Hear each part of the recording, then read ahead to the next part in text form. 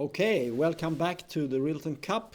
This is the 51st tournament played here in Stockholm, and we have reached the final 3 rounds. This is round number 7. And Jesper, you found a guy here who is an interesting newcomer in the Rilton Cup. Yes, it is interesting that Rilton Cup is attracting people from all over the world. We have had for some years a lot of Indian players coming to our tournament. And of course that is because in India chess is growing so fast. But then we have other smaller countries from a chess point of view like Japan. And I think it's very interesting to see that we have 2 players from Japan joining in this year. And one of them is quite a strong player, Mirai Aoshima. I hope I pronounced it correctly. He is the second best player in Japan, and he has a fellow following that is only 15, I think it was, right. That is coming with him to this tournament, of course, to get experience playing in this type of international tournaments. And what is so interesting is that Japan is one of those, what you can say, almost white spots on the chess map. And the reason for that is that they have so many other interesting games. In Asia, they have had other intellectual games like Go, but in Japan, it's mainly shogi. That is, the chess game of Japan. And if you compare it with normal chess, shogi is about when you take a piece, it becomes your own. So they never disappear from the board. And that means that the attack is very strong. So the shogi players, when they start to play normal chess, are normally very active and attacking players. So I'm looking forward to see if this could be this, the case also for this Aoshima that I don't know so much about, but I believe he was going to attacking positions. And what do you say, Tom, when you see his game against Bayer there? I think he's a grandmaster from France or something like that. Yeah, he's maybe not the most well-known French grandmaster. France has become so strong in chess and with so many strong players, but this guy is 25 years old. He's fairly highly rated, and as far as I can see, he's a strong player, so this will be a very interesting matchup. Yes. And we can see Aoshima playing the Sicilian, which I would say is a attacking opening for black. Ambitious opening, at least. So we'll see what happens. It will be an interesting game. Let's just look at this game from the beginning and we'll see what happens. So it's e4, c5. We've seen this before. Knight f3, d6. Black still has many options here, especially in this position, right? Yes. We have the Najdorf here. We've seen that before. We have the dragon, and we have the Scheveningen, the classical. And then we have what was played here. I think this is called the classical, right? Knight c6. And after bishop g5, the Richter-Rauser attack, I think it's called even. Black played e6. And, well, you could say that so far my theory is okay, I think, that black is opting for a more dynamic and, attacking struggle. And that is in line with what I said. So I'm happy for that because you never know. But this will be complex and usually there's attacks and counterattacks. Of course, white usually is the first maybe to hit, but black will hit back with all he has. So very, very interesting. You don't see this opening so much. For some reason, this has sort of become less popular among black players, right? Yes, I think it was like 20 years ago or 15 years ago. It was very popular. Oh yes. But like you say, that nowadays it's more like Najdorf and so on. So, but here we see an unusual this move. is not a common move, no. Yeah. So I think the normal move is just to move the queen with the idea of castling to the queen side. And then you'll see maybe you play f3, maybe you play f4, and you wait with this bishop. Yeah. But here we see a completely different approach. He plays the immediate bishop b5.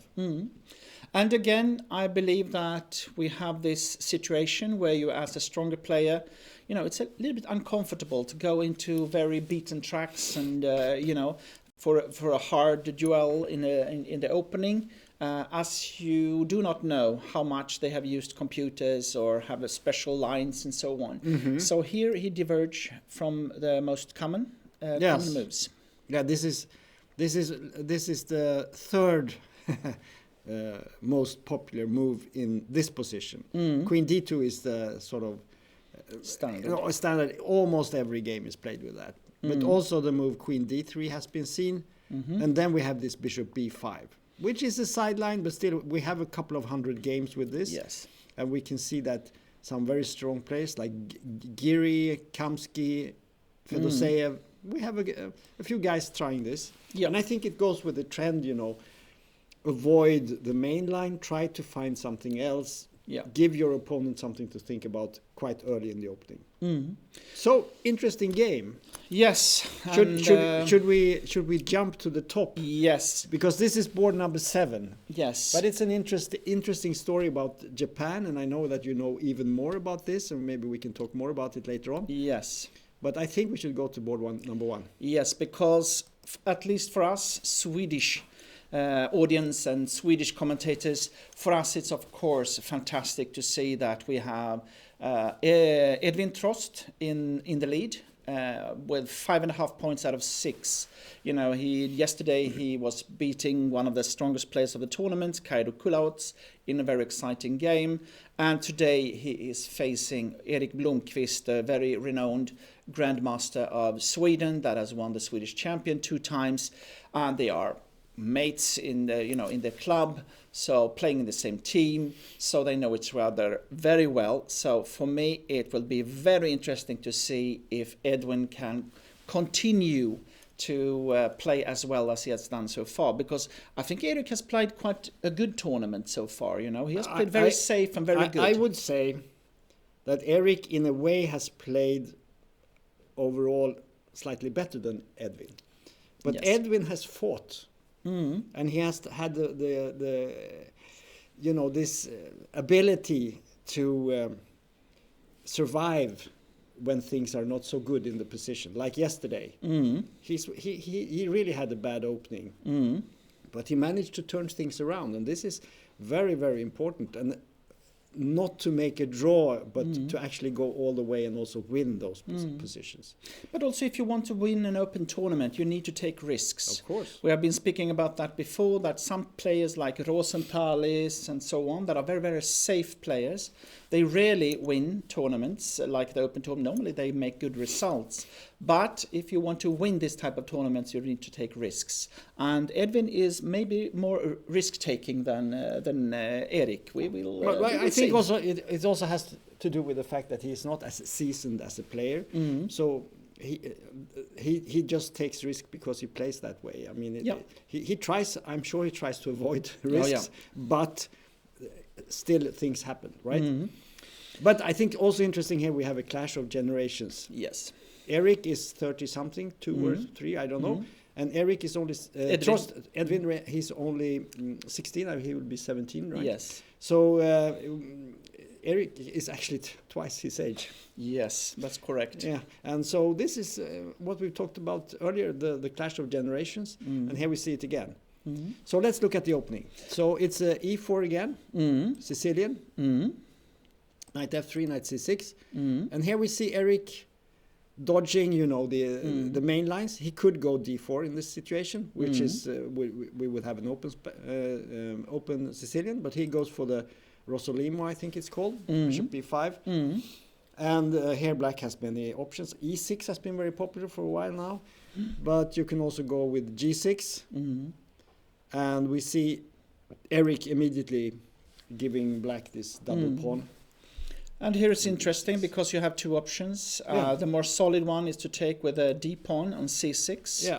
And you will have a more positional struggle in a way because, you try to put this pawn here and just clamp down on the center, and you have easy moves for your pieces. You can play b6 and bishop g7 and so on.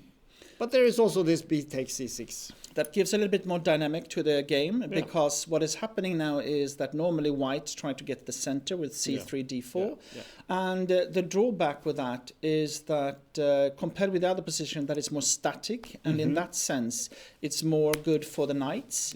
In this position, if white will get the center, but black has got a pair of bishops, and in the long run, this can make a difference, and it can be good for black.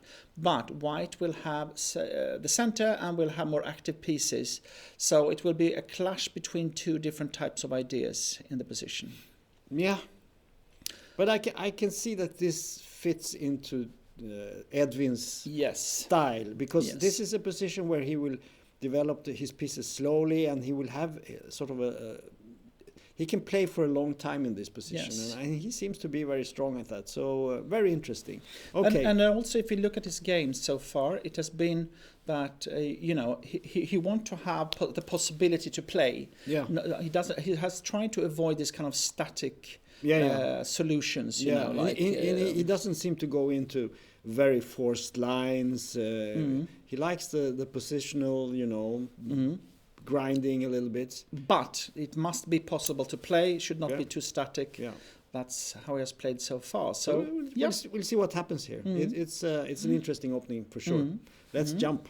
And because this is just an opening, so we will come back to this game later. We'll get back to everything. So here we are with the Swedish champion, Vitaly Sivuk, playing against Raya Hrithvik. And Sivuk is about the same age as Erik, I would say, maybe 1 or 2 years younger. And Raya is a little bit older than Edvin. He's like 20 or something like that. But still, it's a clash between generations. That's still, I mean, with a age difference of like 12, 13, 15 years, I don't know exactly. We would still say that, we have the seasoned grandmaster, Sivuk, against the young Indian guy. And let's see what happened in this game. What has been interesting is that I think that Sivuk has played very, very safe so far in the tournament. He has chosen to, in the openings, take no risks really, and not at least with white. He's quite solid all the time, and then he has taken his chances, and he has done it good. So, and I also think that Hrithvik has played quite good actually, and solid.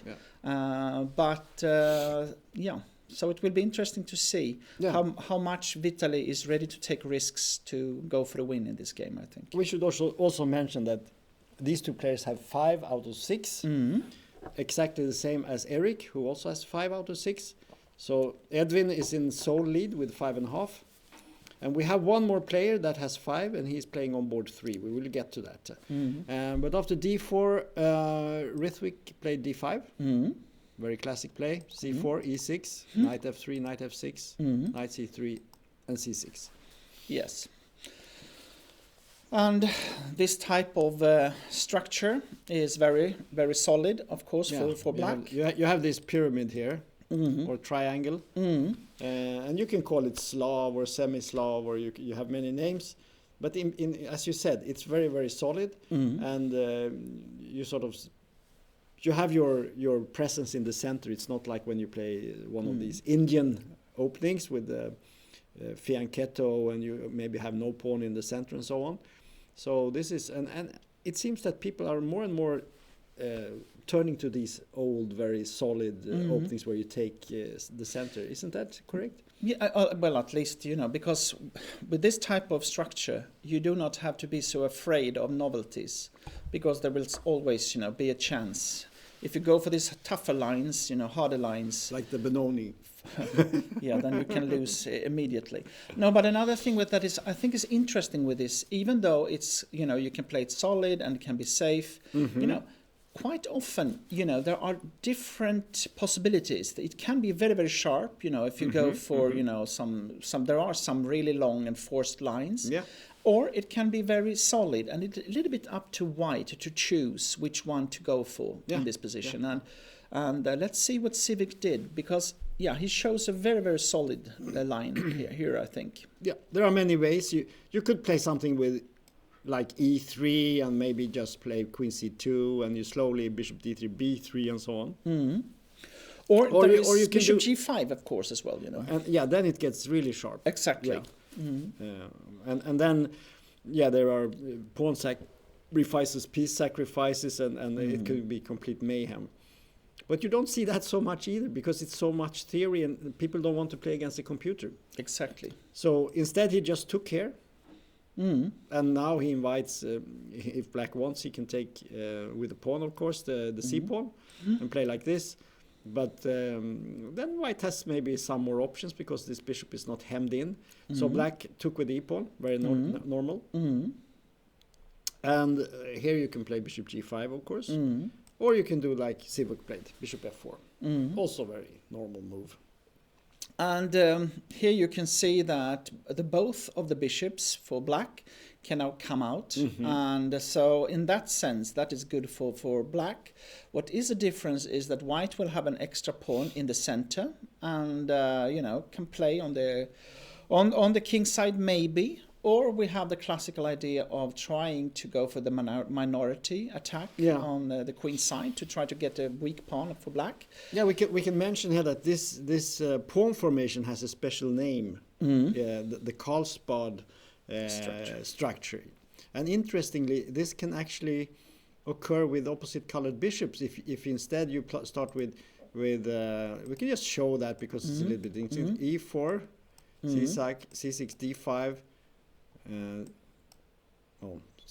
Let's turn this off like this. So d4, d5, and maybe you start with this one. And suddenly we have the same pawn formation, and all the ideas that black has in this exchange Queen's Gambit. Now white is playing with the same ideas, and black is trying for some sort of minority attack, as you said. So in this position, the minority attack for white would be to maybe go for a3, b4, and b5, and you try at some point to take here on c6 and give black a pawn that can be attacked. Usually this happens not in the opening; it happens somewhere in the middle game. So we'll see what's going to happen here. It will be an interesting clash, I think. But what is interesting with Sivak is that he has earlier on in this tournament, he has actually played what you would, with reversed colors, He played like the Sicilian with white, for example, when he won yesterday. Was it yesterday he won?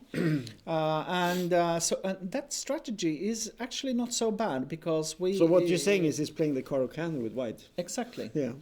That he, and this is actually can be a little bit annoying because what is happening quite often is that you with white you judge positions differently from black. You not at least if you have not trained this before, and so I think both you and I said before that this is a strategy because Tom and I, we are working quite a lot as trainers.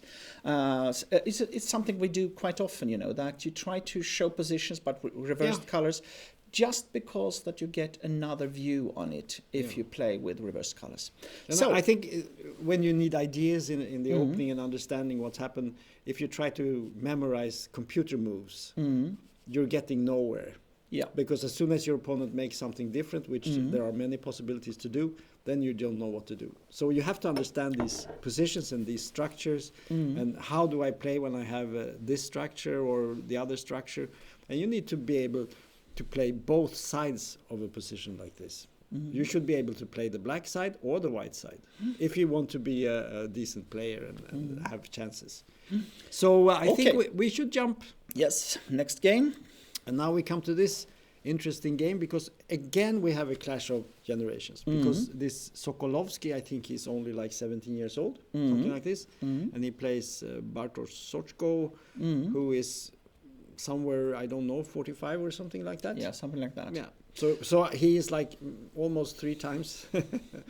So there are almost 2 generations in between here.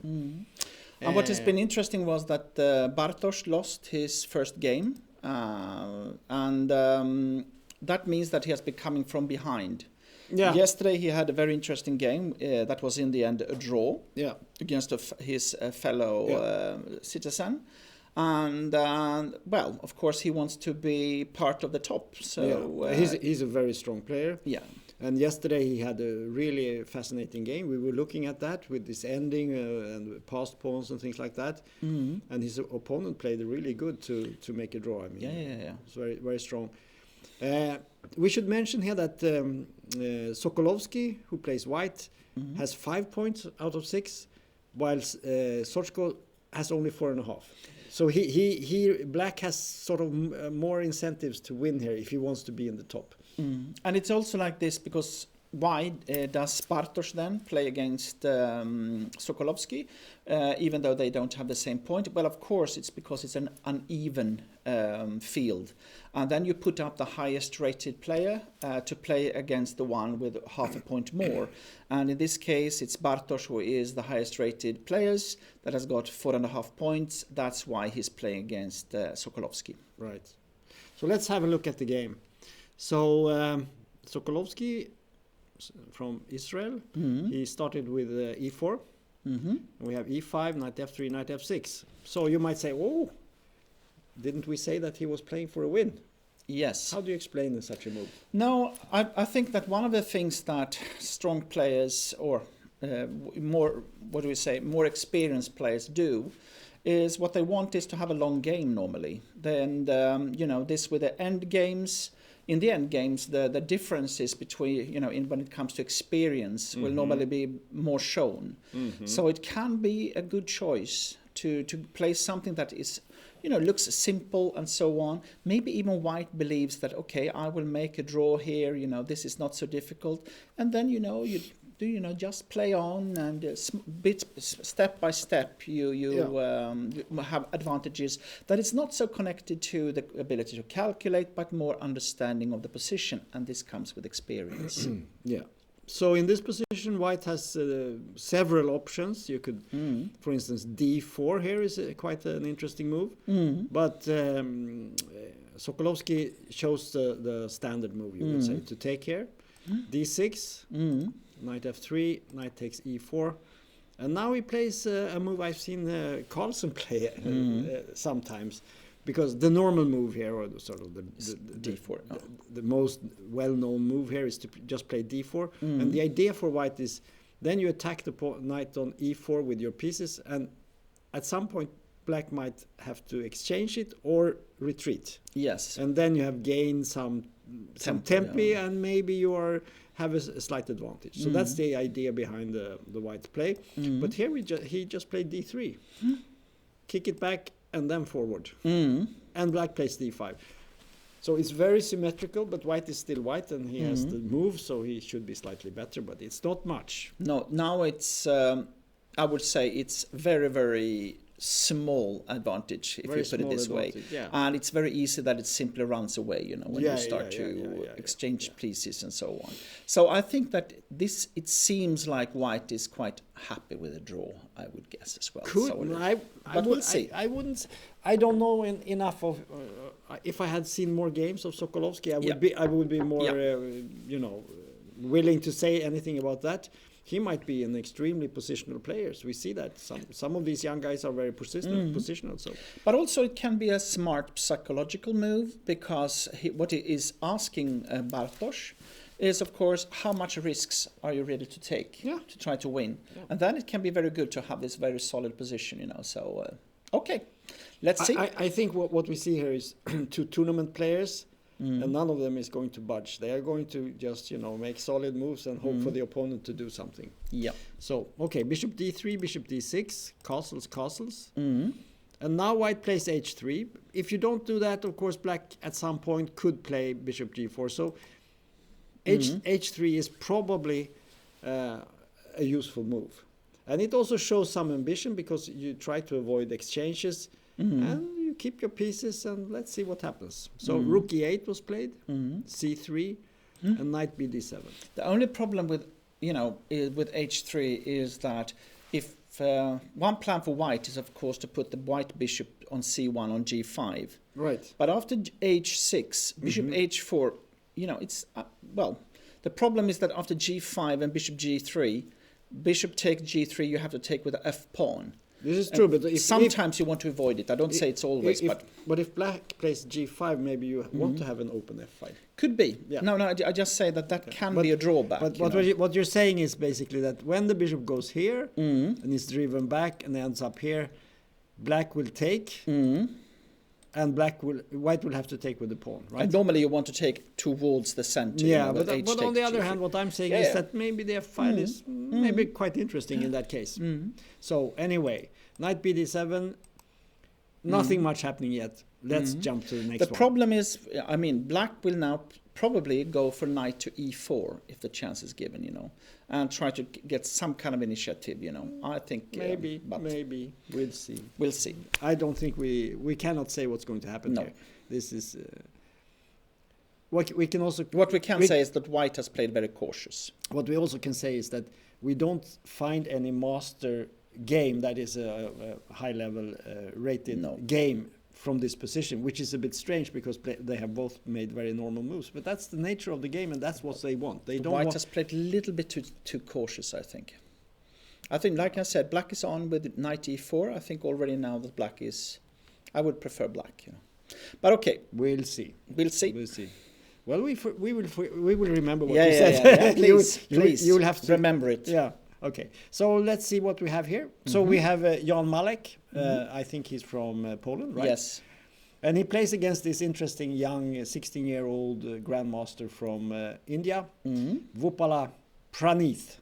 I think is the pronunciation. I'm not sure about that. Sorry if it's wrong. So let's see what happened here. So it was a d4 move, first move.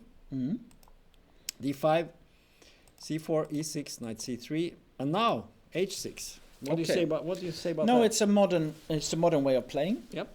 Because one of the problems, I wouldn't say, but knight f6, it's been very popular to play, to take on d5 and then play bishop g5, and then follow up with e3, bishop d3, and knight ge2. And, well, it has been a little bit easier for white to play that position. White has got quite good results. So many black players want to avoid this one. Can I just interpose something? Of course. Here again we see this Karlsbad structure, which is characterized by black lacking an e-pawn and white lacking a c-pawn, because you have this exchange. So when you play h6, you say, maybe I don't want to have it exactly like that, because you want to avoid this pin and you want to take the sting out of this e4 move that white can go for. So what has been a little bit more popular, I think, than h6 is to play bishop e7 in the position instead of h6. Yeah, that's an older line. That's an older line. So, but then the question is, of course, do I really want the bishop to be on e7? Maybe I want it to be in d6. In the Karlsbad, you maybe wants to play c6 and bishop d6 and so on. So there are pros and cons, of course, the question is, of course, what is h6 doing? For example, if you play like Sivuk played with take on d5 and bishop f4 and so on. And then the question, how good is this h6 to have been done? On the other hand, to take on d5, e-take d5 that Sivuk played in his game is not supposed to be the most critical line. So maybe you can stand it anyway, I think none of the players wants to go into critical lines here. It's all about dodging the theory, getting out of stockfish recommendations, and then just play chess. So this h6 move, we've seen Magnus Carlsen, he's playing h6 and a6 in all his games. If you look in the title Tuesday, he plays all these moves, and usually with great success. Yeah, because Magnus is fantastic in positional strategic play. So he just want to have a position, where you have possibilities and where you can continue to play games without, like you said, being out-analyzed by a computer. Yeah, it's a very modern way to play. I mean, there are two ways to go. You can buy one of these expensive Chessable courses, and you can try to memorize all the lines, and it's always just computer analysis. Very expensive to buy. I think you can use your own computer. But anyway, I'm not going to say it's bad in any way, but I think this is a more interesting strategy to try to avoid those things and find new moves. So let's see what happens here. So in the game, he played knight f3, very solid, knight f6, and g3. Okay. Interesting Yeah. switch Yeah. over to the Catalan. Yeah, because Where h6 is maybe not the most common move, right? yes. No, I think it's logical, absolutely, to go for this line. Yeah. And now bishop d6. Mm. Also a slightly unusual placement of the bishop. Yes, it is, for sure. But the point is, of course, that, you do not have to be afraid of bishop g5. And the bishop on c1 normally wants to go to f4, if h6 is played. But now, cannot do that probably, you just take it. So that is the basic idea. But it is a bit strange here, because, if you play, you can't, the d5 pawn, is, you do not defend it with the queen anymore.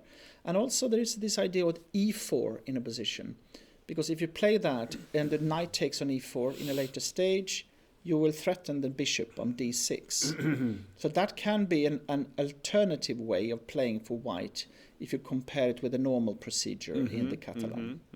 So let's see.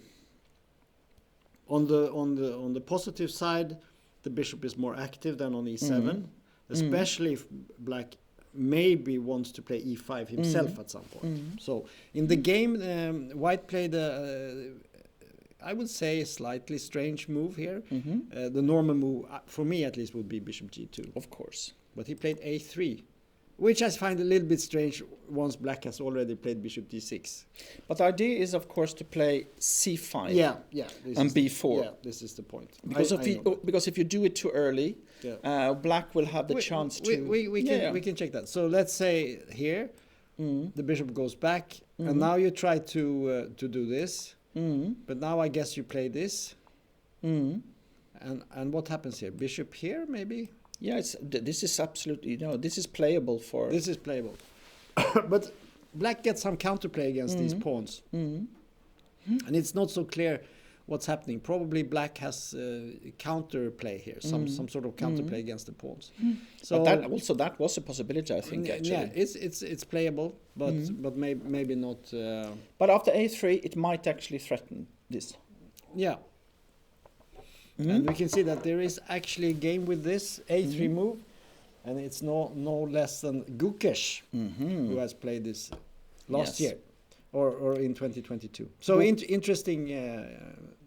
Yeah, and Gukesh is this quite famous these days Indian player, very young, 16 years old I think he is, and qualified for the candidates. Yeah. So, but now black took here. Taking away the c5, and also making the bishop sort of a little bit more relevant on d6, because now you can go for e5 maybe at some point. But what do you do on e4 here? Yeah, this is a possibility. So let's have a look at that. Because now you actually threaten to play e5, and normally when e4 comes, you want to play e5 yourself. Huh? Yeah, it's true. But I would guess that you have to play bishop e7, I guess. Yeah, you have to move the bishop back, but now you have c5 and you can attack these pawns. And if white takes here, then you can ask what's happening with this one. Of course, but on the other hand, you have a lot of tempo, so interesting position. Yeah, but you don't want to. But if you, let's say you play a move like this, and let's say you move forward, maybe you can just take here, and let's say something like this. Okay. Suddenly you have some positive possibilities with the bishop. I agree. So pros and cons. As always. Yeah. So, but I agree with you. E4 looks interesting. At least it is a possibility, of course. Yeah. But you have to. I think if you're white in this position and you have this, you haven't prepared exactly for this line, and you since black went into it without much hesitation, I think it's reasonable to do something. But that is a normal move as well, of course. Certainly.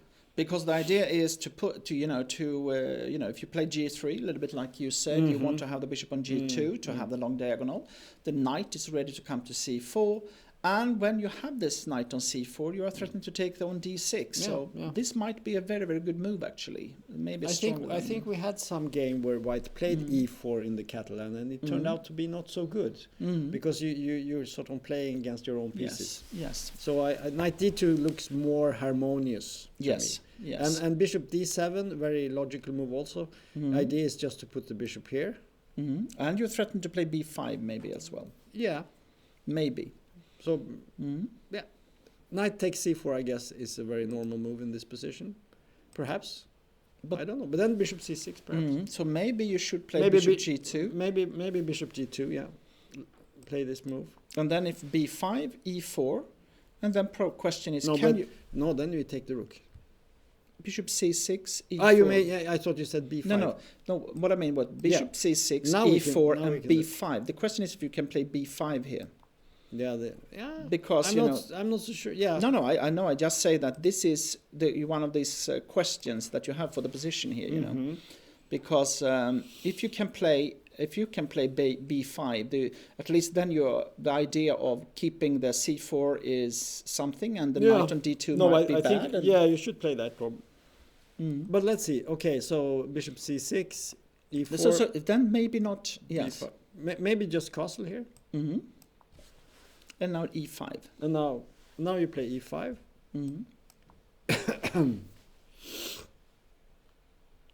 Yeah, this is now it gets very complex. And suddenly maybe this knight is not so good. And the bishop on d6 is quite strong now. Yeah. So I don't like this actually. Maybe knight d2. No, but I think that in the next move, I think bishop to g2 is the wrong move actually. Here you need to do something else. Well, you could take on c4. Yes. And play f3. Yeah, exactly. So something like, it looks a bit ugly, but I don't think black should be too afraid of this. But this is no. Then the good thing for white is that you actually control e5. Yeah. So knight d7, e4, e5, then d5. You know. Yeah, the bishop is trapped actually. Exactly. So you have e4, you have bishop e3, and the bishop might go to e2 or g2, depending on what happens. So this is a fight. Or bishop d5, maybe. Okay, so we will leave this here now, and we'll see. This will be a very interesting game. I think. Very interesting. And now we again a clash of generations. Yes. Because we have Jarek Parkov. We've seen him play quite well in this tournament. He has only, if you can use that word, 4.5 out of 6. But he has played quite well. And he plays against Michael Oratovsky.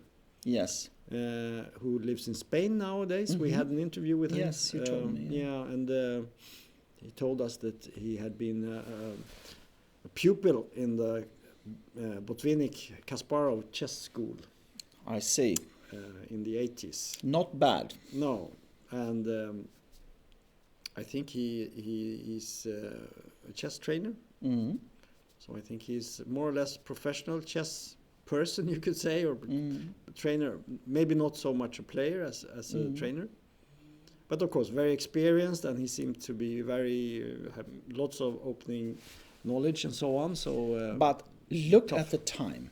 Yeah, you say he's an opening expert, and we have a very, classical black opening, and he has used already 35 minutes. Yeah, that's a bit of a shocker. Or if he was late for the game, I don't know. Yeah, we don't know. Maybe we can see that if we go through it from the beginning. So it started with d4. Yeah, we can see already d6 took 7 minutes. So it's probably a bit d4, late. Knight f6, knight c3, e5, knight f3. All of this is, that. Yeah. Now this is the Philidor. And this is like a very classical opening. Yeah. And one of the things with this opening is that, as black, you will always be a little bit worse, if I say so, in the beginning. But you have a lot of possibilities of counterplay, and you do not have to be afraid of, any direct attack from white or something. Here he fought for 20 minutes on h3. Why does it think it's so long for c6? I don't understand that.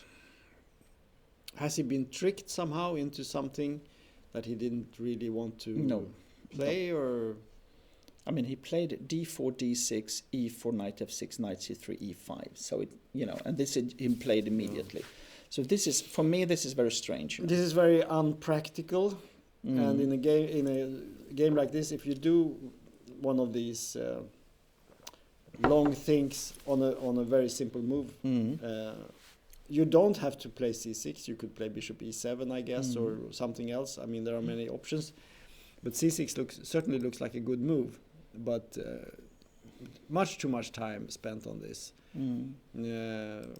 Bishop e7, c6, g6 has been played here. You can take on d4. There are some. Maybe he was evaluating which way to go, because there is this big choice to take on d4 maybe, or go g6. So there are some possibilities, but you shouldn't think so much. Can also be that he forgot to eat lunch, so he had to run down to McDonald's or something like that. We don't know. But can you do that? Are you allowed to? Are you allowed to do I that? don't know. Okay. You need a special permit from the. Yeah, that's right. Okay. Because you could get some message on the cover of the hamburger, right? Yeah. Okay, so a4. So already I would say white has an advantage, not in the position, but on time, and it's a big one. It's almost, it's 40 minutes actually. And this I can say in blitz, a black player here could play this position in 10 seconds. He can play it in 10 seconds, but for some reason he went into. But Oratovsky, I think he came from Moldova or Moldova, and he emigrated, I think, initially to, was it United States, and then he came to Israel, and now he's in Spain.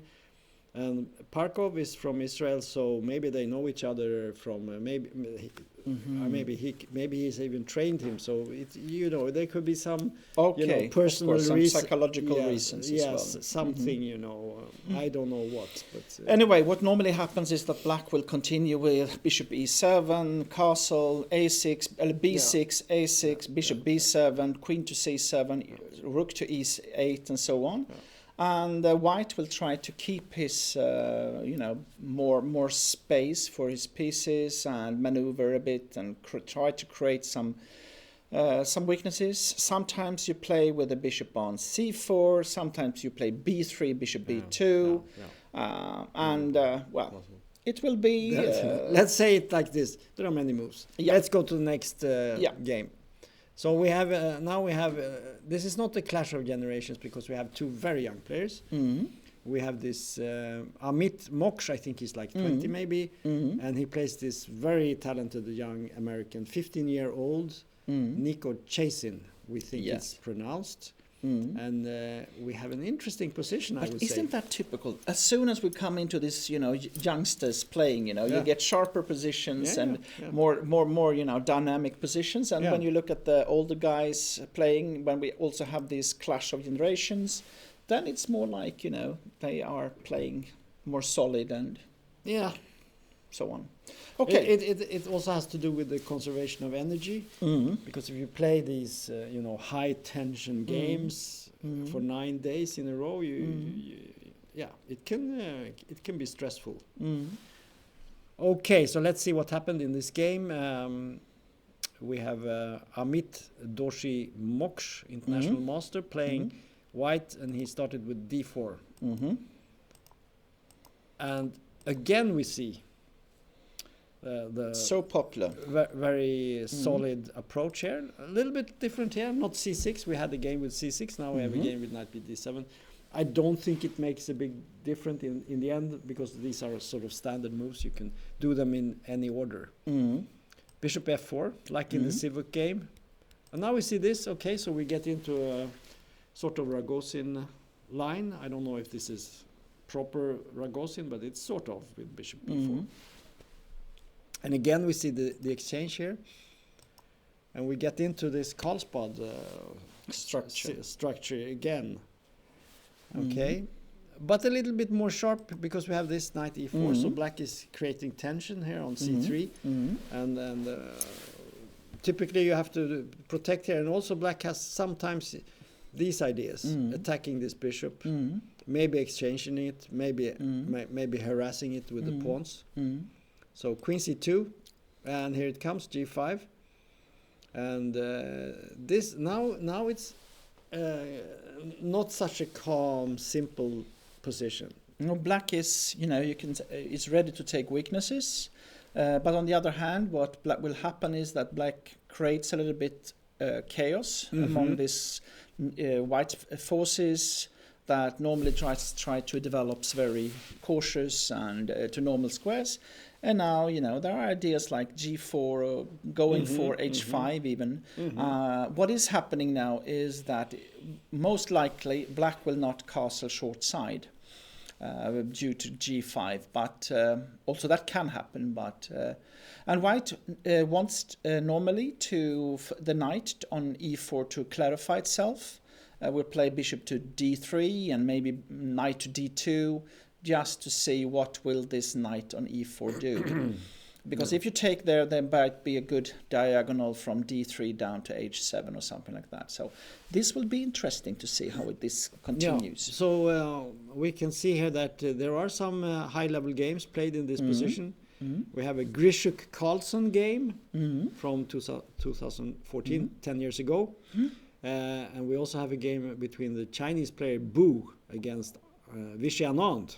So the very highest level. So some really top, and we know that all of these players are players that are well prepared in the opening. They would never go into this if it hadn't been analyzed thoroughly, of course, with the computer. So in this situation, White played bishop e5, and of course you have a choice here. You can take it. If you take it, can you play? No, you cannot. Okay, then you take back with a knight, of course, I guess. Yes, that's happened in the game.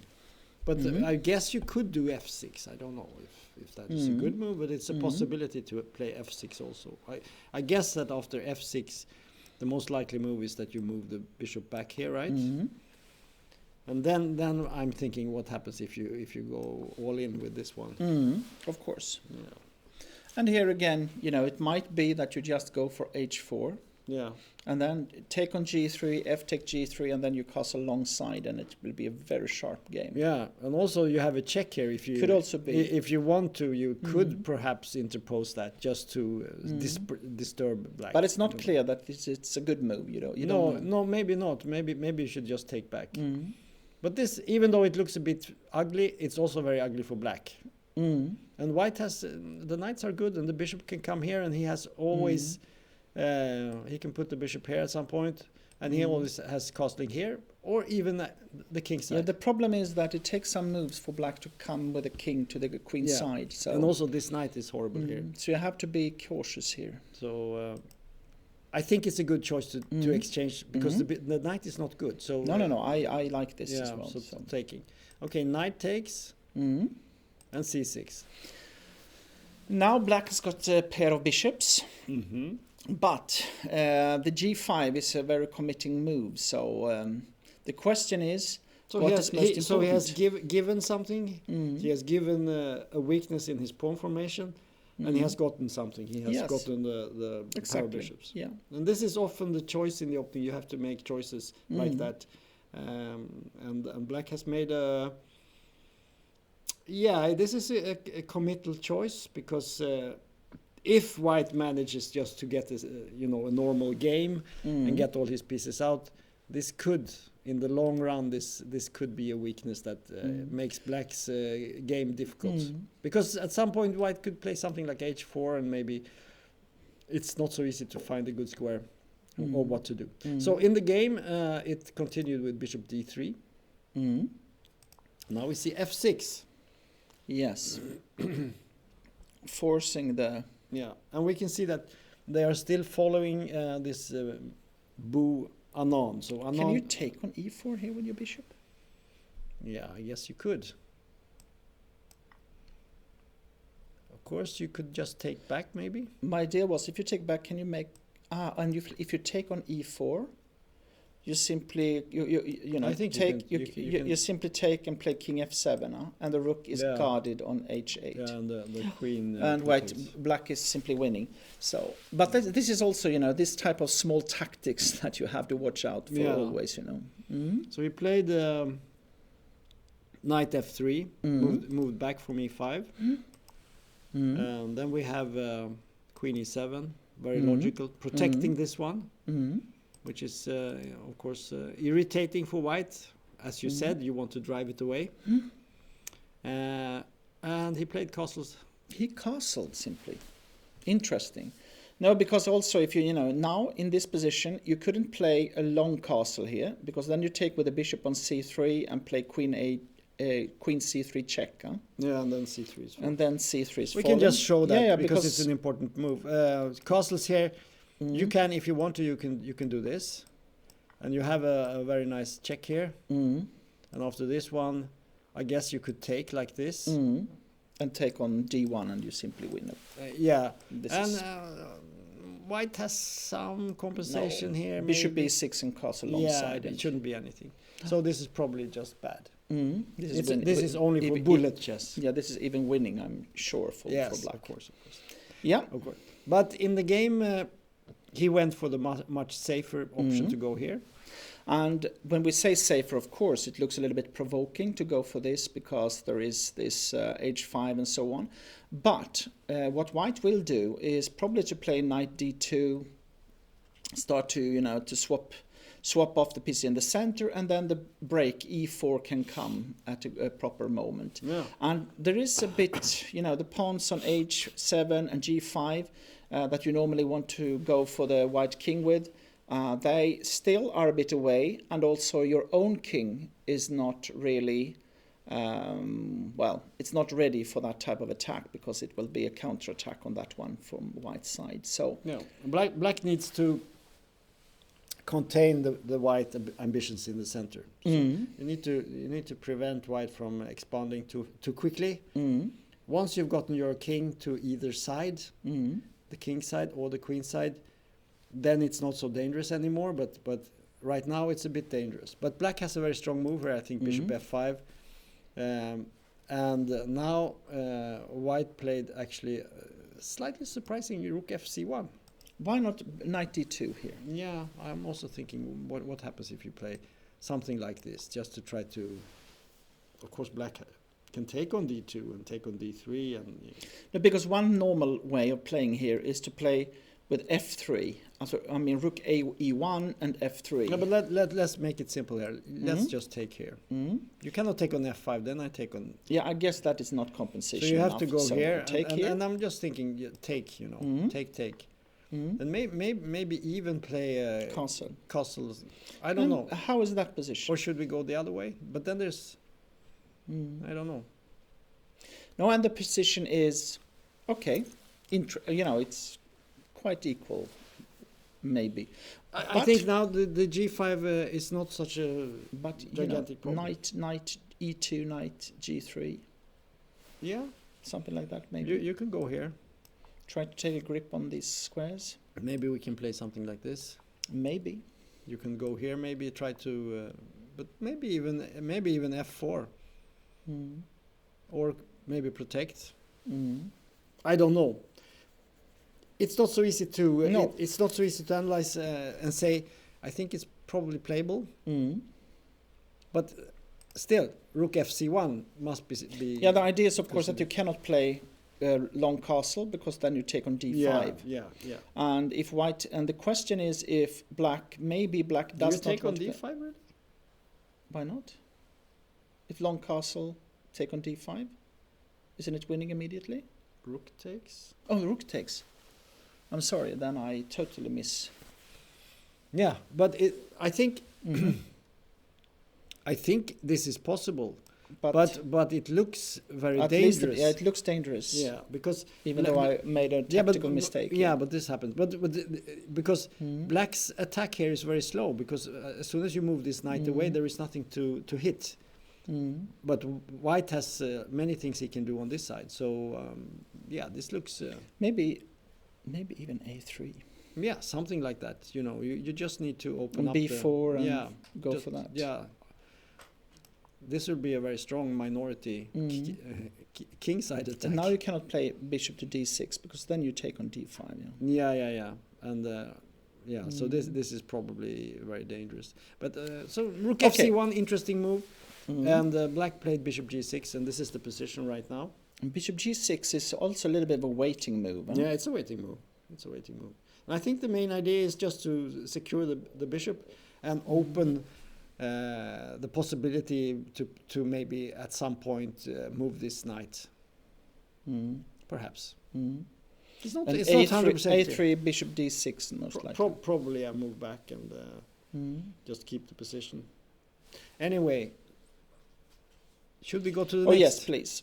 So now we have our Japanese player Yes. against the Frenchman, and we saw this Bishop b5. slightly unusual bishop Yes. d5, and bishop d7 came, queen d3, bishop e7, long castle, h6, bishop h4, castles. As you can see that white is not challenging so hard as you can do in this variation with f4, then you always threatens to play e5 at appropriate moment and so on. But white is just putting out the pieces, and you know it's a slower pace, but it can be very good because of, for example, a6 you probably take on c6, and if actually white took in this position immediately. Just bishop takes. Because if you take with a pawn, I was thinking about if you have like sometimes you can play e5 in these type of positions. Yeah, or f4 e5 maybe. In the game, black did not take with the pawn; it took with the bishop. Yes, because and then f4. So how do you evaluate this? What do you think?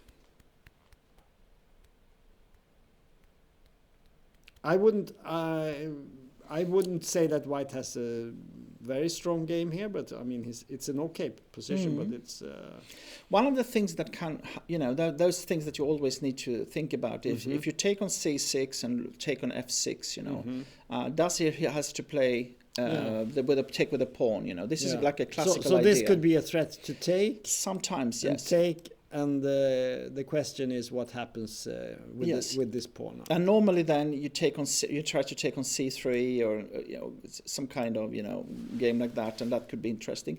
But I guess here also, if it there is also another normal move here. I guess is queen a5. And the idea with queen a5 is of course that you get control over e5. So you can your queen is ready, and of course a little bit you are ready to go for the black king. But with taking with the bishop on c6, it is a bit far away. This attack. Actually, we have actually one interesting game played in this position with a strong Iranian player Parham Maghsoodloo playing black a couple of years ago, and he played rook c8 in this exactly position. I thought about that as well. Just developing the pieces and preparing to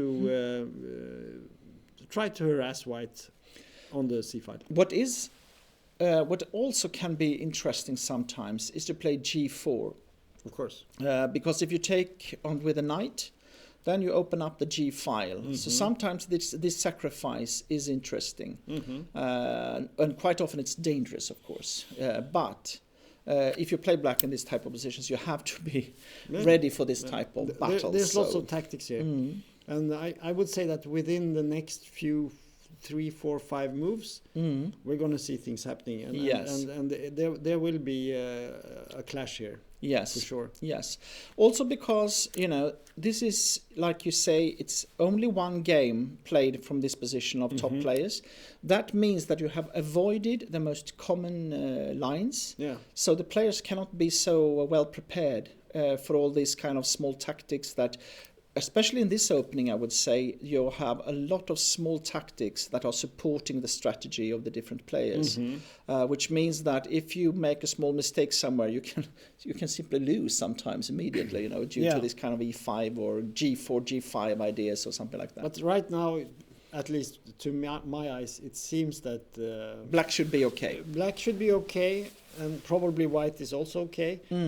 He has not played the most ambitious system. But he has played a solid system, and he has some threat. Like at some point, he could, as you say, play g4. There are also threats like taking on c6, playing e5 at some point. So you can either go for some more tactical and more attacking line with even rook g1 and g4, something like that. But there is also these positional ideas, taking on c6 and trying to get like a good knight against a bad bishop or something. Another mate to play here for white is to play f5. Also possible. Because if e5, then you take on c6, and then maybe you can take on f6. Yes. And there might be weaknesses. So f5 might be a possibility. So we have several possibilities to calculate on, which makes it difficult for the players. And you can see that Aoshima has started to think. Yeah. So that's a good sign for of course, he plays a grandmaster, much higher rated than himself. And of course, when you play a game like this, in this situation, he maybe hasn't played many. He's in the top of the tournament, so he doesn't want to make a bad result here and of course make some stupid move. So he will use his time. So I think we're going to move actually even one step further, because we have this guy William Olsson, yes, who is playing Kaido, who was playing on top board yesterday but lost against Trost. Yes, and here we have an interesting position with White going for an immediate attack. We have to go back and see what happened here. So we have e4 c5. The Sicilian seems to be popular today, and we see knight c3. Yes. What can you say about that? Well, actually, I play it a lot myself with white, because these days when I'm playing, I try to avoid theory. I go for this I go for this old way.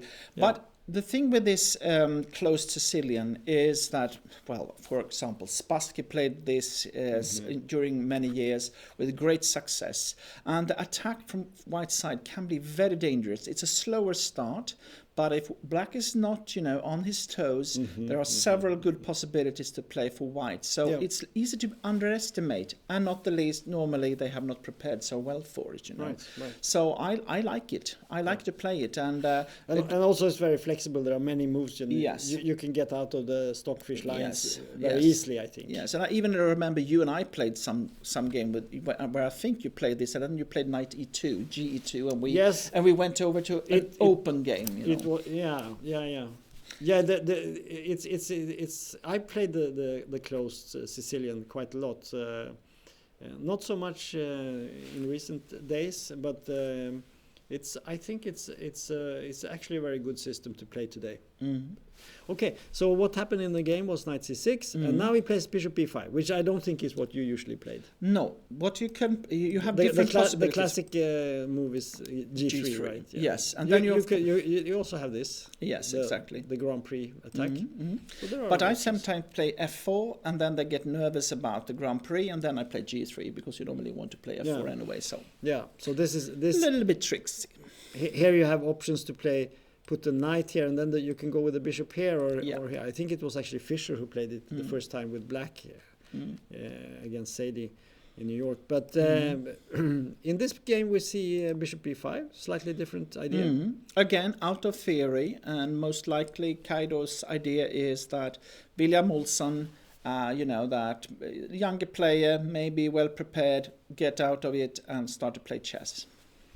But William seems to know his theory so much that you should play knight e4 here, because this is quite obvious. Well, of course you could allow knight taking on c6, but here he can sort of counter with this move. And here there are different possibilities. Yeah, you can play bishop to c4, or you can play like in the game. I think you can simply offer black to take on b5. And what is interesting is that you give black the pair of bishops, but what is happening is that you have already developed two of your knights and a little bit ahead in development. But also, these knights can be dangerous in an attack. So it's not totally clear after this how black should continue with his development. There is one move you can play here. e6 is a sort of tricky move, because if white takes here, there is some tactics going on. with this move, queen g5. Mm-hmm. And when you take here, black wins the piece with this move. Mm-hmm. And after this here, you play e5. Mm-hmm. That was new tricks to me. Yeah. You know so many tricks. Yeah, Tom. you know, you need to pick up some tricks. Okay. This is actually good for black. Mm-hmm. So Anyway, okay. and then if white moves the bishop back here somewhere, you can move the knight back also. So and then you can go for d5. Anyway, that's another story. They just show you that even in positions like this, there are many things to think about. But he played g6. Yeah. And then we got the exchange. Mm-hmm. And now you have no queen g5, so this is decent for white. Bishop g7 and castles. Mm-hmm. e6, c3, trying to take the center. Mm-hmm.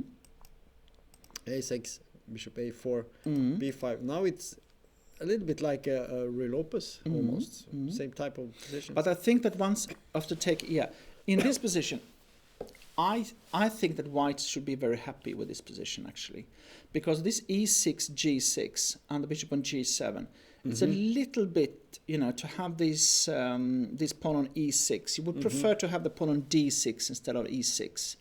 But couldn't you play d6 also?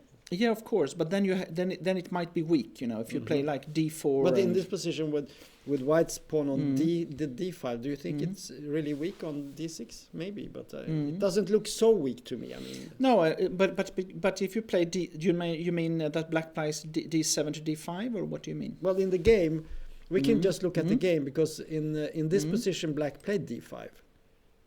But I mean, if you want to, you could imagine playing d6. Yes, yeah, you can That's do what- that. that's yes, what- of course. yeah. But the problem is, But then, of course, white- d4, and you threatens maybe to play a4, and I think white has got quite an easy game here. So there was d5, and white played d4. Yes, Now you could take on e4 if you want to. but the rook is a bit strange. Yeah, but rook a7. Yeah, a4 maybe. Yeah, I'm not saying it's good. No. I'm just saying it's a possibility. But maybe it's not so good. Maybe you can play bishop e3 and as you said, d5, yes. a4 maybe is irritating. I don't know. And bishop a3 coming. Yeah, I agree. It doesn't look so good. So in this position, he played knight e7. Yes. But then came e5. Typical to clamp down on the f6 pawn and so f6 square. Castles. And now we saw h4, and I think f6 is more or less forced in this position. If you don't play it, what happens?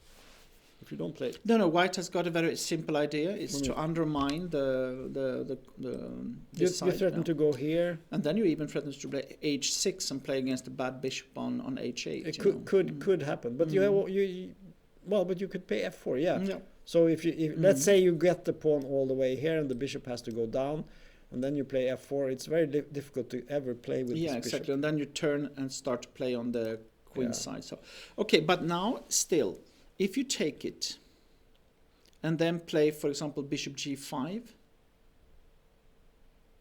Do you want to take? Yeah. Yeah. Another way to play would be to play like f4. But then you want to swap off your bishop first, don't you? Or do you want to put it on a3? Yeah, Also a I'm possibility. thinking. I'm Yeah, thinking. maybe. You have some options on this side, and a little bit what we said about this bishop. That But maybe if you take on e5 and play knight f5, yes, this is possible. then at least you have a problem with the h4 pawn, maybe. Yeah, so this is possible, and you could take with this pawn, but you could also take like this. Let's say we play something like this. I mean, it's not a big problem, is it? You could maybe even go here, Maybe. or maybe bishop g5 also possible, and then g4 maybe. Play Maybe like maybe it's better. Yeah. a hooligan here. Queen c7. Okay. Anyway, what my fear for what I'm worried about here for Black is that he's going to be overrun. yes, and exactly. there will be G4 and there will be H4 and the knight comes to G3 and the queen comes up and everything exchanges and he plays with a bad bishop here and a bad bishop Exactly. here. The problem is that Black and the knight might even be bad. So yes, he has got problems with all his pieces in a way. I don't like this for Black. Structurally, I think White is much better. So Black needs to get some, but I don't see the counterplay because this bishop on C8, where is it counterplaying? I mean, so. No, I this has turned out badly for William, I think. Yeah, it's a little bit like yesterday that he has sort of drifted into a position, and now he has to try to break out. Let's see. Let's hope that he makes a game of it. Of course. Yeah, but it's interesting anyway. Actually, what happened in the game? They followed our analysis. No, they didn't, did they? E take gives F4. No, they took Exactly. No, he took. Sorry, not. He played like this. It's not the same, but in spirit it's the same because it's an attack. I'm not sure I would have done this, but this looks also quite fine actually. But now Black has some possibilities to play E5 and bishop F5 and actually get the bishop out. No, it's again you have the choice between structure or you go for structure or to go for a more direct attempt. And here Kaido is choosing the direct attempt you could say. But you remember when we analyzed the Trost game when he was White and I said that he should play, go for E5 and play this sort of closed. And in this position for me, F4 looks like a fine move. Of course, you could play something like this, but that's very dangerous. No, because no, then you can't play that. And bishop A3, and then bishop A3 or bishop round. It could also. No, this is simply winning almost for White. I'm sorry, but this you don't want to play. King goes here and rook goes here, and it's. No, he will never play F5. No. Anyway, he took on F6, bishop takes F6, and H5 was played. But I say that this is not so bad for Black. Yes, I still think it's bad for Black, but it's bad. But I think after this move, I don't know. Maybe you can play bishop H6. I thought about as well. Yeah, let's see. Bishop H6, but let's make a move here. Because now at least you can see. Okay. I have bishop F5. I could even play E4 maybe at some point. Maybe not the best move, but I don't know. Maybe White can. No, I put agree. The bishop. I think it seemed like the other possibility was better, but okay. Well, I'm not sure. I think you maybe you have some idea like this to pressure. What does the computer say? But then we have this because we do not have the we have computer not. We have not checked. So let's look at this position. I would guess White is better, but it's clearly better. It's clearly better.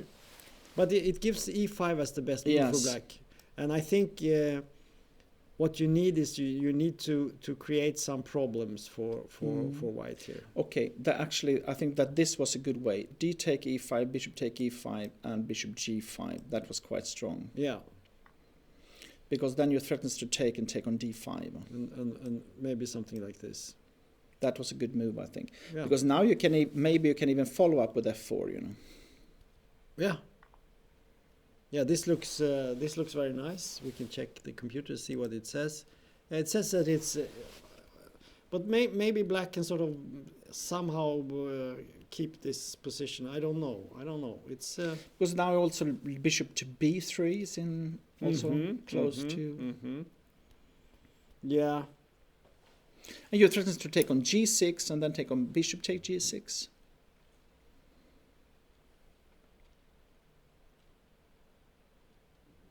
Yeah, but Black somehow Black has a possibility to suddenly he has got some play. Yeah, this terrible bishop on C8. Maybe something like this. Maybe even give a pawn here and get the rook over here and. But take on G6 in this position must be good.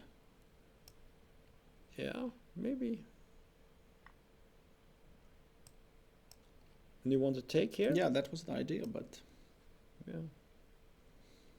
Maybe it's not so clear, I don't know. at least black has all the pieces. Like you say, the worst is to play a position where you have, no play. But I agree. No, but when we got this position with h4, I immediately felt that this must be good for white. Yeah, it is. Because black's pieces are horrible, and you have to play f6, and there are lots of weaknesses. But I think we should go back to the top game. Okay. Because that's still, even though William is one of the most promising players, it's actually Edwin who has been the one. And he is black against Erik. And let's see what happened, because we have this position.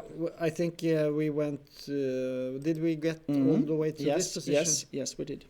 And there was rook e1, standard move, c3 and d6, and h3, also normal, knight f6. Because what you do is you outrule bishop g4. And d4, takes, castles, knight c3. And we can see here that this has been played quite a lot, and we see there are some top games like Geary against Carlsen, and I remember Carlsen playing this line with black for a while. He played it a lot, and very instructive games, very good games. And in this position, black played c5. Yeah, looks okay. I don't think this is the main move in this position. I have a feeling it's not, or maybe it is. Yeah, maybe it is. Actually. No, like bishop b7, it must also be possible just to wait a bit. Yeah, normally white got like a strong center, but black has got a pair of bishops, and it's not easy for white to know which pawn to push. That's true. Because whichever you choose, that will means that the bishop will have good chances to open up in the position. Whichever move you make with the pawns for white, there will be holes, and the black bishops will come out. So yeah, it's not easy. But black played c5. It's a definitely one of the most played moves, and bishop g5 came, and then we have this exchange. Yeah, that was important because e5 was close to winning if you don't take. Yeah, e5 is a problem, I think. Because then knight d5. There is also some bishop takes f6, knight d5 ideas coming. I take on c4. Take on d4 is normal. Yeah, this happened. And if you take on f6 in this position, you probably just take it on c3. Then you can take on c3, yeah. So good. Take away this irritating move. Also, now you have the bishop protecting. So and ready to take on d5 is necessary. Yeah. And we can see that the evaluation bar gives an equal game here. So this has been, I would say, a success for Edwin. Look at the time, and you can see that it's actually Edwin who has been best prepared, as it seems. Yeah. Because he has hardly used any time, while Erik has already used a half an hour. So I think that Edwin can be satisfied with the outcome so far. So let's see some more moves. Queen d2 was played. Rook a8, bishop h6. Here we can see that Erik is in control mode. He wants to shut down the black. Sort of. You feel that black might suddenly have some initiative because of the bishops and white center. It's not clear what white is doing. So actually, I like this move to take on h6. Yeah. So he exchanged there. And he continued with queen b6. Exactly. That's what I thought, because now you have some pressure actually with black. So you have to move the queen back. There is no attack. No. Ever. So at now least not rook c4 and rook c8. Yeah, rook c4. Yes. Rook d1 and rook c8. Yeah, I think that, black, I don't say that black is better, but black has got no problem at all. I would say that it's white actually who is a little bit under pressure here. Yeah. And we can see that the evaluation bar gives white a slight disadvantage. Not so much, but a little bit. And as you say, it's more fun to be black in this position. Also because there might be sometimes e5, take on e4. There are these type of moves as well. Yeah. So you need to find a move here. What would you do? I think that let's sit down besides Erik and help him a little bit. What should you play? One move that I was thinking of was actually if you can play knight to d, try to start to swap off pieces with knight d5. But okay, let's look at it. Let's look at it. This is a Probably sort of it's bad, but a little bit desperate, but it is exactly. yeah. It's more like to try to find a way. Probably you take with the bishop and then you take with a knight. Huh? yeah. But I thought that Well, we can see the evaluation bar is not liking this at all. no at all. Okay. So probably I'll this see. position is, and you still have the C file and No. The idea was to yeah. play. If you take on Yeah, d5, the idea was to find something like knight to f5 in this position. Yeah. That was my idea. Yeah. But like you say, it's more a question of desperation than I thought it was a really good move. Mhm. But because here it's I was thinking maybe I don't know. it's actually It's not played like this is played, yeah. No, this is the rook f c8 was the last move. And look at the time. 43 minutes, Eric, and 1:16 left. So Eric now has got the question is now, is there a threat here for to play? Is e5 a threat here I think e5 would be good for white. for white? Because you move the knight and d6 is falling. Okay, you can take on e4, but maybe you get a lot of exchanges. Now my idea was that you come down with the rook to c2, Yeah, but you would have to take on e4 first, and then you take. No, e5. What would you play then? Yeah, but it's white's move. So Yeah, let's play. What move ever? A3 or something. Let's play a3. And take on e4. No, you want to play No, e5. e5. I'm sorry, e5. e5, and the knight has to go somewhere. And maybe you can play knight b5 and take on e4.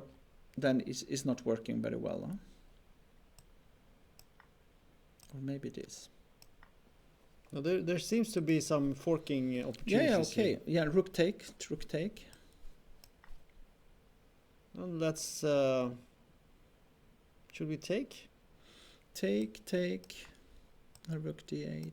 Rook c2. That was my idea, in this position. How is this? Is this good or bad? Because but what is interesting now is that you have a position where black has got the bishop, play on both sides, but the knight is quite strong, so you probably are right that this is not so good, I don't know. Queen e1 maybe. You have to move the bishop. Let's say we move it out of fire here. Let's go somewhere. I don't know. Do you want to go all the way? Yeah, okay, go all the way. Maybe that's, I don't know. Something like this. Maybe rook to d2. Queen takes maybe. But Take then you on can c2, take on e5. Yeah. The knight is not so bad. No, it's not so bad. The bishop is maybe not super strong. As long as you keep the queens on the board, Yeah. So okay, this is not a good idea. So go back then to rook fc8. So we tried this a3. It looks a bit strange. I don't know if that's Maybe a good move. we can just play a5 maybe or something like that, Yeah. And I'm not sure that this has been a success. Anyway, it's much easier to play black. here, and black has a slight initiative. But I think e5 maybe it's not the big threat in the position. Maybe it's just the small moves, and maybe you should improve. You improve the king. You improve. I mean, you a can little also bit play here, a little like bit there. maybe you can play. No. Okay, I thought about e65. I don't think Eric is too happy with this because he has got he has gotten no clear plan after the opening, and he's under pressure everywhere. So but White's position is still very solid. Yep. Okay, so let's go to the next game. So we have this one. Yeah. Do you know why black took an hour for the first 7 moves in board 5? No, we don't actually. That was very strange to us, Yeah, this was 1 hour. No, he didn't take that much. Yeah, look at that. No, that's. Yeah. Look at this, 42. And then another. What is this? Is he unwell or something? Is there some Yes, problem? there must be something strange going on Maybe there here. is something. We have to go in and maybe we should take a break at some point here. Yes, and take a look at what is We will happening. just quickly go through the games one more time, Yes. run down just to see what has happened, and this is... then we will take a little walk and have a check. Yeah, because this type of position, black players can play, like I said, in 30 seconds. Yeah, normally, usually they do. That's one of the advantages for black. Exactly, that they can play exactly, quickly. that they can play quickly, yeah. But now it looks a bit strange because he has played c6 and taken on d4, and there are bishop f4 ideas and things like that. I don't know. It's a strange situation. Anyway,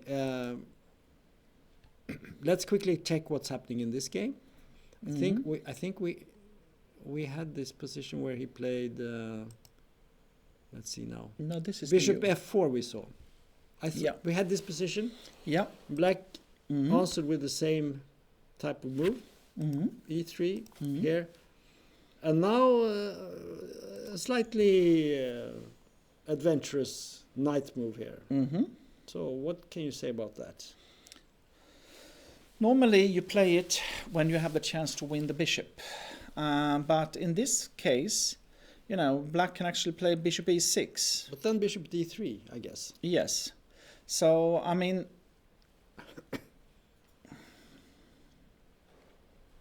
I guess the idea is to win the diagonal, because but maybe after bishop d3, maybe knight to e4. Can you play that? Yes, it's possible. Maybe we can go back. Bishop b4, maybe. Then we get back into something we've seen before. Similar, yeah. It's not clear at all. But this bishop, I don't know. After bishop e6, what is the move? Maybe we have something better. I don't know.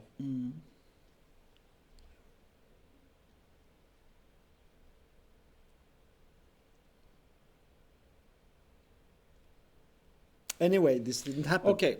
So after knight h4, he played bishop e4. That is also a possibility, because if you take with a knight on e4, most likely you take with a pawn. Yeah. And the knight on h4 will be very strange placed. Yeah, this has been played, obviously, and white has won some game. It doesn't say so much. But bishop e4 has also been played. So f3, bishop g6. And that was the idea, to play bishop to e4, is to provoke f3. And now g4. Okay, now it's quite sharp, actually. Yeah. So this seems to be opening preparation to me. Because I don't think you play like this if you haven't checked this idea. But he has thoughts for some moves, actually. Yeah. Some time, Yeah, but they have both. Yeah, okay. So maybe it's not exact No. preparation. Yes. It's more like the idea to play Yes. f3, g4, exchange on g6, but maybe not in exactly this situation. And But one thing, of course, here is that if you take on g4, with the idea that if you take them back, then you queen take h4, white can always take on g6 first. Yeah. So this, it looks like this knight is a bit vulnerable, but since it always has the possibility to take, you cannot do anything. Cannot use it. So in this situation, there was bishop e7, and now he took. H takes, and queen b3, queen b6, queen c2, a little bit back and forth here. Knight f8, long castle, knight e6, bishop g3, long castle, h4, bishop d6. So this is the position. I think it's been quite normal moves lately. Yeah. Because in this position, black do not want to put his king on the king side. And on the other hand, you need to swap off this great bishop on g3. But do you swap with and white? so on. Or do you play bishop f2? That I don't know. I just say from black's point of view. Yeah, of course. I think Yeah, you must get away of you this long want to diagonal. Yeah. But otherwise, knight a4 is classical, and knight c5 or something like that might come, and so on. So, But maybe white can do this to keep some pieces. I'm not sure about it, but and then you try to perhaps at some point, not immediately, you would probably prepare it with like king b1 and things like that, bishop e2 maybe, and so on. Rook But at some point you play e4 and or you play king b1, rook c1, knight a4, knight c5. also or possible. like that. Could be also. Yeah. Anyway, let's go to the next game. Maybe a little bit easier to play white actually in this position.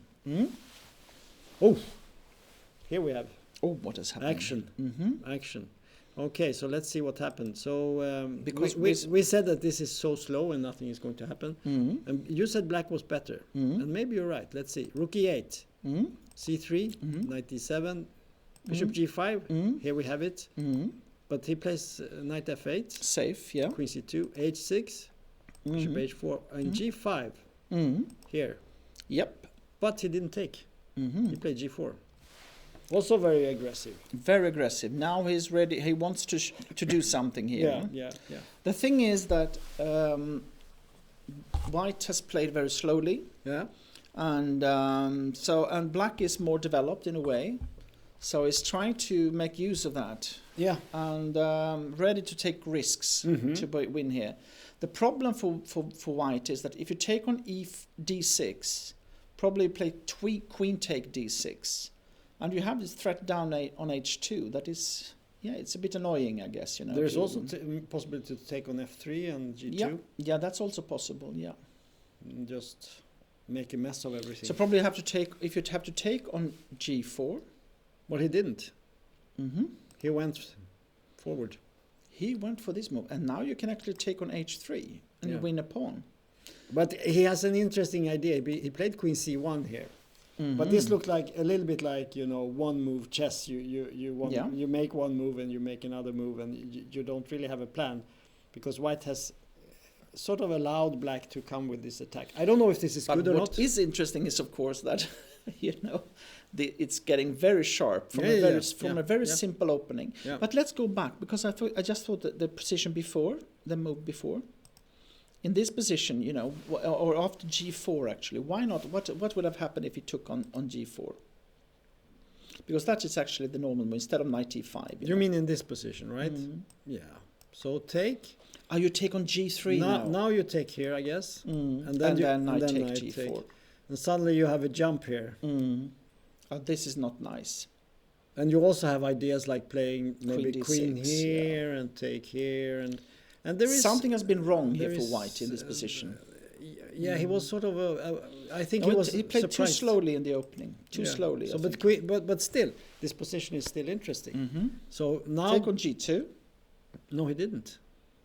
He didn't do that, because then white plays king takes. The rook comes up. This comes, and okay, black has a pawn, but suddenly white's pieces are quite good. Bishop on d3, bishop on g3, protecting the knight. The knight is very strong. The queen threatens to come to h6. No, my idea was to take on e5 and then take. Then we have this. No, take on e5. Yeah, of course, you should do that. But is this really good? No, I don't know. Can we take with the pawn, or should we take with the bishop? What about this? And then knight g4. And now maybe can we play? Well, there are many moves here. You're going to take on e5, right? That's the idea. Yeah. Queen g5 is also a possible move. Yes.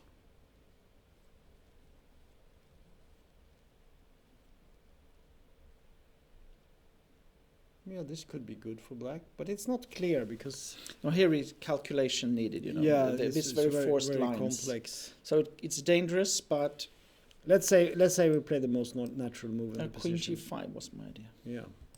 So you go here, and you cannot play bishop to f4.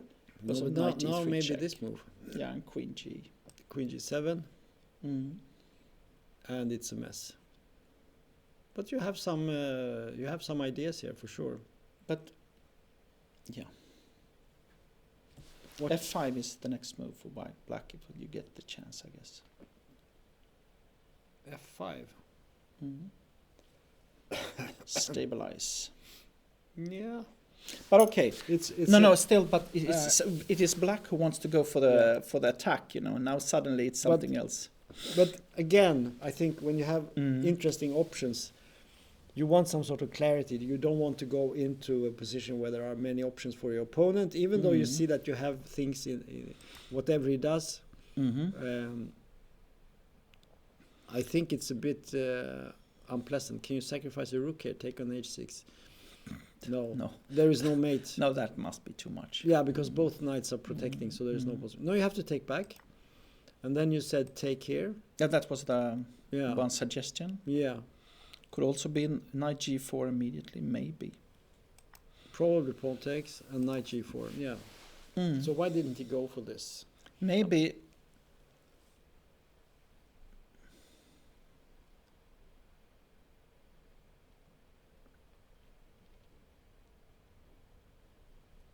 Again, this is a typical position where if you use the engine, you will get good answers normally. We can just check what the engine says.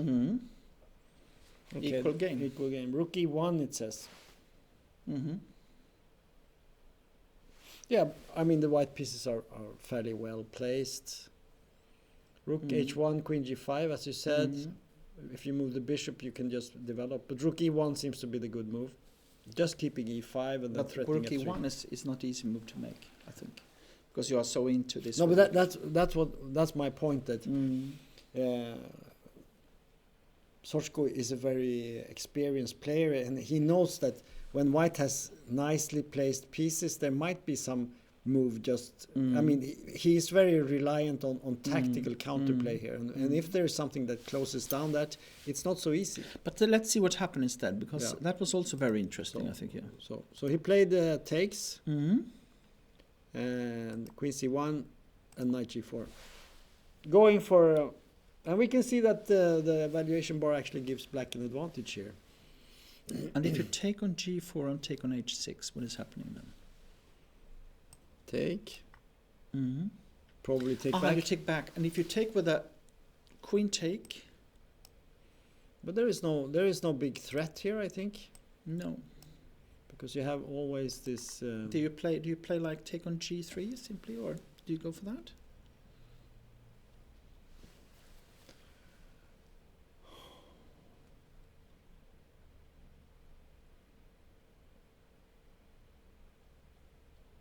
No.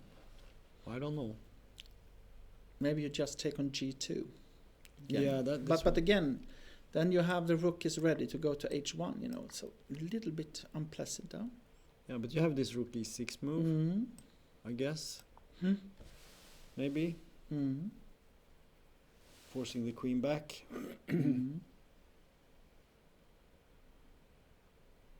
But it's equal now after queen h4. Can we exchange queens and play this position? Is that? But that is not so much. Then it's not so much. No, it's true. I agree that you are better. But okay, maybe take and bishop e2. That might be very strong actually. And then you have it's black's. Black has the initiative here. This, as you say, this you have to take it, and the rook comes here. And we have knight g6 and knight. Yeah, this is good. Very good for black. This is good. So yeah, okay. Not so surprising. I think the one who gets a chance to improve his position here is probably better. So knight g4. Maybe it's a very strong move actually. Yeah, it seems to be good. Well, okay. And what is the times? Okay, it's quite equal. So equal times. At least because I was worried that white was clearly worse on time as well. But so Sokolovsky he has some problems in this position. It really has. Looks. So let's jump to the next one. Okay, e5 just played. Yes. Let's go back. You have to see what happened here. So this was a little bit strange situation with knight d2, bishop d7, and he played like we said with f3. Yeah. And knight d5 and e4, very logical. And we got this position, castles, knight a5. He's playing. I think it's good, well played by white. White is clearly better here. Yeah, he should be better. Because but it's not. I mean, maybe it's not winning, but you know, it is clearly better for white this position. Yeah. But black. He's fighting. Yeah, he's fighting. But you can see that you have the pair of bishops. It's not a static center, so white can go for f4, for example, in this position. He did. He played f4. Yeah. You need to open up the position. This is a classical move. Yeah, take on d4, yes, and e5, yes. So we have this position. And now the threat is queen queen e4. So white has made a little bit, he has sacrificed a pawn here. But he has a very nice square for the queen on e4. You can play that at some point. And then if g6, you can always continue with f5 or e6, something like that. So yeah, this is dangerous for black. Might even be winning. Yeah, we can check. Because you have look at the bad Yeah, we can check. It's not winning, but it's better. We can see the evaluation bar gives white half a pawn or something like that.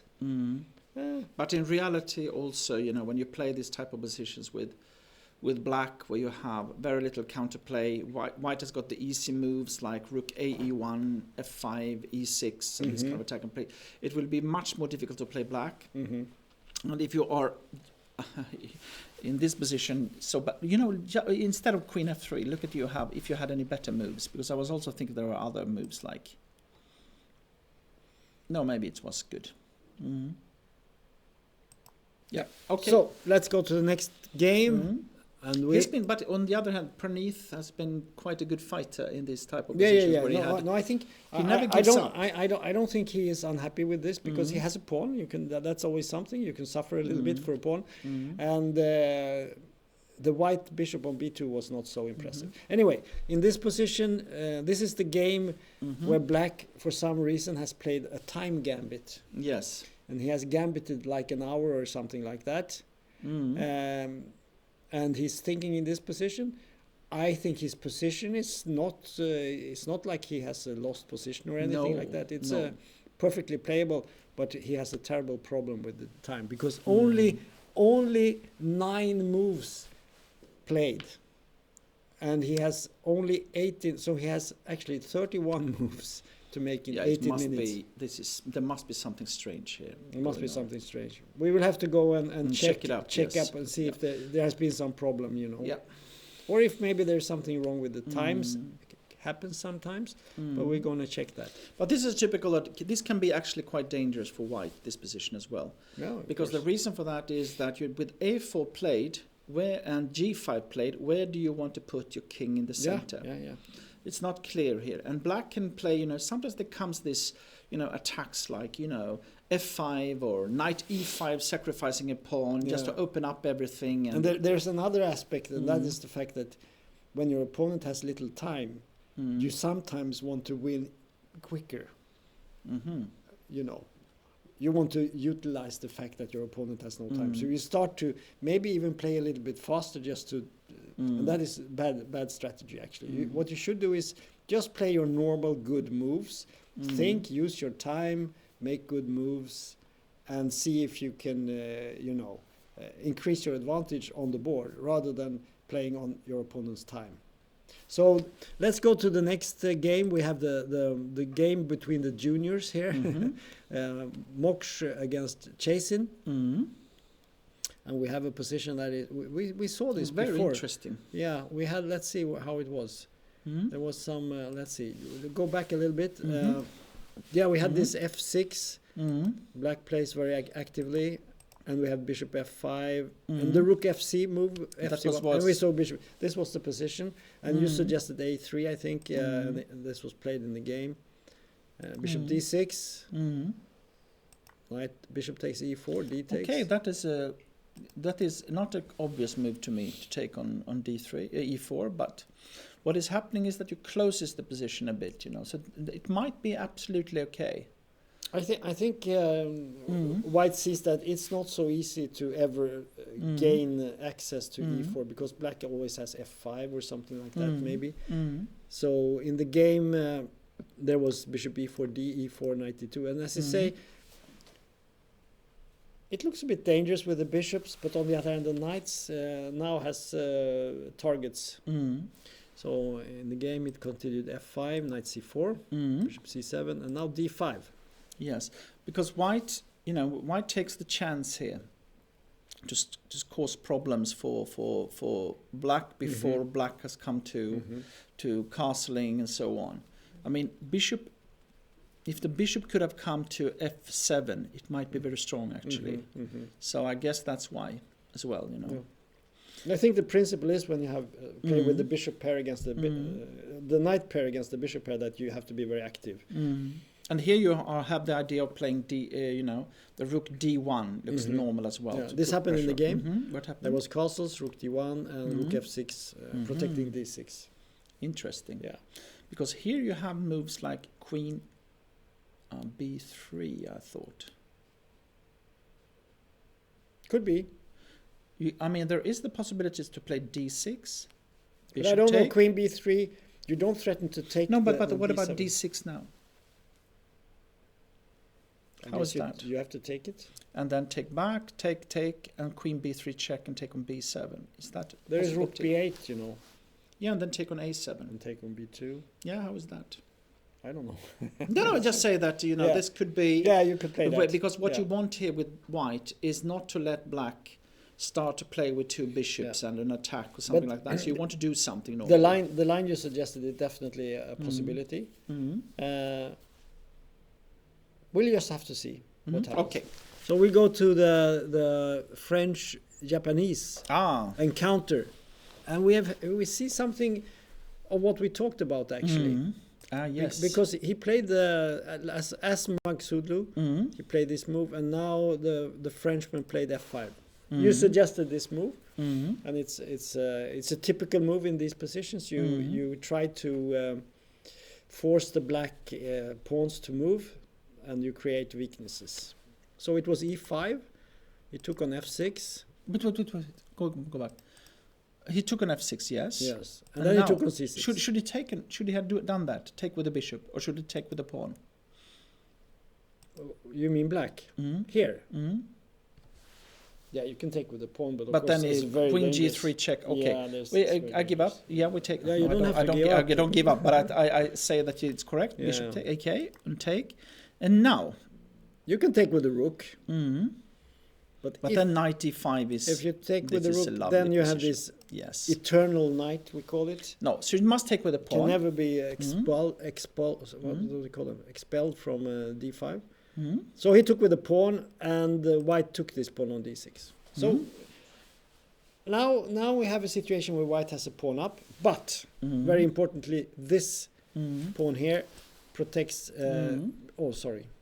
So you have sacrificed the pawn, but look at the knight. He has got difficulties in finding a good position. Well, if you could get it like here, this could be good. But I think what black is not going to exchange queens. No. Queen a5 is the queen normal a5. move.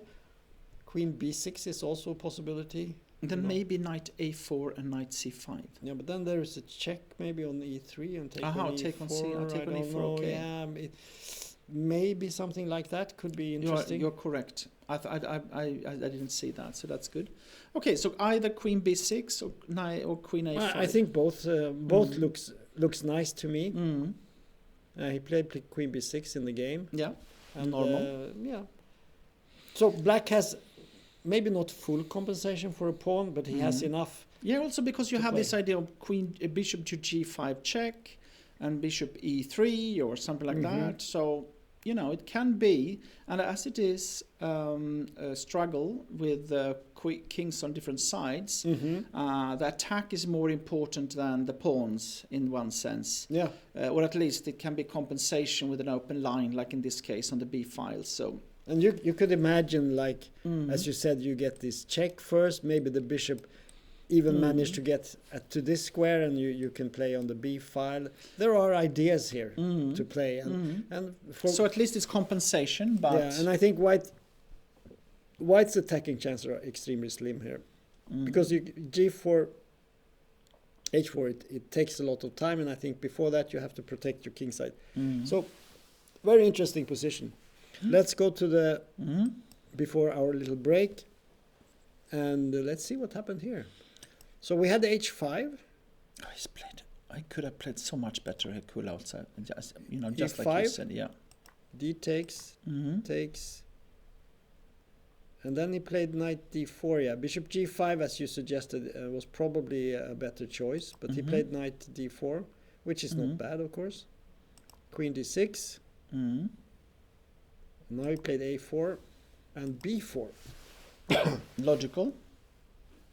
Trying to undermine. So he took there.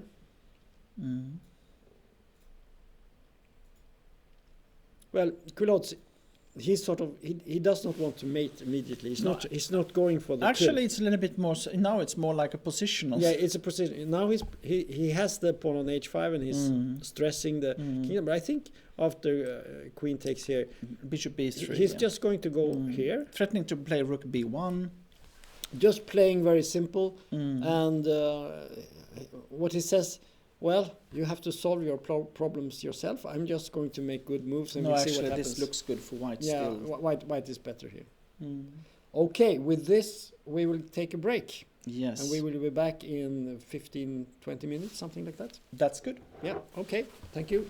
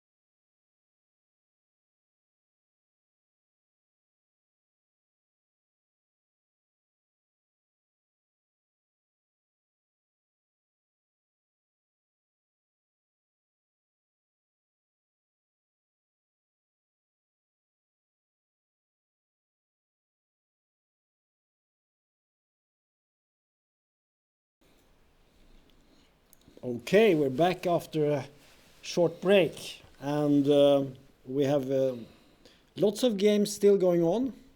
Very few games are finished, and I felt when I walked through the tournament hall that there was a very, very concentrated atmosphere. Everyone was so sincere and serious, and they were thinking and. Yeah, well, actually, you can feel that, for each round that comes now, you can feel that you get closer and closer to the end. Yeah. And all of us that has played in this type of open, tournaments, we know that it is now everything is going to be decided. Yeah. It doesn't matter so much the first rounds in a way because it's in the end. It's all about because then if you win the last 2-3 rounds, you will make your way through the field. So it's true. Yes, and what interesting games we have also. Very interesting. There are so many positions that are difficult to access. So I stop at one board and then I take a look at this. And what about this one? And I go to next one and next one. Never stops. Very fascinating. And we will begin with board number 1. Yes.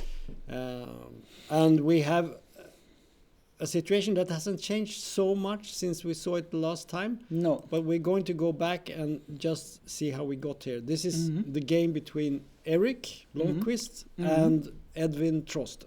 And we should repeat, they are both from the same club, the Rokaden Club in Stockholm. And Trost is, I would say, maybe the most promising of the juniors in that club. He's 16 years old. And also in Sweden, actually, I think. Yeah, also. And Erik is, I would say, the strongest player in the club, highest rated. And he's a grandmaster. At least among the Swedish players in the club. Well, but the others are sort of legionnaires coming in just to play. I know. I just want to clarify that there are others. Well, but they are, of course, members of the club. So Bishop B7, Queen D2, and we saw this build-up. Erik exchanged the bishops, but he was soon forced to go back because he has to defend everything. And Black just puts on more piles, on more pressure. Yeah, what we said was that it's simpler to play Black, because it is Black who has got a little bit of the pressure on the position, and it's not easy to see what kind of active play White can have in this position. So it's more like you have to just try to be stable and not lose a pawn here with White, I would say. You just have to don't get desperate here with White, because White's pieces are good. I mean, the knights are stable.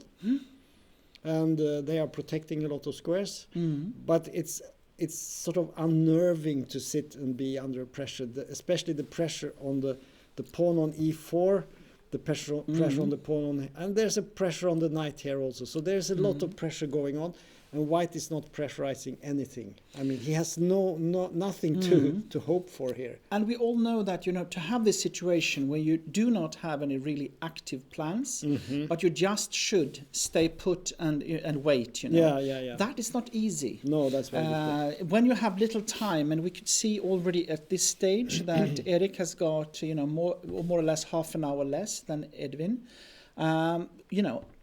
It is not easy to just make small moves, defending against small threats from Edvin like that.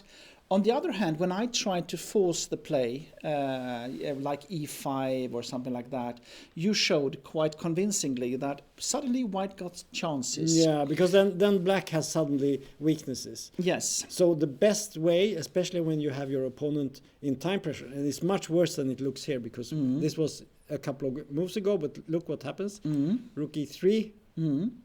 Look, he loses 20 minutes on this move. Yes. So very difficult move to make, but I think it's the right way to go. You need to just keep everything protected. Rook c5, and now he finds actually quite a good move. He played Queen e1. But it took time. It took time. There's only 18 minutes left now. Yeah. And Black just kept the pressure. Rook d3. Because it's also a classical rule that when you play against someone with less time or little time, the best you can do is to keep the tension. Because what you want when you have little time is to be able to play the forced moves. Yeah. And that's why, when my e5, you're forcing the play. That would be very happy for white to do. So what Edwin is doing is quite smart. If you have a decent position and your opponent makes a forcing move, usually there is a decent move for you to play. And that's not so difficult to find once you're threatened. Exactly. But when you have this situation where nothing is threatened, what are they going to do? So So let's see what happens. Can black take the pawn? Well, I think that knight b5 is possible then, huh? Yeah, or maybe this even. No, but I thought there was... But isn't this a problem? You get it because you cannot go to c2, so you have to go here, and suddenly you have this move. And forking. Yeah, I just thought that it was even better to play... Maybe. But it doesn't matter. Anyway. I saw knight b5. The idea is that you can just check, because this is a classical way also, if you take on b2... Yeah. No, but he played queen c5 in this situation. Yes. And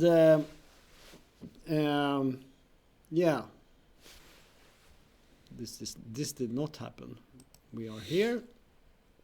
And now we can see that, actually the situation is probably still equal. But, I think that what you want to find with black in these positions are those moves that it's just keeping up the tension a little bit more, just a little bit more pressure, But I'm wondering after queen c5, is he offering a draw with that move? Because, you could play knight b3. And what can you do? You have to probably go back. And then white could go back. So we might see, because black hasn't really made any progress in the last few moves. And we can see here from the evaluation bar that it is actually equal game. But don't forget, what Edwin is doing now is also that the classical rule is also when you do your forced, when you start to force play, of course it's smart to do it when your opponent has as little time as possible. No, so just to go back and forth a little bit now, it suits Edwin perfect, I think. Of course. And we can see Eric has 12 minutes to make 19 moves. And that is very difficult. But the problem, I think, for black here is maybe he doesn't see any way forward. And we know that Eric is a very stable player. He will not go crazy here. And already he's maneuvering with the rook e3, queen e1, rook d3. He showed that, he knows what's important here. He needs to keep it protected. And if black wants to do something, then he has to play e5 or something like that. But I don't think Edwin is going to do that. So we'll see what happens. There was one I was thinking about when I saw the position, if you should play like a6. Yeah, you could just do that. Just to outrule the possibility of a knight b5. I thought about that earlier on, but I'm not sure that you want to put the pawn on a white square. But it could be one way, just restricting like that. It's possible. It's possible. And then the question is, if you should white try to do like knight b3 and then e5 or something like that, but then the bishop will be opened and so on. So I guess he will be. But I think, of course. Again, black has to think, I don't want to give my opponent some easy play, because if white gets some easy plan, suddenly he can make moves faster. So you want to keep this sort of tension going on and not do anything, no sharp moves in this position. But actually, as you said, what we should look at is what happens after knight b3. And let's say the queen goes back. What happens if we actually venture into this? I'm going to take away this, and we're going to do this. Let's see. No, because one drawback with putting it in rook on c7 is, of course, that there can be a check on d8. And for example, if you take on e5 and then rook to d8 check, and then queen take e5, even that is at least a little bit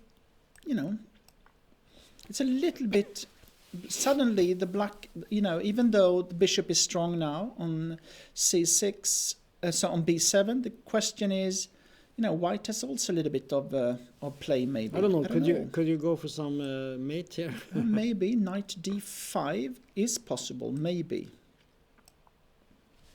Yeah, and suddenly you get the situation where things are actually happening for real. Yeah, and knight A5 is in the pipeline. Yeah, This is yeah, suddenly, yeah. You watch out. And suddenly black is not so happy anymore. Probably white is winning. So actually, I cannot see what you should do here. No, this was a mistake. We misplayed it. Yes. Well, there are still moves, I think. Mm. Maybe like rook d7 or something. And then knight A5. Yeah, but we have some queen move, don't we? No, maybe not. Maybe you're right. At least, at least it seems to be. This is not what you want with black, of course. You want it. Yeah. It should be. True. It should be the other way around. Yeah, that it's white who has to find the only move, to make. No, so but this was not. Mhm. But then Okay. then knight b3, queen b6 E5. Probably you can play knight E4. I thought here. Yeah. Yeah, maybe. to keep it, to keep it closed, because if you take on D6, knight take D6, but then knight D5. And probably that is what white wants. White wants to break down, and start to swap off pieces. So right. I think that he should be quite happy with this white, But look at the time again. I think that it's actually Erik's move, and he has only 8 minutes left. So I don't know what he's thinking about, but there are surely alternative moves here. I don't know exactly what his knight a4 looks a bit strange, but maybe he contemplates like knight a4 followed by b3 or something like that. Could be possible. I don't know. But then he gives e4. It could be weak. I don't know. It's I'm sure he has some reasons for it, but no. So objectively, it's still equal position most likely, but it is white who has to decide a little bit what to do, and still a little bit uncomfortable for white, I guess. But let's see. Okay, I think we should go to the next game, because I could see that there were, there you had some really difficult positions to judge. So here we have our Swedish-Ukrainian champion, Vitaly Sivuk, playing white against the young Indian Raya, or Ritwik Raya.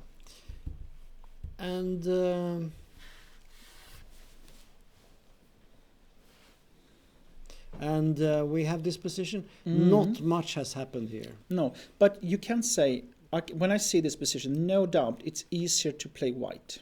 Yeah, because we had this position right, and we can just move forward so we see the position. He played bishop f2 as we expected. Queen c7, bishop h3, rook h e8, g5, knight g8, king b1, king b8, rook c1. That was in a way, it was a very instructive moment, because when the knight moved to g8, just take a look at that, because that is the classical idea. If black would try to play more actively and play knight to h5 instead, white would for sure have played f4. Yeah, it gets stranded. Yes. And it gets stranded on h5. So even though it looks like it's quite good on h5, after f4, and now white will start to play on the queen side instead, and the knight on h5 will never be able to do anything. You have to watch out. So, still, this is very much in line with what we said: king b1, rook c1, bishop f2, and so on.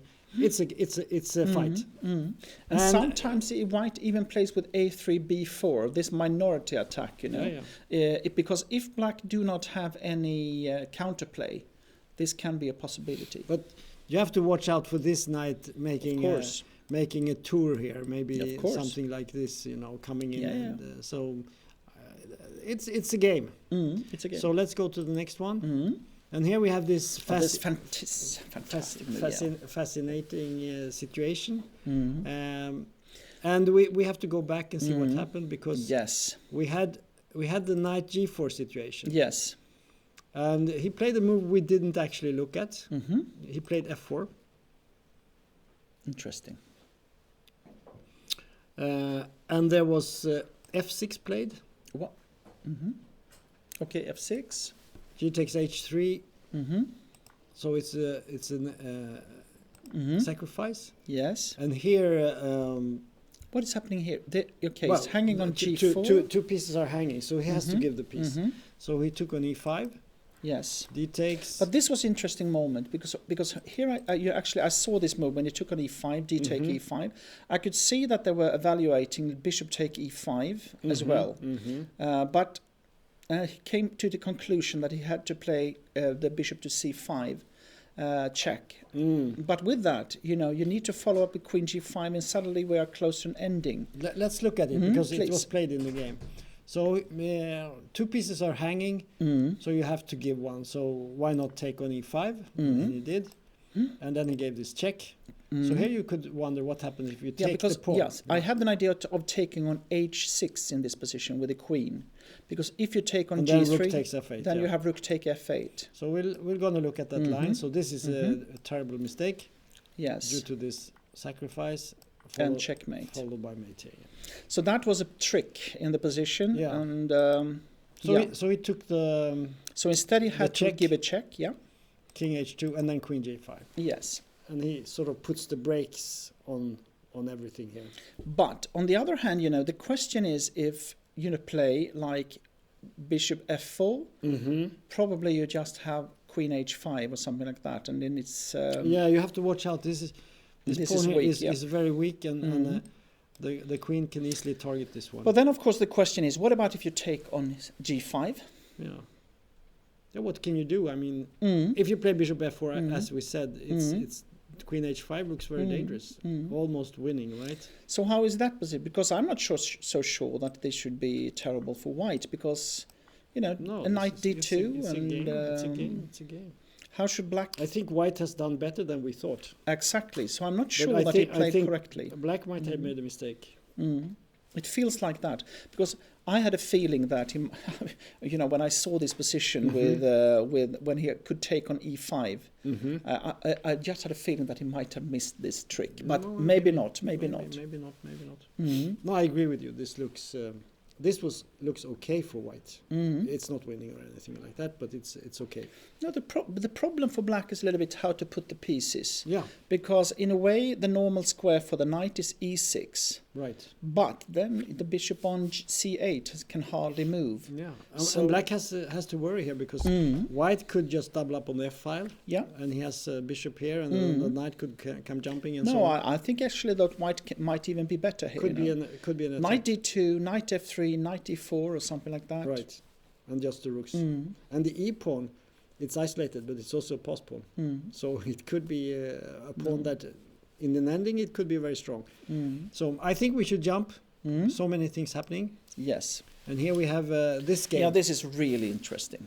So we have to go back because we had a situation here with all these pawns where white decided to sacrifice one pawn. Yes. And then we had queen f3, and we said this looks very strong for white. But what has been interesting so far with Praneeth is that he has been, defending very well. Yeah. And he's not afraid either, it looks very dangerous, but okay. I agree. So he's a fighter. And I think he found actually, at least he's putting pressure on white, and with the way he played, he found the only way to continue, because white, of course, wants to play with f5 or queen e4. And then e6, of course. So you need to have something against that.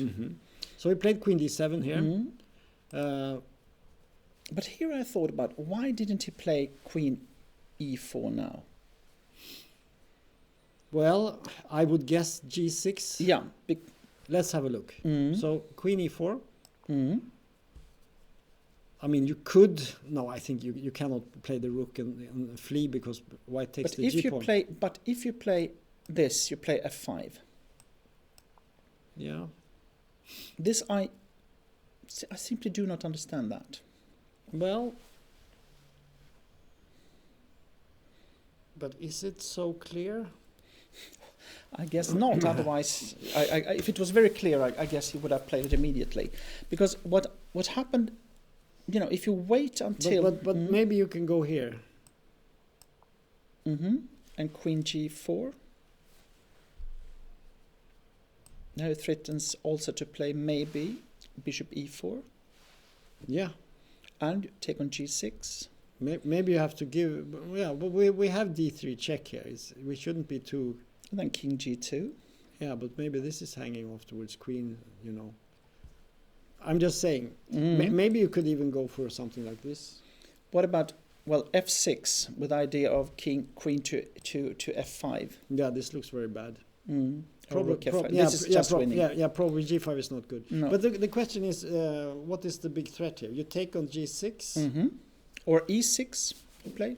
Yeah, e6 is also... Yeah, I agree with you. So this... so there's something... So queen e4, g6... Because f5 was one of the moves that I... Later on, I thought, you know, that the idea was to play, you know, just to open up and get something. And play like this. I don't know. I thought that this might be the only chance, you know, when I saw the position. Maybe it's the right way. Maybe it's the right way.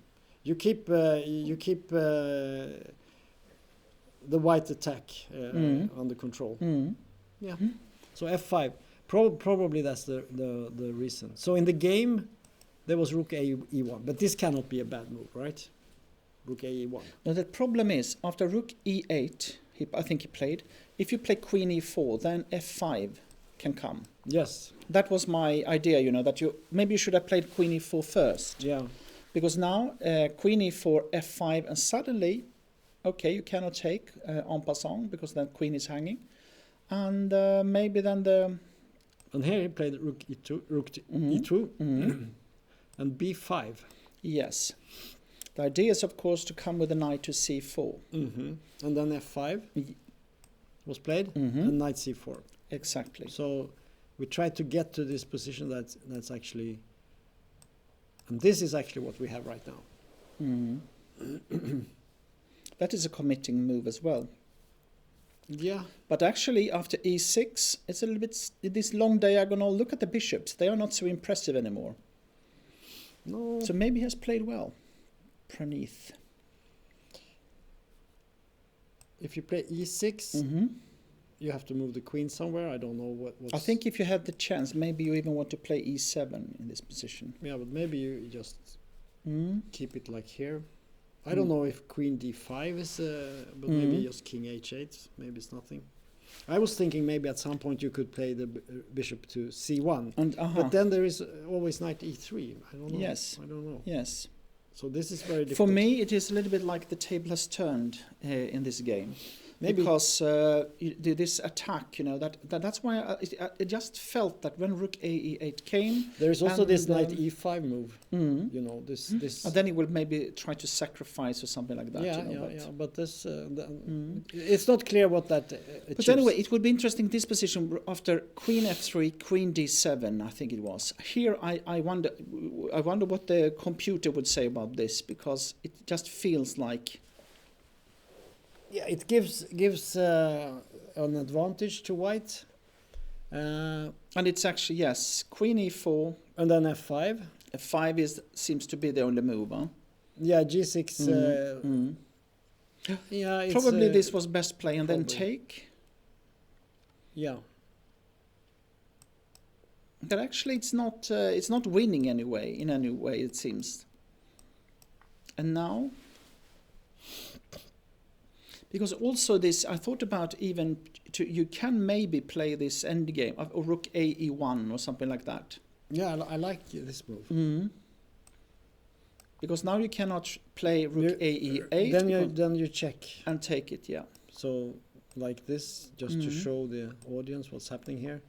And now we take here. Because the bishop is supporting the queen. The rook is protected. Or you could also take on f8, actually. Exactly. So this is just winning. So we cannot do that. So probably this is good. Probably this would be the best chance to play for an advantage, you know. But he didn't do that. He played this, and we got into this position. And we have this position. We can check what the computer says. And still, okay, equal game actually. Look at the evaluation bar. It says equal.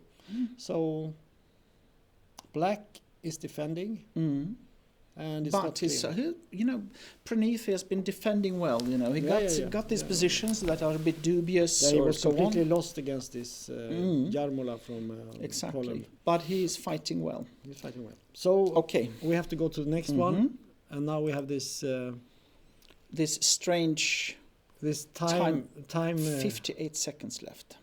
Yeah. What has he done? I still don't I still don't understand what happened. And he has 25 moves to make in 47 seconds. Mm-hmm.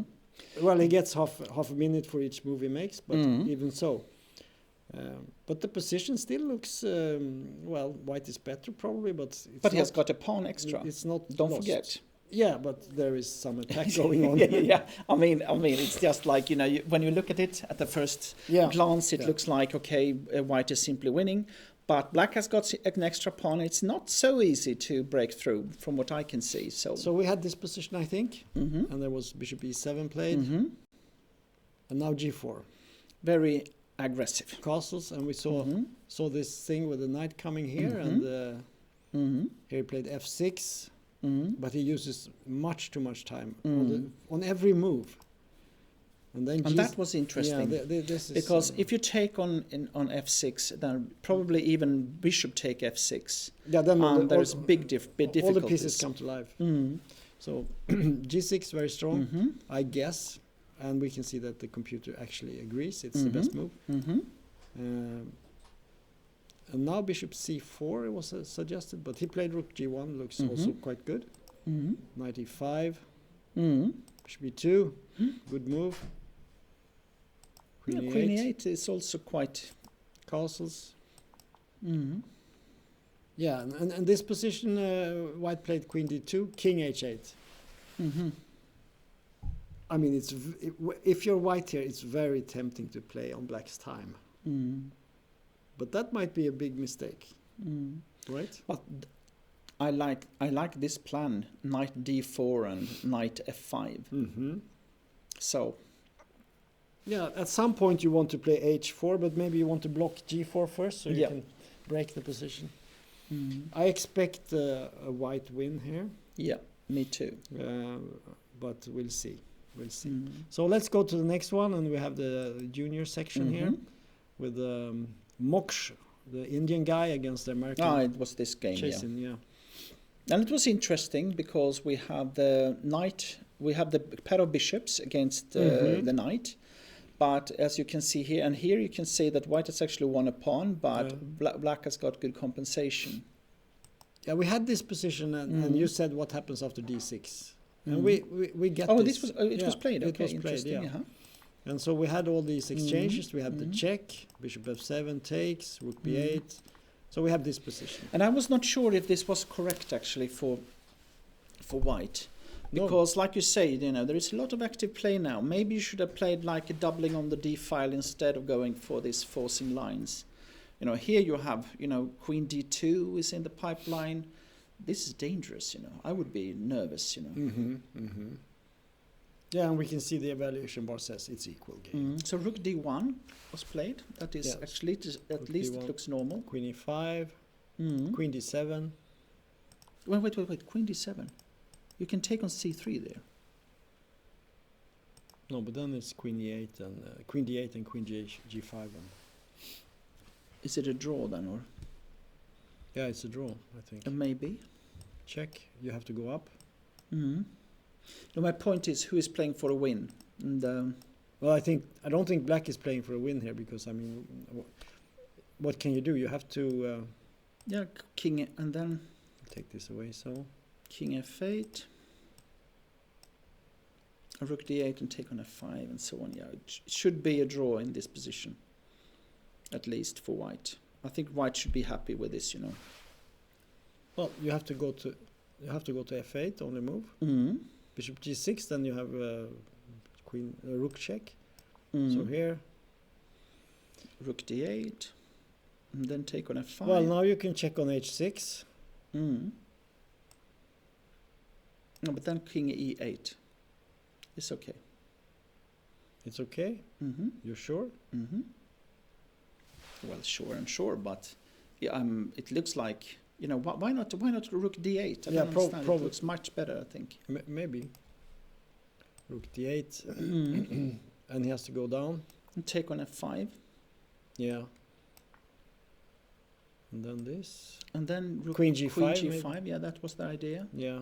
And you cannot. Yeah, it's a draw. it Can will be a you draw. play? Can you play Queen F6 here? Maybe that was what I was a little bit afraid of. Mm-hmm. But if you go back, So, no, in the. but let's look at it again. Mm-hmm. King F8. Let's look at this position. Mm-hmm.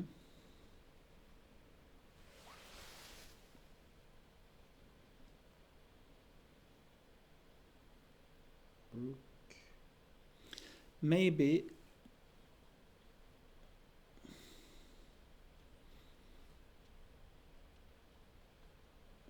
Maybe soon you can take on F5 and play like.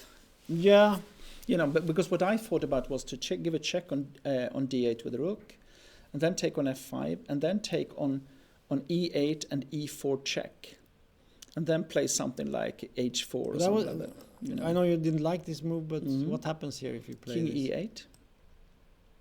You play this move. I wanted to come to D8 somehow and mate. But if you play Queen G5, then Rook D2, Queen D2 or something like that. Yeah, it's not clear. Probably not. It doesn't. No, this work. is not. No. So maybe this move here, but maybe But what I meant in this position You was wanna to take take- yes, and then in this position take on E8, take on E4, check, but can't we just run with the king to the and queen? take on H7, check, and then go for like something, you know, I don't know. How is this? Is it simple win? Probably due to the C pawn. Huh? Yeah. I think it's a. Many threats. Okay. So the computer says it's equal. Mhm. We cannot quite work it out because it seems to be still complex after this. If we don't have some simple move here, Yeah. it must be queen d8, right?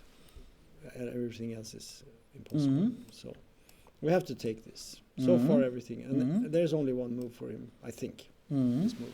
So here's the question. Can it be Queen D8, Queen D6? Maybe this is the move. So the bishop must go here, and now we check. But what happens after, let's say, this move? Give it check again. Where? Here? Mm. But this? And check again. Oh, you can... I don't know if it's maybe. You can maybe Queen G8, Queen G7. It's simple. Yeah. Yes. Okay. Mm-hmm. Mm-hmm. And let's go back. So maybe something else in this position.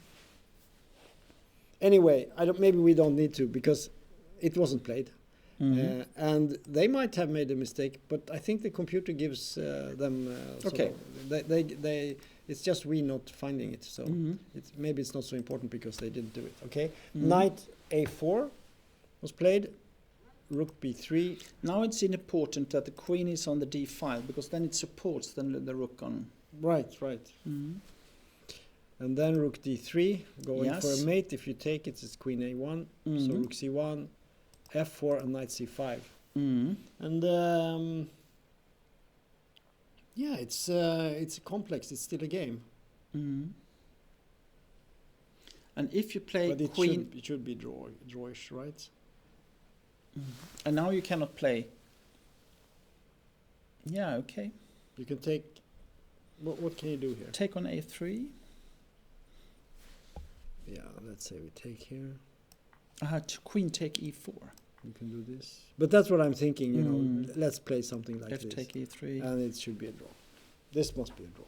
I think. Yes. I'm not. Well, you could take the G5 pawn, but I mean, even so, it's 2 against 1. But maybe you can play this. I don't know. Take. But And Bishop G6 should be a draw, but. yeah, that's what I'm thinking. Something like this, and maybe here. It should be a draw, but of course white will Maybe continue. maybe also in this position you could go for a check here, Mm-hmm. and the king goes somewhere. I don't know where. G3 maybe. Maybe this. I'm not thinking maybe something. Knight like F3. this. But then you can just take it's a draw. Yeah, but you have an extra pawn. You will. Yeah, but it's a draw Mhm. because Of course. yeah. Okay, so So this Should be a draw Should be a draw. due to, but okay, White has got slight advantages, I guess. And now we have this game. France against Japan. Is this France against Japan? Yeah, this is it. And I think France has an edge with an exchange up.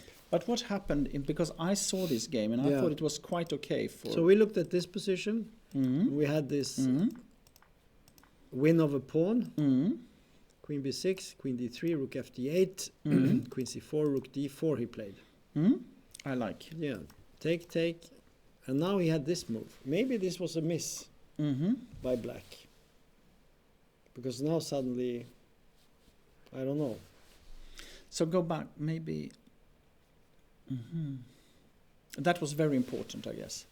I think so. What about bishop g5 check and queen d8? I guess this. Queen d8. And now Must be knight. Yeah. we get to d3. Suddenly all the black ideas are gone, right?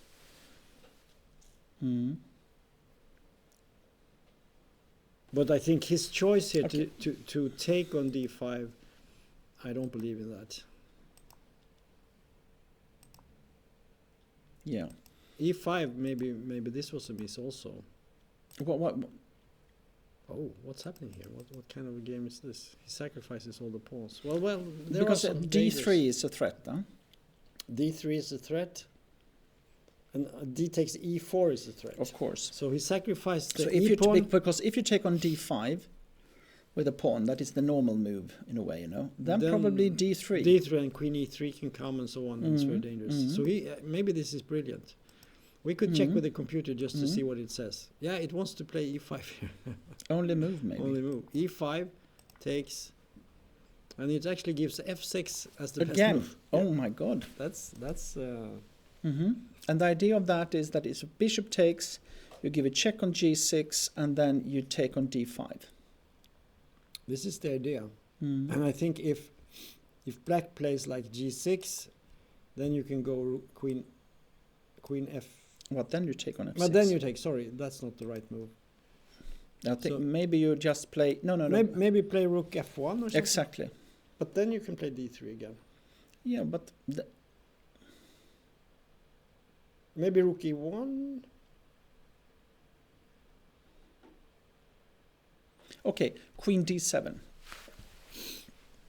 I think. Yeah, maybe. Because then you take on d5. Yeah, like this. Yeah. Now it's safe. And then it's safe, yeah. Okay. So in the game there was queen takes f6, queen h3 was played actually. Queen h3. Yeah. Yeah, this didn't happen. Why didn't he take that one? Is it d3 again or what? No, but this is not easy to win, this one. Is it? It's not easy to win, but I just say it's advantage white. It's an exchange up. The pawn formation is not the best possible. And actually the evaluation bar gives white a huge advantage. No, I think it should be a win. You have... now I understand. You want to have the queen on d3. Right. That is the trick, of course.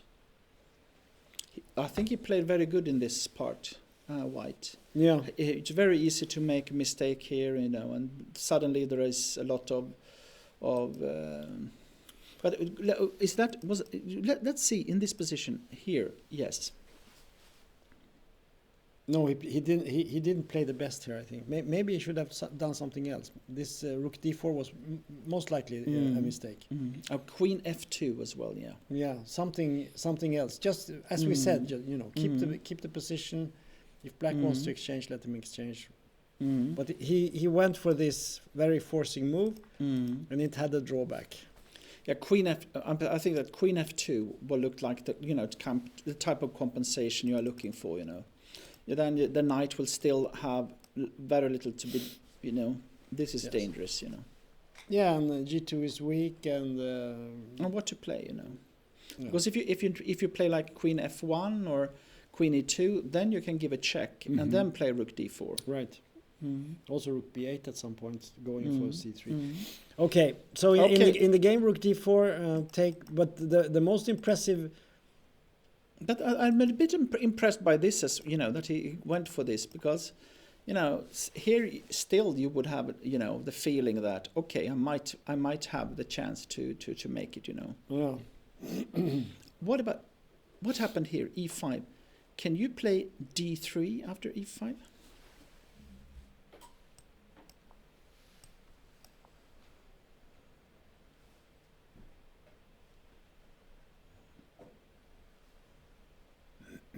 Okay, I see. You can take on f6, but I would be worried, you know. And then check. Yes, king b1, d2, d2, and no, but wait. So, check here, Mm-hmm. and now king b1, I guess. Mm-hmm. And d2 was my idea. Yeah, this was the move. But I think, you know,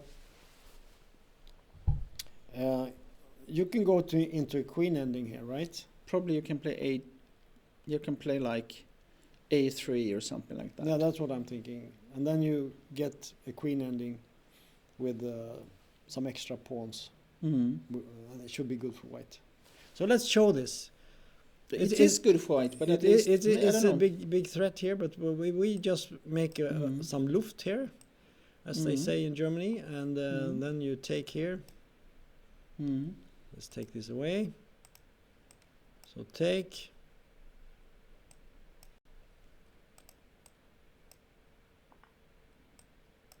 Take a queen, king here. And the pawn counts. Yeah, here you must take on f6, and then queen d7 maybe. And you threaten all the pawns. Mm. Should be winning. Should be win. Yeah, should be winning. Correct. Good. I understand. So nice play, but it was impressive to play e5, and then f6. I think e5 is not so difficult maybe, but f6. It's such a nice move. Because I would be tempted, you know, to look for something like rook e1 or something like that. Isn't that normal move? Well, I guess so. What happens? Is there something? I think you give check and. Because I thought, you know, naively, if this happens, you have this. And I think it's over, more or less. But rook e1, you said check? I thought also thought about, wait. There is also, maybe you can even play Yes, this is playable. Or you maybe you play, I also wanted to play d3, you know, but I couldn't see it really worked, you know. In the d3 I was thinking maybe you can just take here, and there is a check, but the king comes out. It's hard to see any compensation here, yes. Doesn't quite work. Doesn't look so impressive, no. But isn't rook e1, we can check with the computer what it says. Oh, it says d3. D3. Ah, okay. You played, after taking, you played d2. Oh, d2 check. Yeah. That's nice. Yeah. Nice trick. And then queen d4 check. Yeah. So you take here, and then there's a d2 check. And then it's, well, black is not worse in that position, you know. No. Because it will fold. Fantastic. No, but when you go down here, there's a new check. Yeah, I know. Yeah, And then that's why I say, in the end, it will be queen d4. So very advanced. Very nice play, here. f6. It was very impressive to see all this tactical stuff. Because you have to see this, if you go to the e file here. Yeah, but c1, you know, then then it's threatening mate again, you know. But then there's a check. No, but and back. I mean, you're not getting anywhere. No, but you don't even have to calculate. Okay. Yeah, but if you take on e5, maybe then you can make some Luft again. And yeah, but then you can take on h2 and start to play in this long end game. Yeah. But then. Okay. Anyway, it doesn't matter. But in the game, he played this brilliant f6 move. Very nice. And queen took, and then queen h3. And all the attacks. Everything is gone, and white is winning. Okay, So let's go to the next. We have But this. actually, you can still fight with queen to f2 or something. You can Yeah, fight. It's not the end of the game. We're just saying that France has the upper hand. France has got the upper hand against Japan in this conflict. Mm. So here we have again this, and I think it looks like William is still holding the He's game. fighting. And look at the times. He actually has 25 minutes against Culottes 10 minutes. And there are still 11 moves to make. But look at the position. Yeah. White is clearly better, I think. Yeah, there's no doubt that white is better. But it's also a position with still some technical problems. It is possible to go wrong, for sure. Yeah. It will be interesting to see how he actually manages this. But I think we should go back, not dig too deep. We know approximately what happened in this game. We don't need to check it Yes. again. So we look at this game. Happened. And things have happened. Yes. Things have happened. So let's look at it. So let's go here and see, because we said, is there maybe a hint of a draw offer? But in this position there was no knight b3. But I think maybe that would have been a good idea. This e5 idea with all the knight jumps. Because what you need in a position like this is you need your knights to do something. Yes, agree. If they are just standing, waiting in line, nothing is happening. So queen e3 was played. Probably not a bad move, but maybe not very enterprising. And now we see the a6 move. Yes, yeah, exactly. And then back, white has no idea here. It's just waiting, okay? King g7, queen e3. Queen h5.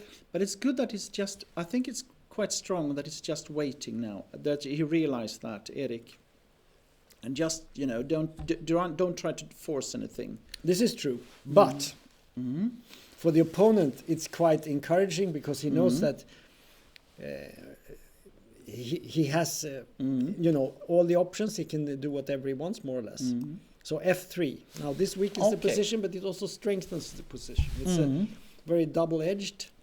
All the black squares are weak, and maybe if you imagine getting like the queen to g3 and the knight to f4, it will be very nasty position. Well, also it opens up for possibilities like moving the queen to e5 or something like knight h5 and knight f4 and so on. But so you could put the queen here, and then you could start jumping the knight in here, and then suddenly you have lots of play.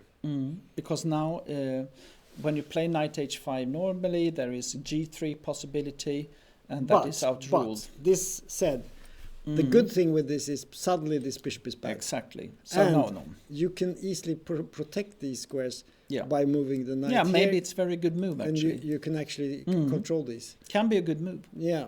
So let's see what happened. Rook c8 was played. And he played the knight here. Knight d7. Knight d5. Suddenly white is that was activating. Was that really good to play the knight to d7? No, I don't know. Or should you go for an ending here with queen c5? Yeah. because then I think the fight, just continues and black is slightly better, but okay. This would have been a possibility. Okay. But he didn't do that. Knight e7, knight e5, queen e5, knight e to c3, bishop takes, rook takes, queen e6. And now white suddenly gets ambitious here and starts acting. And it's not unreasonable. It's not unreasonable. No. Rook a5, rook 8 c6. Next knight. Now there's a... Actually, it feels like it's black who is now has to take care, Yeah, let's see what the computer says about this position. Still equal, but maybe a little bit of a hint of advantage for white, but not much. We can see that the evaluation bar gives a little bit of a plus. No. But anyway, after queen f6, knight d4, rook b6, b3. Rook c8. And Is this the position? Yeah, the computer says it's equal, but What is the time? Eric has 1 minute left for 7 moves. Black has more than half an hour. So this is clearly an advantage to Black, because I don't think this is an easy position to play. There are still ways to make problems for White too. Also because of the rook now, the question in this type of positions is, of course, is this a strong rook on a5 putting pressure on a6, or is it a little bit outruled? That's true. So it is, there are some complex questions to be answered. And you could see like Black at some point maybe even putting he played queen back with the idea of attacking.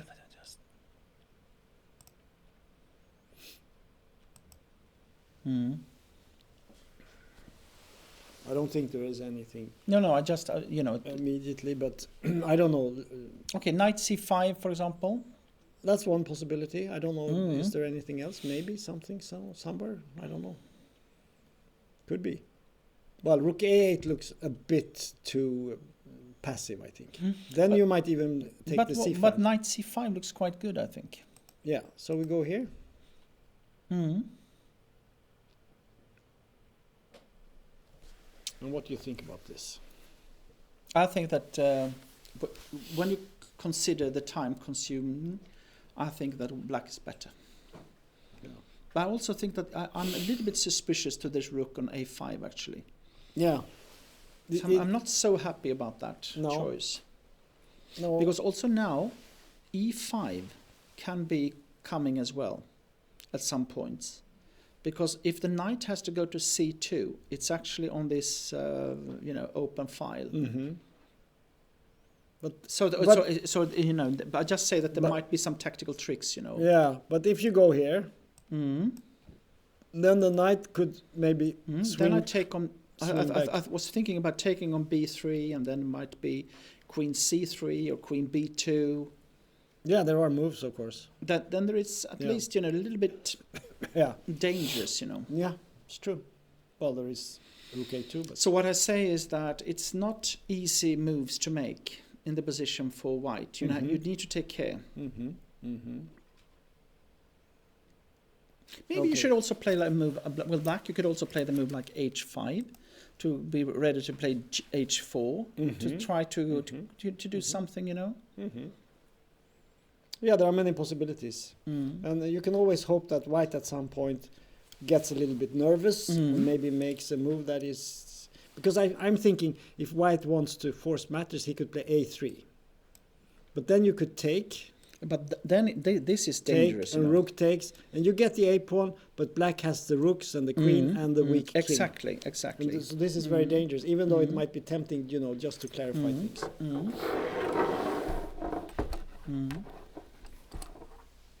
Yeah. Anyway, let's go to the next game.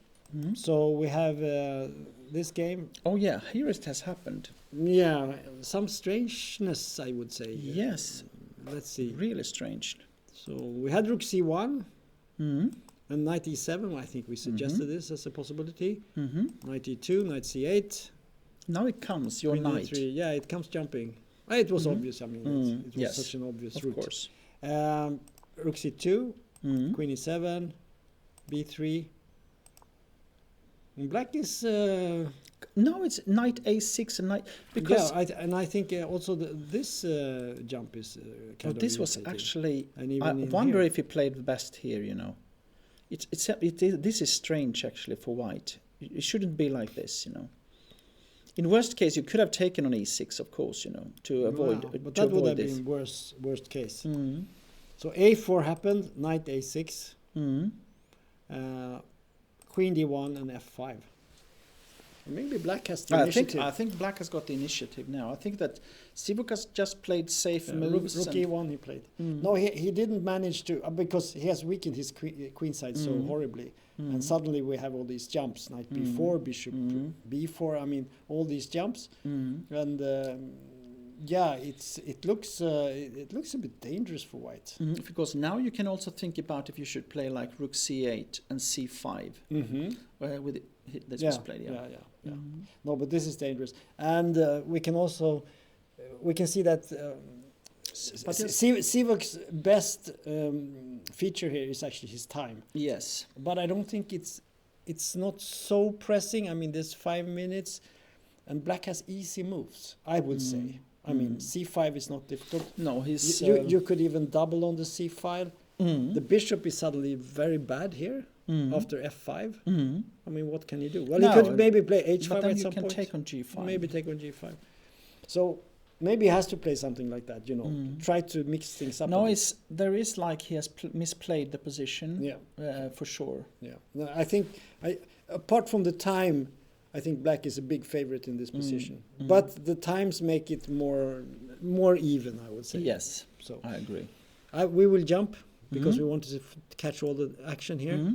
Oh yes, this game. And here we have Pawn up for pawn. Black. Suddenly Black What won the happened? pawn. Yeah, we have to go back. So we had this Yes. exchange. Yeah, what happened here? Because you said what happens if you... So this happened, knight d2, I think we said. Rook h... rook h6 is strong. Attacking h3, right? But maybe now... But knight f3? Yeah, he played knight f3. He could have played bishop f5 if he wanted to, you know, remove this problem. But he played knight f3, and then there was rook h6. And take on g5, bishop e7, or what? Yeah, that's the problem, you know. You cannot keep it. Yeah, but okay. But that position is okay still for black, for white, I think. Yeah. He played h4. And bishop g4? No. Bishop e7. No, knight e6 played. Protecting, you have to, yeah. So this was the move. But I still think that, you know, taking on g5, bishop e7. Yeah, now he played bishop f5 and it was taken, and he didn't take back. But then, of course, if you take back, there is bishop e7, I guess. That's the problem. But still. But still. Then you can give, maybe you can give a check on if you take with the bishop. But now we have the, you know, the discussion of the ghosts. White is seeing ghosts here. It looks very dangerous. But maybe we can check this with the computer and see what white it says. is not no, worse. but it actually says bishop f2 like he played. So I don't know. Has he misplayed some move earlier here? Because it almost looked that it looks like maybe he's better here at some point. I don't know. Yeah, here actually knight b3 threatening the bishop. Would and have been then better, knight d4, yeah. So he allowed Black to get this counterplay. He should have played knight b3 here. That would have been the best move. And then you can put your knight on f5. Yeah, the bishop. No, okay. So we get this position, and this is still okay. Take, still okay. Take. No, that was okay. No, but it's still okay. Rook g1. And according to the computer, it's still okay. I can believe that. We're going to take the h-pawn, and then it will be an ending. I see, okay. Yeah, but still.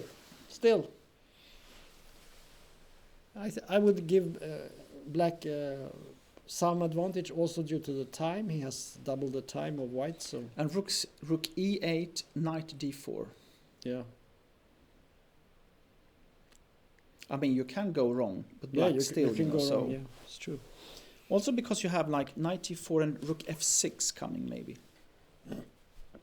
Yeah. Like ideas. It's still tricky. Still tricky. And the pin on the g7 knight, of course, is irritating. So you need to focus on that. Yeah, maybe you're right. So not an easy game. Could go either way, actually. It's enough play left for it to... Maybe you should play like rook f8 or something like that. Maybe. Yeah. But then you can maybe rook g2 when there is a mate if you take on f3. Oh, that's nice. We have to They show don't that. know it's actually, well, okay, it's not a mate, but you have a clearly better game at least. Yeah. Well, you mean this. Of course, it's not a mate because the king goes to f8. And then you take on c7 or something like that, and maybe it's a draw, you know. But yeah, probably, yeah. But this is also possible. Well, of course, after rook g2, you could maybe play king, but then you can jump with the knight. Yes. Yeah. So probably, maybe you're right. Yeah, rook f8, rook fg2, and after taking here, we take. And now, if the king goes, we see your mate, which is These things happen. These Things happen, you know. But I don't think he will fall into this No, trap. he will go here. Mm. But now white could, like, as you said, this must be a draw. Well, but now it's maybe rook f7 actually. Yeah, but I mean it's equal pawns here. I mean, what? But I just say that you are not losing with black. I was No, afraid that you were losing no, first. no. I'm not saying it's any loss. But maybe we could check here and try to. King e7. No. But probably Okay, not. it will be a draw. Probably a draw. So let's go to the next one. Mm. And what's this? Mm. So let's go back and see what happened here. He has started to. So we had this position with e6, queen d6, bishop c1. I think we mentioned this as a possibility. But here, black is has got the upper hand, maybe even. Maybe. Rook e7, bishop f4, queen b6, rook e4. So white is gearing up for maybe some ideas with bishop h6 take there. Yeah, why not? Yeah, but why not in this position? Why not queen to g4 instead? Why didn't they play queen g4 instead in this position? Yeah, who knows?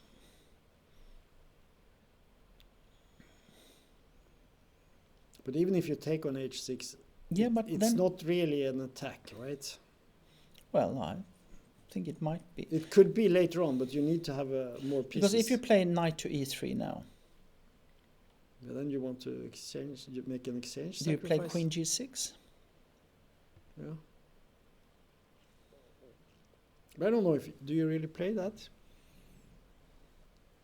Yeah. Do you really play knight e3 here? No, that's correct. Maybe not. But it's I agree. Queen g4 looks good. But maybe you go for take on a3 or something like that. To start to play for the win. And then you say, okay, come on, take on h6. But what do you threaten? But I think rook e4 looks like a decent move in this position. To take on h6, you have some attacking ideas. Yeah. So bishop d6, and now came this. Now it actually came. Interesting. And there was check. Because now I guess it's dangerous. If you would have played rook g7, I guess you swap off and play the queen to g6, and that's. And then you can come with the other rook. I mean, the possibility of coming here is always. I think it would have been a draw then, because yeah. And now e7. There is a big chance that it will become a draw. Yeah, it can be. There is a draw. I see that. Because if you play bishop take e7, then rook take e7, and then take on h6, because you cannot play king g7 due to queen g4. So then rook to h7, and then it's a check on h5 and g6, h6, g6. Yeah, you could perhaps go here. But then you play rook h7. No? Yeah, but queen to c7 or something like that. Yeah, maybe. So that you survive. No. But the other one was a draw. Yeah, the immediate. I wanted to try to play for a win, but probably you cannot do that. So you check here, and now if you go here, then queen h5, or maybe you check. Yeah. Well, why not queen h5? Isn't it winning immediately? Maybe. Threatening mate, yeah. So you have to go back, and then it's a draw. Now we don't have enough power for this, and we go on forever.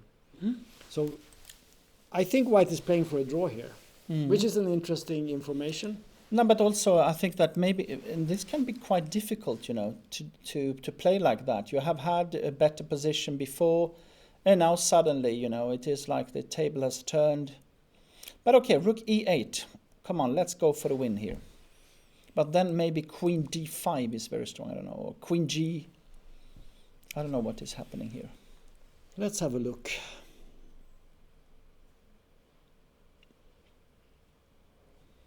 What do you play here? Or is it queen h5? Queen h5. Rook e6 is also a possibility to just put everything on the 6th. Okay, and then if you take... Then knight e5 maybe? No, but you just take on e7, don't you? With? The rook on e8. Yeah, that's... if you play this, you play this. Mm-hmm. I'm thinking maybe you could go for something like No, this. but this... No, but you know, you can check on e1 and place. It doesn't look so impressive, does it? No, but well, I don't know.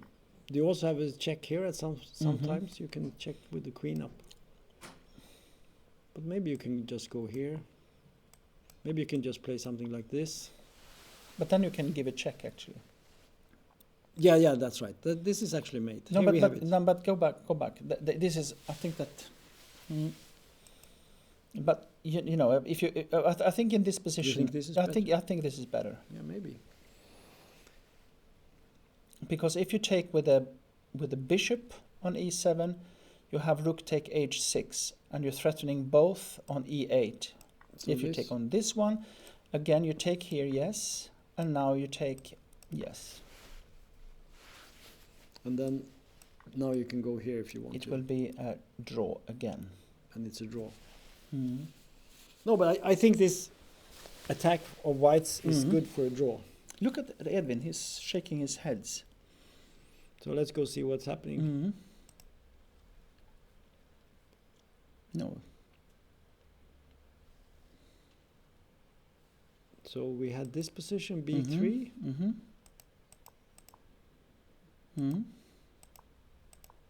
Queen d2. Mm-hmm. Yes. And knight c2. There we have it. The knight comes. To e3, c4. If you get the knight to d5 or c4, I think d5 could be quite devastating, actually. Mm.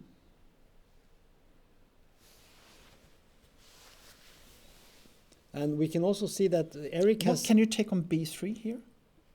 Rook take? Ah, you take on c5 first. Yeah, I didn't say that, because otherwise it would have been... Yeah, it's true. Mm. So what can we see? What can you? Yeah, he's thinking, right? Mm. Yeah. Well, Okay. let that... Mm. So knight c2 looks like a good move, I think. Yes. Could be a real problem here for black. But maybe you can play like knight to b7. Yeah, you can do that. That's maybe a good move, actually. Because then, you know, if you play... Yeah, this is a good move. So maybe you have to go back to keep everything under control. Mm. You can play... Maybe you can play e6, but okay. You could go for something like this, Mm. you know. Yeah. Because I think after a queen exchange, black should be at least okay. Absolutely. So this No, so it's no. There's no danger really. No danger. So let's go to the second board again. And yeah, it hasn't changed much. We've seen some movement here. Bishop on b4, rook on c2. And now But, the e4. Yeah, this could come at some point. But it's black's move. But he has 2 minutes left only. Yeah. Should he play rook c7? But Then then maybe actually again. Bishop g3 could Was be a that possibility. really good, this bishop to b4? I don't know. I wonder. But white is not only fighting... Okay, there is actually one possibility is bishop take on c3, rook take, and queen b4. Yeah, this is playable. And they are with the idea to take on a4.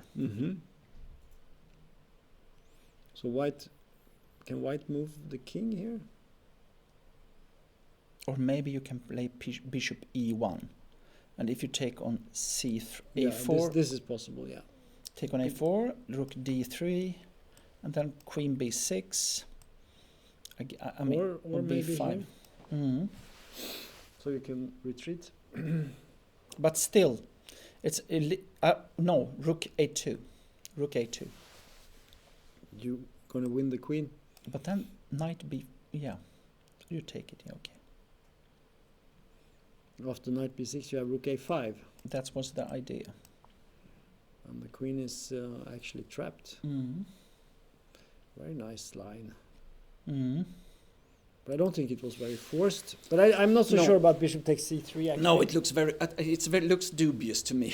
Well, it was. It's the idea is nice, but yeah, it's based on this very Tactical. Yeah.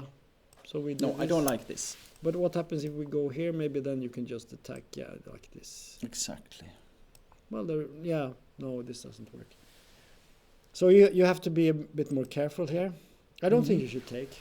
No. But I'm not sure that he has played correctly now, because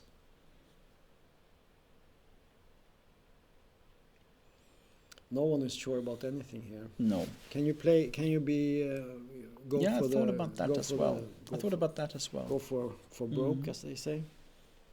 But also, bishop g3 check, and then knight b5 might look quite good, actually. I'm not so impressed. What happens after this? If you play e4 now.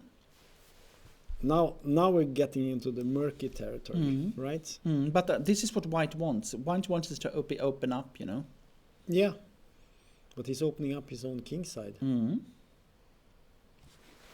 I wouldn't like to play this with black. It's just my feeling,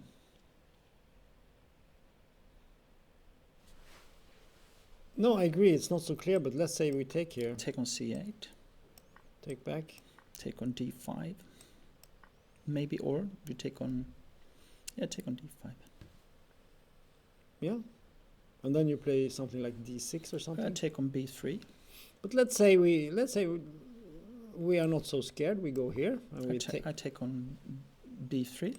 You take on b3. And knight take d5. I take queen take d5. No. No, you don't.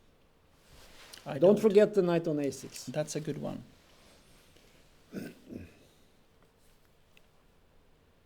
Black is actually fine here, I think. If I play a rook to e5. You want to prove that the pieces are hanging, right? Well, there is a check here, maybe. Something like that. What happens after this check? I take it. And rook takes. You're going to check up here? I don't know. Let's see. I give a check. And probably go back. A rook d5. Then maybe you can play queen c6. Go for mate. This is dangerous. I think with this bishop here, it is, yes, I agree. You play with piece down. Do you think you should do it? Should you take on d5 instead, f5 instead of d5? Okay, so there has been something happening.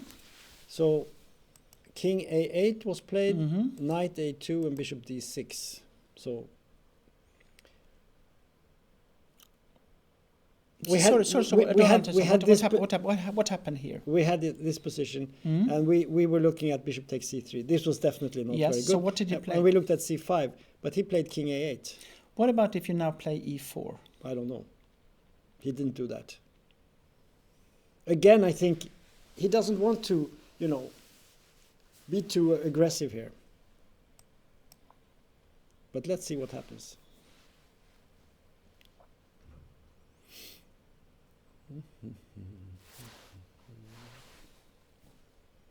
I agree with you. E4 looks maybe very you natural. Maybe you just play queen to d7 or something like that. But still, then I feel that it feels like maybe you can play h5, start to play h5 or something like that. Yeah, let's have a little bit of help here. Okay, the computer is not very impressed. It takes on e4.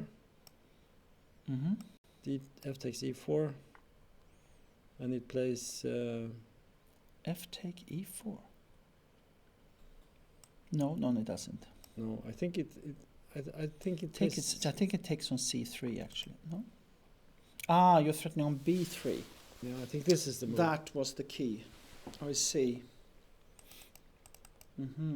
Okay, interesting. But my feeling when I see this position is that black is more coordinated.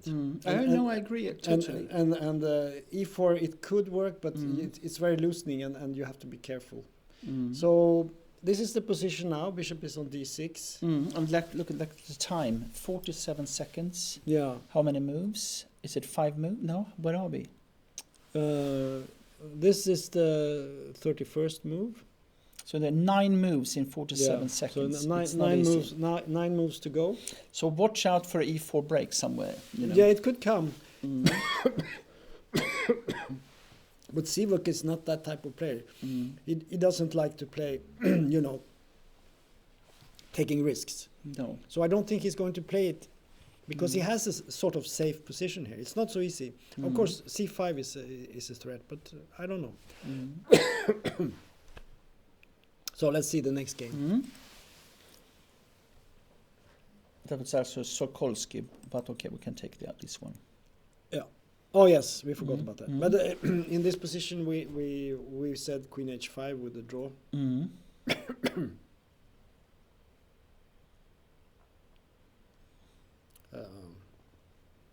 Queen a8.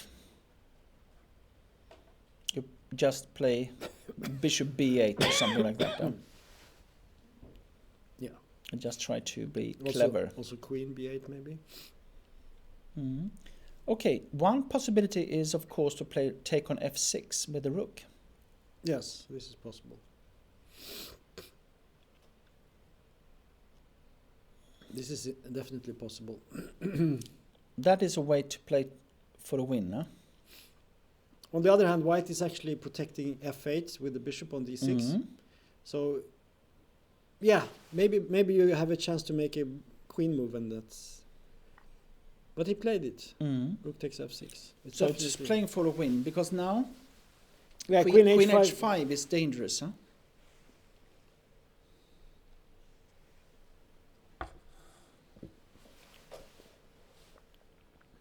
This is tricky. And also, maybe you just threatens to play like take on c4 and queen d5. Also a possibility. No, but I think you need to make a queen move. Here you need to make a good move. And if you play queen c7... Oh, this was the move I was looking at. Queen c7. Just to control everything. And queen h5. Queen h5. Now maybe we can take.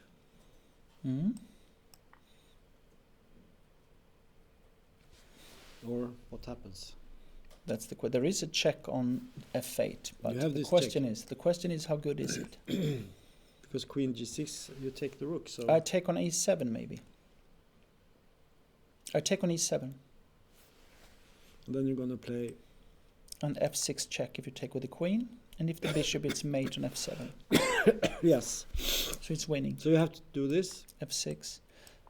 And then you have to take here. Take.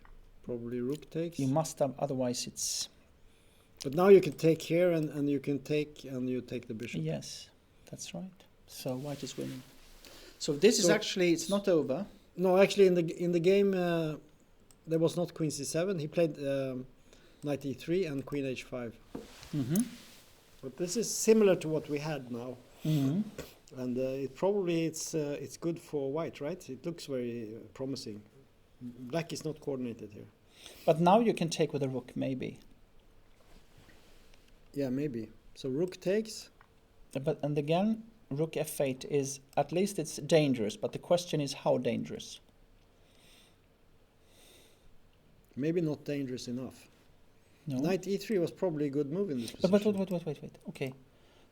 I just want Queen h5 is played, and probably rook e takes. And the question, if you take, because there is a f6 check just to open up for the bishop to start to go for an attack with that one as well,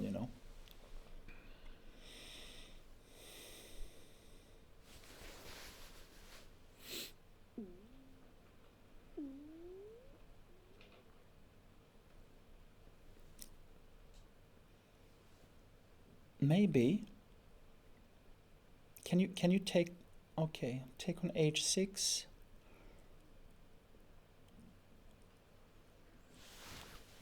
Let's have a look.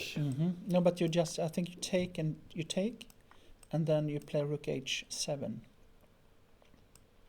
But my idea was to get in f6, to get in the bishop in the attack. But so you have to give a check, but maybe there is nothing here. Exactly. And now you play a4. Well, but that's just a trick. I know.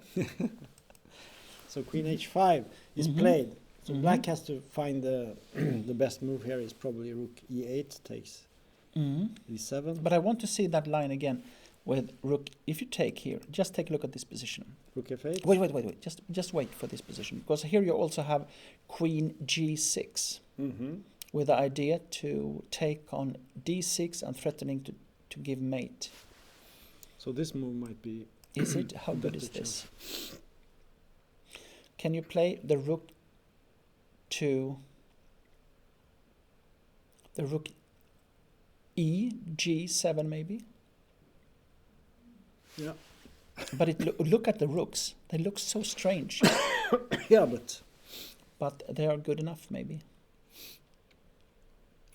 But also here, the bishop is, if you give a check and then play something with the queen, can you do that?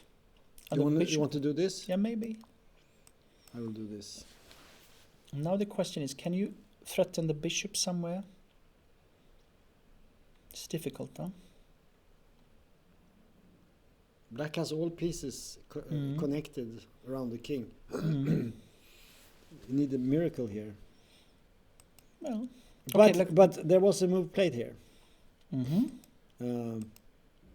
So after queen h5, he took on e7, rook f8, king g7, rook c8. Oh, look at the yes.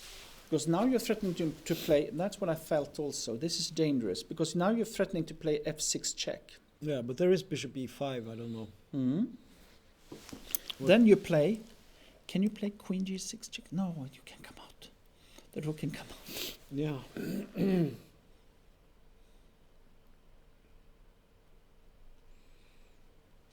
You could play f6 and take on h7 and just continue playing, but I don't know. The rook on c8 is not really doing that much. Okay, take on e3. Okay, let's do that. And I would suspect queen g4 check. Yeah. And there will be a mate on g6. Yes, or you can come to g8, yeah? No, not to g8. Well, after this. Yeah, then you do that, yeah. Yeah, okay. So rook takes e3 might be the good move. So maybe we should look at this position with fresh eyes. Maybe bishop e5 is not the only choice here. Do we want to, let's see, what do we want to do here?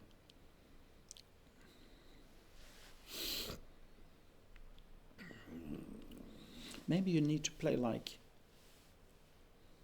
king f6. But then this is a typical move that is very difficult to.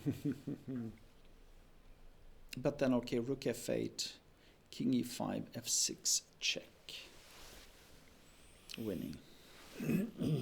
Yeah, this is a real test of your ability to defend. I mean, there might be a defense somewhere, but what is the move, so to speak? But this maybe there is a move here somewhere. I mean, I wouldn't be so certain, but the queen g4 idea is very nice. So what can you do here? Maybe it's actually winning. Maybe. What a nice. Okay. He played bishop takes a3. Okay. And now if you take on e3. Well, you take with the pawn. The king maybe can go to e5. So the idea is not to prevent or to block the e5 square. So there is some point to it.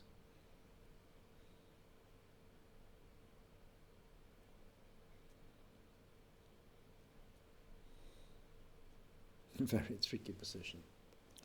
I see some fantastic lines here again. If you take on, You want to take here? I think you have to do it, right? F6 is just take. yeah, take on e3. Take on e3. I have an idea. And if you now play f6, Queen takes. yeah, I thought about Because queen you have g4. queen g5 maybe. Well, let's have a look. No, but it doesn't work. This, you go here, and you try this. Queen e king. Queen e5, Queen king. check. Now you can come here. No, mate in one. Oh, sorry. No, you have to go back. So it's a draw maybe. No, rook e. Rook e5. And then the bishop comes back to e7. Yes. Is that the end? Because you have no checks with black. But I also thought it could be that you could also play rook c7 check. Also. So let's see. In this position after queen d4. But I don't think this is forced, so I think we should go back. He took on e3. Yeah. Fantastic. No, this is... did he take on e3? Are you sure? Uh-huh. You can see it there. Yeah, right. And then e3, take with the pawn. Now, let's see here. Yeah, if you take with the rook, then it's queen g4, right? So d takes e3. And now check on g4. I still think this is the right way to play. Okay, I have one other idea. Is in this position you can also play queen to h4 maybe. No? And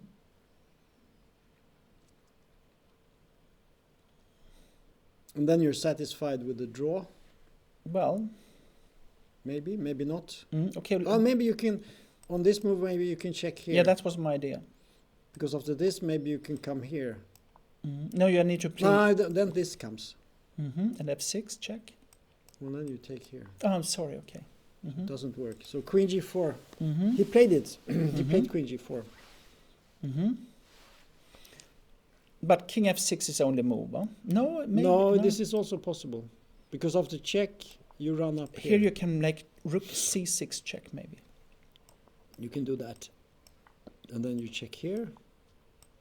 This. And take. This. But how is this? I think f6 is close. It's coming. But so I would say that probably white is better, but it's chaos. Chaos. I think this must be better for white. Well, at least he has a draw somehow. Well, king f6 was played in this position. So here we have actually rook c6 check is possible to play here. Yeah, he could play this move. Take, and this, and this, and this. And then the question is what to do. Should you play e2? Probably you can just take it then.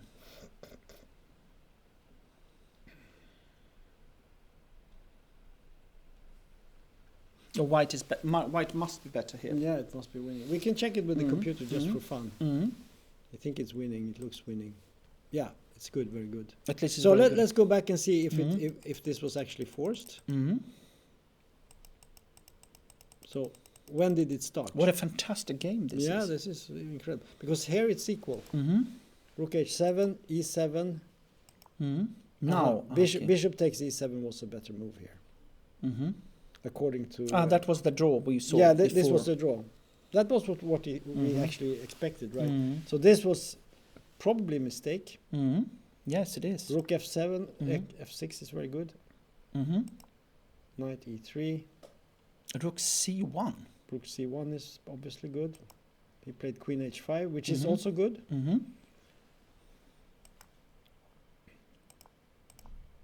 Rook c8 is the best move. Fantastic. That's quite... Only move winning. Only winning move, rook c8. Fantastic. That's impressive. That is not easy to see. No. Maybe he didn't see everything. And bishop a3 is obviously the best move. But already it's bad. Rook e3. That was not the best move. No. Queen f3. But that's difficult. To just retreat. No one finds this move. Okay. Because you always have rook e3 and queen g4. So, yeah. What? No, this was not played. It was Queen queen G4. g4, yeah. Rook c6. Yep. Yeah. Look at that. It's only move. Rook c6 he played. It was this. Is this the game? This is the game now. This is the position. Now they have more time, so now they can start thinking again. They have passed the 40s. This is a fantastic game, I think. Yeah. And now they want to, yes, king d4 actually. Yeah, I was thinking about actually this move. It looks strange, but I think as suggested this move should be good. But let's go to some other game. Oh my God, what a fantastic game this was. So exciting. So this game has developed as we expected. Black actually managed to make all his moves. He managed to do that. Yeah. But he will take on c8. But unfortunately his position is not so good. But he's a pawn up. Yes. But somehow it feels like it's not a very safe king. No. And there is knight e6, knight f4. Yeah. Knight f4, and then you take. So I think it's a winning game actually for white here. Unfortunately. He must play like king h7 or something like that. Try to defend. Yeah. He can do that. Okay. So the top board maybe again. I just want to see what is happening. Yeah. It was this, but look at the rook on. So let's see. Knight c2. He played this, yeah. And he went for the queen exchange. Rook c1, king f2, knight c5, rook a3. But look at rook a3. Yeah, but you know, you can play b4 at some point. It's not incarcerated forever. What is the time? The 41. Okay, I see. So he managed. They have received a new time. But Eric is still he's immediately burning 10 minutes. You know. Yeah, because it's not easy. It's not so easy position. No. Black. I think that even though the computer says it's equal, I would say that it's still white who is a little bit fighting for a draw here. Definitely. Because this rook looks a little bit strange, and the rook on c1 is a little bit more active. And So let's go to the next one, because there is action going on here. And here we have some development. Let's see where we were. We were... Let's see. Yeah, we had this position, and white played bishop f1. There was knight b4 and exchange. Rook e2, queen d6, queen d3, knight d7. He wants to go to b8 or I think black wants to try to, he wants to move this knight around, but I think he wants just to clamp down on and probably he d5. wants to avoid the swap of the black squared bishops, or right. On the other hand, if he swaps, then the queen can infiltrate on g3 or something. So it's I think white has to just stand. It's a bit like Eric's game against Trost. You cannot do anything, so you just have to wait and hope for the best. No doubt that it's black who is in, you know. But now this is a very that's commitment. That's a commitment. Yeah. Now you can immediately see the idea to get the knight to d6 and e4. But he wants to avoid the swap of bishops. That was a commitment. So queen a5 was played, bishop b2 and rook h8. Because he doesn't want to allow h5. No. Black is a little bit better, but but white has a fairly safe position. I mean, it's not easy to break this position. This will be a long game. Let's go to the next one. So here we have this position. I think we looked at something similar to this, didn't we? This will be a draw. Yeah. Most likely. It looks like it could be a situation with 3 against 2 for white, Yes. but black has better king, and it should be a fairly easy draw, Agree. something like that. Okay, so then we go to this game. Yeah, Of course. black everyone is agrees thinking- that white is better. Yeah, this was a brilliant game actually. And then we have this game, and yeah, he played knight e6 in this position, and yeah, clearly white is better. Yeah, We'll see if he probably. wins it, maybe not. And then here we had a surprise actually, Mhm. because what happened here? No, the knight is hanging. Look at this. Yeah, look at this. Now, what a mistake. That is that's a shocker. So the young Indian guy made a mistake here. And then But this, I would say this is it's an easy mistake to make. but queen b1 is, yeah. So black made this move because we looked at this and we said rook takes a3, queen takes e4, and a draw. But then white was even slightly better with a pawn. But rook d6 was a better choice. Queen b5, rook to e2. And now queen b1, yeah. Yeah, or a4. I guess. A4 also is actually. But the only But thing, that's difficult to yeah, see. f take e3, I would have been a bit. Yeah. It looks very dangerous, and maybe something comes to the f file and so on. But what a4, rook But c. maybe- You have the queen to go to f1. That's the point. But I maybe see. maybe this is a move, yeah, as you said. But then okay, bishop d5. But instead we had a. You could say this is a blunder, queen b4, but it's very beautiful. It is a blunder. And suddenly you cannot protect everything, right? Queen to b1. Queen to b1. And then you take this guy, I guess. Simple. Probably. So what can you do here?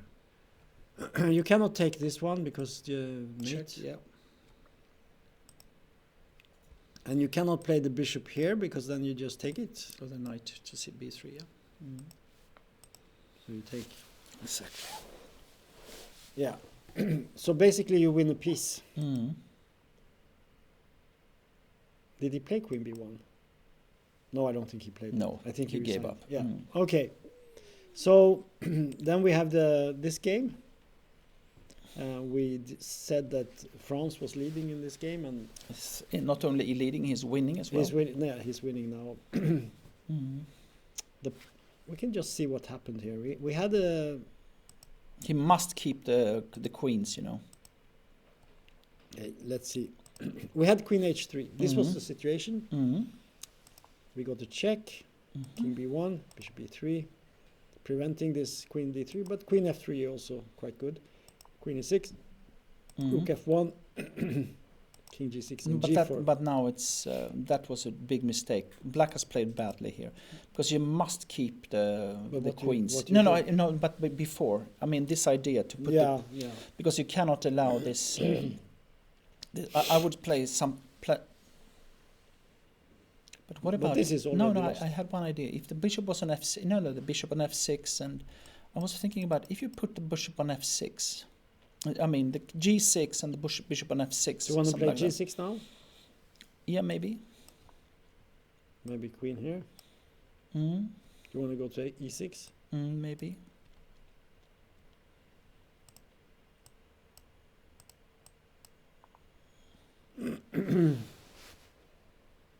I don't say it's good. I hope you understand that.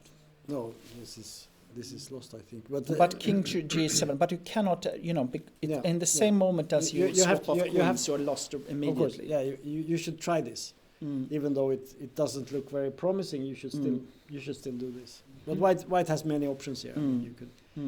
But okay, it's still a game. It's still a game. Yeah. Okay. But in the game there was bishop f4 anyway, and we got this. This is good, well played, because Very well played. And now I think it's not so difficult anymore. No. He just runs with the pawns. Mm. And he infiltrates. Yeah. But there is no big threat there. Mm. You always have king e2. Mm. Rook f7. Mm. Yeah. b6. Yeah. And now white has control. King on f1, a5, a6, and so Yeah, on. Okay. you don't even have to play king f1. You just play Mm. rook f8 and Mm. take a new queen. Mm. So this is over more or less. Unfortunately, And then we have William yeah, is fighting. he's fighting, but it doesn't look too good now. No, does not. So let's see what happened in this game. So we had Mm. king f8. Exactly. I think was the Mm. last move. Knight f3. Aha, it's going for Queen knight f4. g5. That's nice, actually. Yeah. So Kaido has controlled this game very nicely, I think. I mean, I think they has played like a good game in one Mhm. sense, even though, you know, it felt again like there were better options, Maybe, but tougher options. I think, but he always had an advantage. That's what I'm saying. Exactly. He never let go. That's the important thing. So, yeah. Okay, now look at this. Now Yeah, it's falling apart. Now it's falling apart. Mm. There was some back and forth. Then rook f1. Mm-hmm. Yeah. g4, g5. Yeah. This looks quite convincing. I mean, black can still play, but Mm.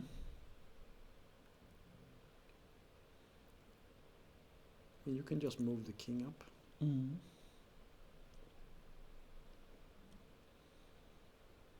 Can you put the knight on e4 and play king in g8 or something? But then there's always knight f6, I guess. So what was your idea? No, but I mean, if you let's say you play here. But knight f6 and then take on d5. Yeah, that's the problem. So no. Yes, that's a slight problem. Yeah, Mm. something like this maybe. Mm. Maybe you can even take it, you know, Yeah.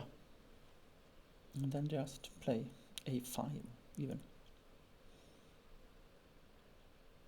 Or maybe just come with a with a king. Yep. Simple chess. No. This is simple. Mm. So this is winning. Mhm. Okay. So we go back again to the first game. Mhm. So h4 was played here. But again, he has very little time. Yes. He has 13 minutes against 37. That's about. He has a third. Mm. For every move, he has just a third of the time that. He's thinking when I this. get the chance, Yeah, that's. but the it's thing. not. But maybe it's a good strategy. Well, in the end, you will have very little time, and Mm. it might actually come down to time pressure, where he's playing on the increment, as it's called, and that's not very nice. You only have half a minute per No, move. I'm sure that Edwin wants to keep this game going, Of course, he will play it to the bitter end. because if he wins this game, Yeah, the then, Grandmaster norm is almost there, I think. You know. yeah. Then he would probably need maybe a draw in one of the last games. Well, he needs to play a grandmaster. Yes. but he will. But if he probably- wins, the chances are good in yeah, the last yeah, two yeah. rounds. He will probably play like against Sivok, Civic, maybe. We'll see what's happening. Yeah, depends on this game. And of course. Raya is also a grandmaster, so Oh, h5 came. yeah, Interesting. because f5 is. So suddenly white has maybe some hope. I don't know. What do you think? No, I think that's still, you Still know, bad? even knight c8 and knight d6, for example. Mm-hmm. Yeah, yeah. It's not the end to lose the g pawn if you can keep the f pawn. Exactly. But yeah, it's something. I don't know. Can you take on h5 or queen takes f5 and keep the pawn? Yeah, one somehow? of the ideas is to take on h5, take on f5 and bishop d2. Something like that. And then you will want to take on e3. Mm-hmm. But he must have been calculated. Maybe there is something with rook h1. 24 minutes left. Take on h5, and there's a mate on f8. Yeah, there are. At some point. Yeah. So it's not so clear. Interesting. But let's look at that variation. You take on h5. Take here. Bishop d2. Bishop d2. I'm thinking rook h1. Mm-hmm. And after this move, maybe you can go here. And then go for rook to e8. Yeah, because if you take here, of course, then there's checkmate here after some interpositions. So no, this was the idea, because if you take with a rook, now it's white. Black is ready for queen to c3 or something like that. Yeah, this looks very bad for white. Actually, so maybe take. You can play rook e2. Yeah, you can play that. Because if you take on you take on e7 and you have the checkmate idea again. Yeah, but queen to e3, yes. Something like this.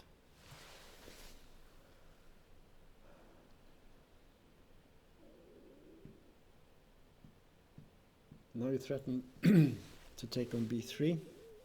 And on d4. And on d4. I mean, white... I don't know what to do, but... No, the rook is... The idea is that the rook on h5 is a bit out of play if you do not have this mating idea. So this is actually the position. So the question is now, bishop d2. Because if you do not play that, then I think that white's idea has paid off. So let's look. Do we have a move here? Something. Is there any trick?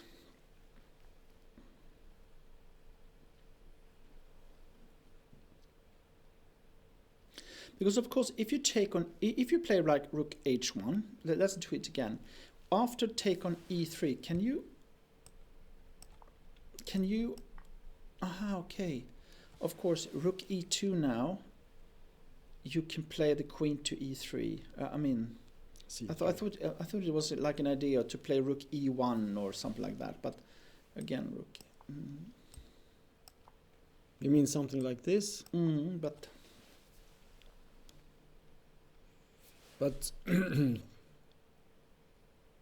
but again, you can play rook e8, and then bishop take h5. Okay. Rook b2. And then move back. Queen.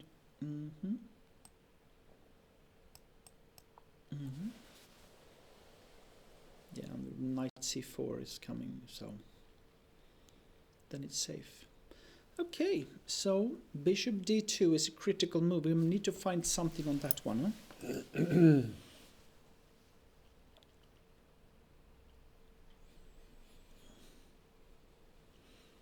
In a way, the rook to h1 is the logical move in a way.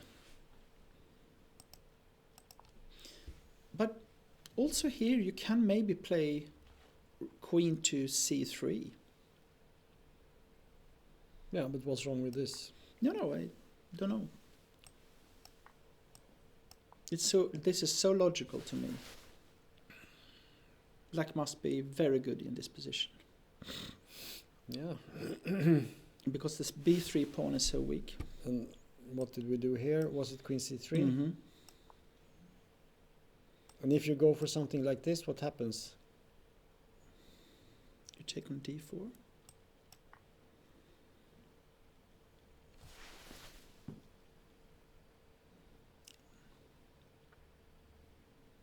Maybe this is the best chance, but here you... Yeah, you've dropped the pawn. The question is, can you get the playable position from this, or is it just bad? The problem is also that the bishop is hanging all the time on f3 if you start to take, But black does not threaten to take, but he threatens maybe to take on f4. With the queen, yeah. Yeah. And also with the bishop, actually. Maybe. Yeah, then, yeah. No, this looks very bad. So he didn't play bishop d2. So let's check with the computer what it says. It doesn't. It actually says knight to c. So let's check what is happening on bishop d2. But now it likes it. No? It plays rook d1. Okay, look, let's check. And take on e3. But now you play rook e2. Maybe.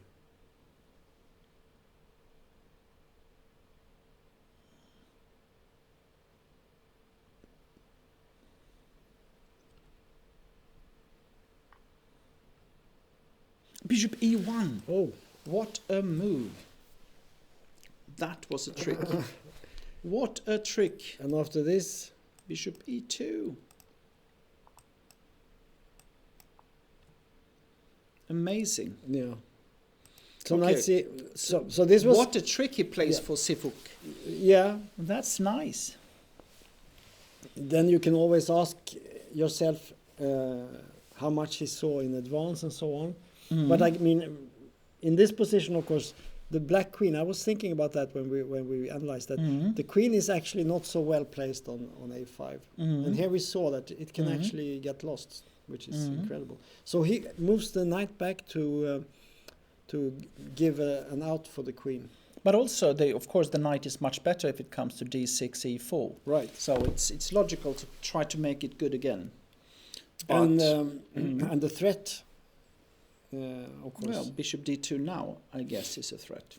Now it's a threat, yeah. And also he has the freedom to actually move the queen back if he needs to. Yeah. It looks like he's better, but I don't know. Queen g6 was played. Because there was rook h1, knight d6, and queen g6. Sorry, rook h1, what happened? Rook h1. Knight to d6, queen g6. Okay. And what's happening here?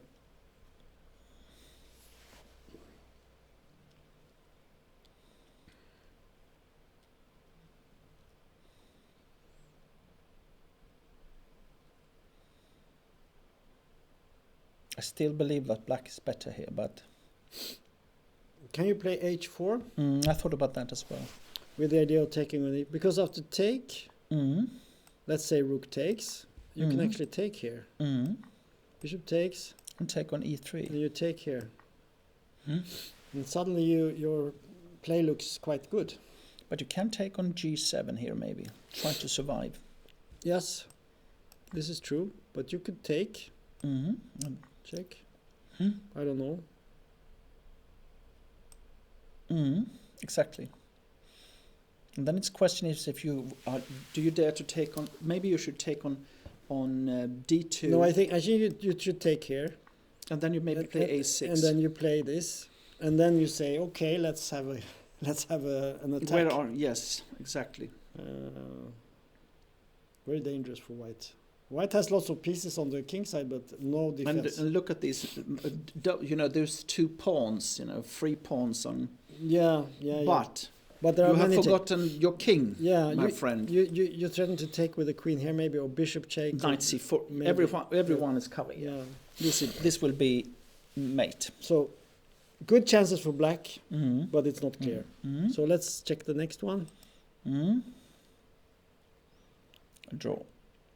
Yeah, this should be a draw. It's an equal rook ending. Black cannot do anything here. I mean, the king prevents any attacks on these pawns, so no problems. Then you can even lose the d5 pawn. Then we have this position. Yeah, now we have this one. Yeah. Praneeth is fighting for his life. And as always, he's fighting good. But here it's so easy to get, to lose one of your pieces. But bishop c5, can you play that? Because the rooks are protected, and then you protect your bishop and you protect the pawn on e3. And of course, white is still better, always better. But what happens? Let's say we do that. Let's go back. What happened? Take on b5. Take on b5. So there was rook c6. And rook c7. Here, I want to see if there is any better move. No, but I think it's logical to move the bishop here, because you cannot do anything with the bishop hanging. Right? You want to do f6 or something, maybe? No, I thought, No, it could also be that you move up your king. The But problem with if you play f6, then this pawn might fall off. At yes, some I agree. point. Okay, so Bishop e2. Mm-hmm. We can check with the computer just for fun to see, and Mhm. it still considers this to be very So bishop strong. c5. What does it do then? Yeah, it plays queen c4. Mm-hmm. Ah, you give a check on e6 probably.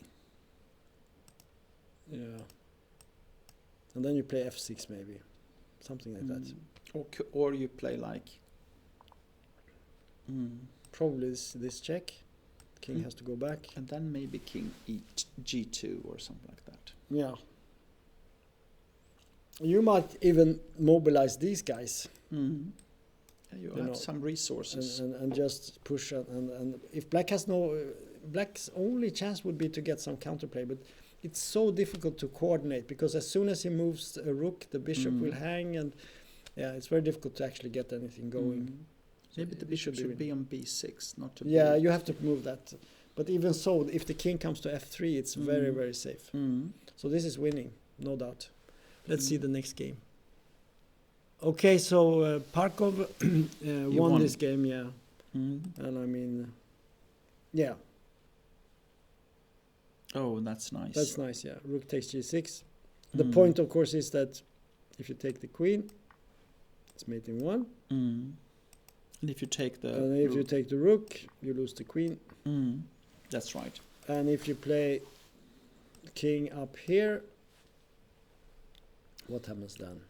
In the worst case, you can probably give a check on g7 Yeah, you could always do that. Is there And anything? and then move your Right. queen away. Yeah, something like that. but there is also a very nice move here, maybe. And take on g6. with Oh, knight. sorry, Mm. it was not so nice. Mm. You have to start with this one. Exactly. Check. And if the king goes up, you take the check. If here, Mm. maybe you also do that. Queen, Queen d2. yeah, queen d2. Probably this move. But now you come here. Or in worst case, you could even play like take on b7. I mean, and there are so many ways. Yeah, but this is Game over. Yeah. this is the type of move that You want to play. Okay, so and then we have actually quite nice this was game. clear, Nice yeah. game of this guy, this young guy. and we have this game was over, Oh, yeah, of course. and then we have Kaido Mm-hmm. and William is still fighting. Yeah, but it's not fighting so bad actually, you know. No, Okay, king maybe. Well, what about king e3? yeah, Because if you know, and if you go to f5, you just have bishop c2 check. probably king e5 maybe after king e3 with the idea of playing d4. Okay, what about a bishop to c2 in this position? No, yeah, maybe that. Maybe this is a good move. I don't know. Should you play some knight move? But if you, yeah, but now you can move your knight again. Yeah. Maybe you go here. Mm.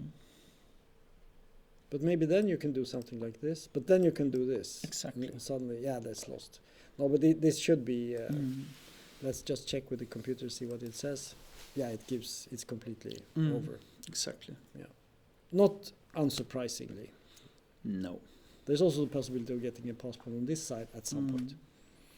Okay, Blomqvist and Trost made a draw. Interesting. So we can just check.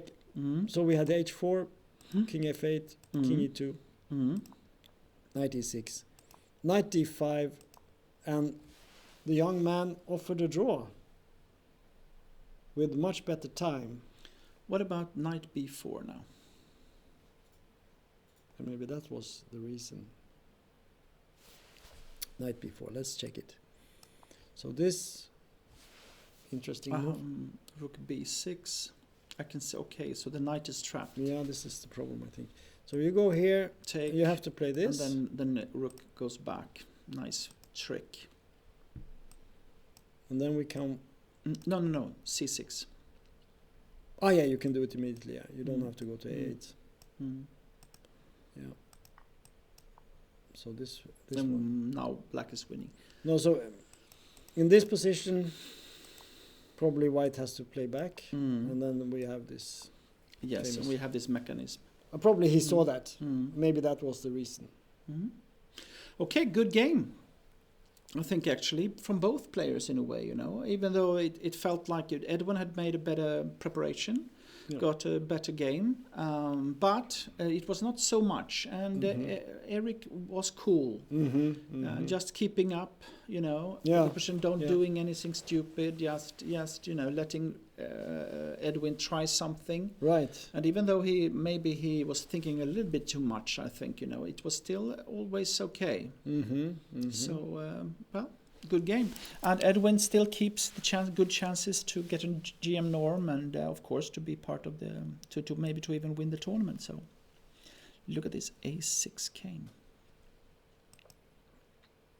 Yeah, he played A6 immediately. We thought H4. But maybe this is smart, actually. Maybe. Because so let's see if we take this pawn. What happens? Should we take it with if we take it with the bishop, there's some knight E4 things going on, not so nice, with the threats everywhere. So you have to take with the rook, I guess. And you take back. Probably you take. Queen takes. And now you go with bishop to D2, maybe. You want to go there? Yeah. Because you're also threatening to play queen to C3. And I of course you have to play something like and this. now you need to have some kind of counterplay. So maybe queen H8 check. But then we have rook E8 if we want maybe to. you should play that actually. And then you have to take this, yes, right? but yes, and now queen C3 is very strong. Yeah. Because you cannot, you know, if you play like rook to C2, you take on C4, or B3. And then the knight comes to C4 later on. Well, yes, and you have to watch out for the checkmate on B7, but beside that. So there is something here, and you check. And check on D3. Check here. King up somewhere. But now you have to watch out for. Yeah, you're B7. not going to get mated here. So we find a good move here. Bishop probably. C3, probably. Probably something like this. Bishop E2, maybe, I don't know. Yeah, maybe this is good actually. Okay, go back. And then maybe you should give a check first on C4 after King A2. This now Queen C4 is a good move. Yeah. And you cannot go to A1 because Bishop C3 immediately ends the game. So you have to pay. You only have if you go up here, then you can start taking maybe this one also. So probably this move. And then maybe Bishop C3 again. Maybe Bishop C3, yeah. And now it's not so easy. This move is not good now because you just take here. No, this should be winning. And there will be some catastrophe happening here, like something like this. No, I think it is a winning position for black. It looks winning. Excellent game by... what is this? Rook C2 is played. Instead of taking on. Yeah, but he sees that there is an attack coming and he decides to fight. Yes, also because now he's keeping up, you know, the bishop cannot move because the knight is threatened by the queen on G6. But maybe now we do H4.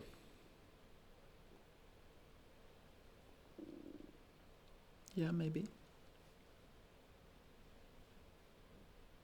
I don't know.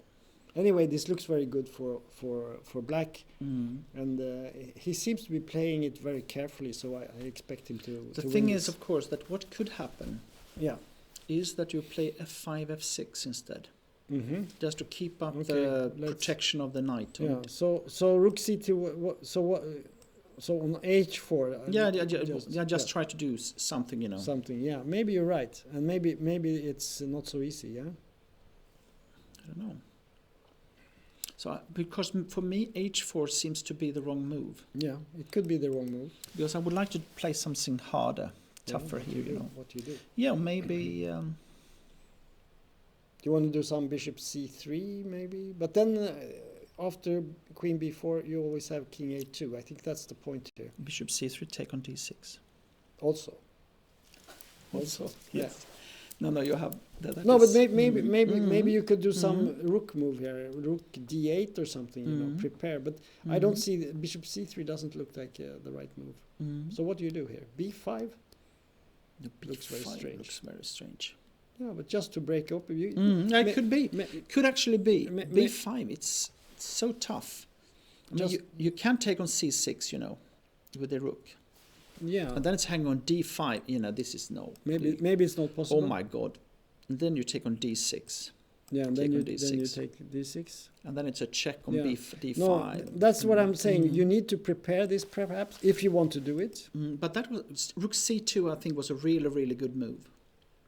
Until we see black. Yeah, no, but at least you know it's you know, because the other ones were so forcing, you know, in a way. Yeah. So maybe we can. Well played, I think. Maybe we can play some preparatory move here. Okay, if you play h4 like you said, and then after f5 you just had to play h3. So here. Can you do that? f5. Mm-hmm. h3. Mm-hmm. I guess you're contemplating f6 here. And take. And now you move your rook to h7, for example. How is this? It's a game. But I must say that, you know, white is in the game. So maybe you play some move like this. Maybe. And then queen d8 or something like that. Mm-hmm. Yeah, I still think that black is better, but you know, it's a fight. He played h4 actually. So we have that on the board. And then the question is, what will white play? I don't think you can take on h4. That's for sure completely lost. So he has to play something else. Maybe f5 is the best. What is the time like? Okay, 15 minutes each. This is really, really interesting games, you know, going on. Yeah, some of the games are so hard, so tough. So yeah. Okay, what about that was a draw, Bartosz? Yes, it's okay. Maybe we should just quickly check what's going on here. Yeah, it's still played, but it should be a draw, right? This one, yeah, he played bishop c5, but yeah, it's good for white. And then we have this one was over, yeah, and we have, okay. Yeah, this must be winning. Very easily. Because now you have passed pawns everywhere, right? And you can move your knight to e4. And yeah, you can move the knight back. b5 in the start. Should be easy win. Okay, so the most interesting game is perhaps this one. Yes. This is the one with the most potential. And of course, also this game with Praneth, you know, if he can win this Jan Malek. Yeah, but I think we have seen the plan there. It seems to be pretty simple, right? No, what do you mean simple? I mean, how do you... I mean, then you are going to win this position. No, but this position, we're talking about this one. Is it so easy to win? It's not so easy. But I think it should be winning. It should be winning, yeah. I don't know what we do here. Queen d3 maybe? You can also play for a mate, of course, checkmate, you know. But what did you think? Go here maybe? I mean, I don't know what's happening here. Something like this. This should be mate somehow. Yeah, but he didn't play. Now you have played. Yeah, this is the position. Yeah. Well, I was thinking about this. And go back. Yeah. Maybe we check here. I mean, this is very nasty. Bishop to queen to c3. Okay, maybe it's more nasty than I thought. Yeah. That normally what you do is that you combine these ideas, you know. Yeah. So you play like king g2, like you said. Yeah.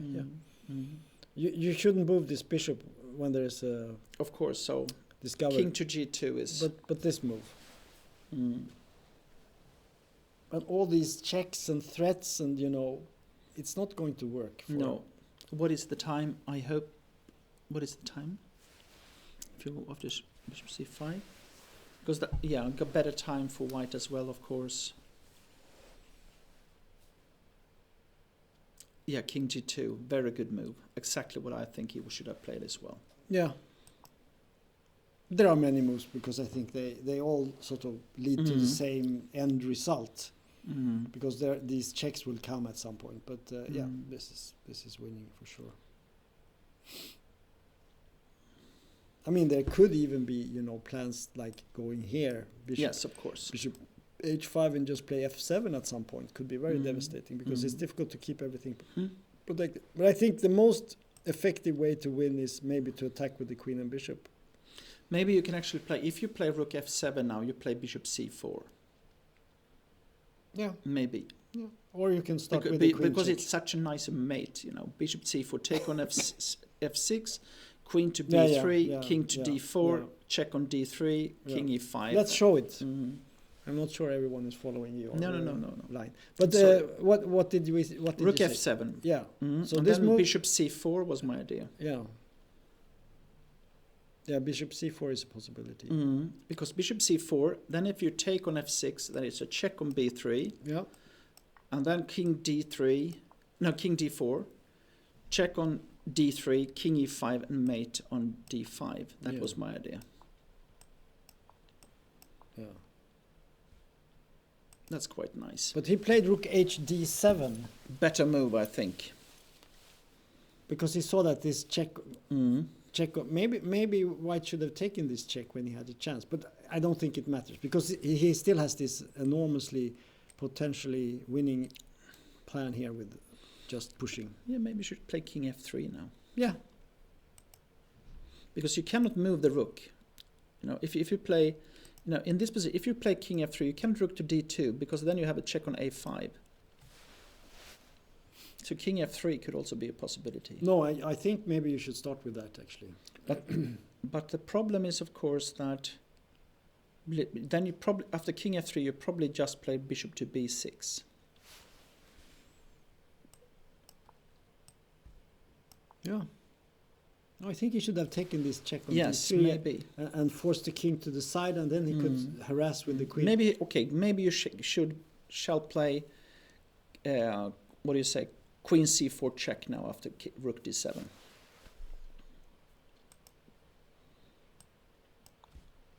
But maybe now we can we do this? And now king f3. That's my idea. Yeah.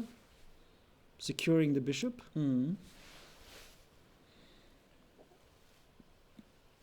Yeah. And if you maybe bishop b6. Maybe now we have some check. That was, yeah. Maybe here.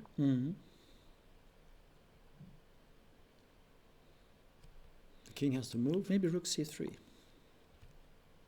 You dare to put all your pieces hanging here? What shall you know? Just my idea was to play bishop to d4 and try to get some. Yeah. Not a stupid idea. Maybe queen to b1. It's dangerous. Threatening. Checkmate on d1. What about this move?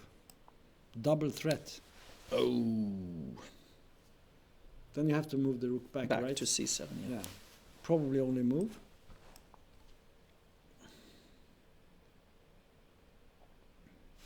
Yeah, now you start to push with. But I think you should just mobilize everything. Yeah, you should go for this one. Because g4 was actually played. Okay. But in the other position. Yeah. Okay, same idea. Probably a very good idea.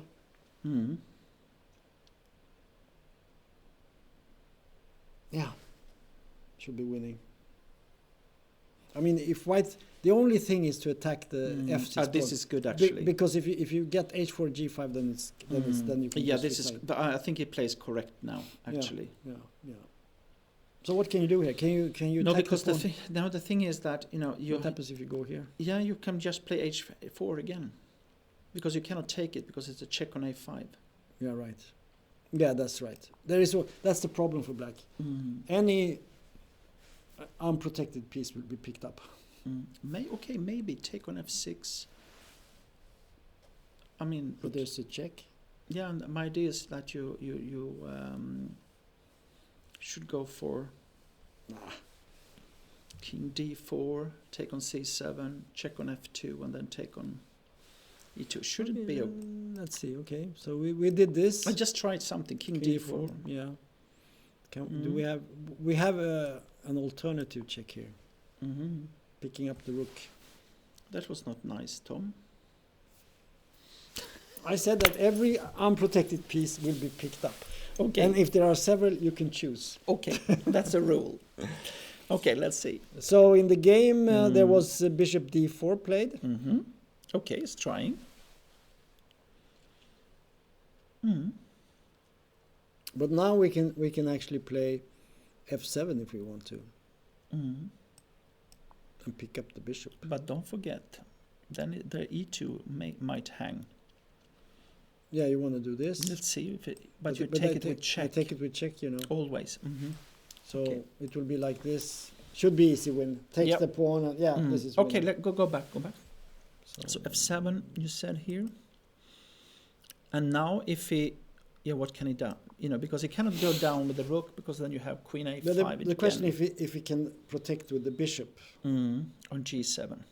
So maybe I don't know. Maybe this is. Yeah, but it should be good anyway. What do? You want to go here? Then you probably you take a queen, and you try to check so you get the bishop. Yeah. But okay, king d2 then. So but we have some checks here. We can do some checking, I guess. yeah. The check on a5 is good. Mm-hmm. Because if you go back, then the a1 and take on. So you have to go somewhere here. And then check on a2 maybe. And now we can check here, and then we take the right. A little bit of calculation, and it should be. This should be winning. Should be winning. Yeah. Okay, let's go back. So we have. I think that this Sivok game is one of the most interesting. Okay, so we actually got something different here. Rook c2 was played, h4, and now queen d3 and h3. Yes. Yeah. Sivok tries to play it, super safe. Maybe he's on the right track. I don't know, because it's not so easy for black to break through now. The question: can you play bishop g4, and then h2, bishop g3? Let's look at it. Knight, because knight e4 you can take with the rook on. Yeah, but there are other moves here. Maybe you can play rook e8. Something like that. I don't know. Yeah. You have always knight e4 and knight c3 and things like that. Still. So let's say he goes back. Maybe you can maybe you can jump here. I don't know. Take on h2. Then you take on f2. No, you take here. Take with something, maybe with this one, but then the rook comes. This is we have a typical losing situation with heavy pieces and opposite colored bishops. Should be winning, yeah. No, it's completely winning because white is not coordinated and he has no counterplay at all. But queen c2. Yeah, but I mean, let's put some pressure here. You have to now go to d1. Okay. My idea is, maybe you can play rook to e1, maybe actually. I'm going here. Yeah, and then I play. You want to go here? And then we do something here. We have rook e1. No, Well, it's tricky. queen c2, but okay. Yeah. No, but he can fight, but it should be somewhere. There should be like a bishop c3 and winning. Yeah, I think after queen winning c2 some here, kind of I think quality, actually something like you're that, yeah, perfectly something correct. like that, you know. And it's just it falls apart. I don't think you can allow these rooks coming in. I agree. So in the game, bishop g1 was played. So it was there. He played instead of this bishop g4 and things. He didn't play that. He played bishop g1. But that's a sign that things are sort of falling apart a bit, I think. But on the other hand, On the other hand, Yes. What? No, the thing is that now you're protecting, because if you can start to move with f5 and so on, even though the bishop looks horrible on g1, you have some kind of counterplay, and then rook can come to h2. So as long as the e3 pawn is not lost, you might have a chance. It's true. He's fighting very well, I must say. Yeah, of course. It's good. But I think that's his strength. He is a very good fighter, and he's very good at defending. I mean, we can see that good defense is very strong. Because knight e4 now, probably you just take it, huh? Yeah, I was looking at knight e4. I was thinking about this. I take it. If you take it, because if you take with a rook, I play rook h2, and now I cannot see that. But of course, there is always c5 at the moment as well. So what do you want to do here? Rook h2 was the idea. This one. Really going for it. Yeah. I don't know. Maybe it's good. Maybe not. c5 you said. Yeah, but then you take on h3 and. Now you move the rook. Well, maybe then you can exchange. So let's say we take. And let's say we take. But now you will have to think about what to play. No. It's a check on e1. But I thought about this position, because it is, you are still, it's equal when it comes to pawns and so on. Yeah, but the position. So is horrible. let's say that you play f5, for example.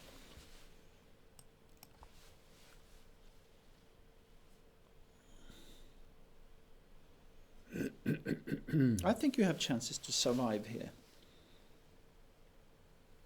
Maybe.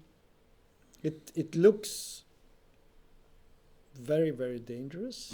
Yes, it does. But now it's more. We're speaking more about what is the best chance. Yeah, but this is not so.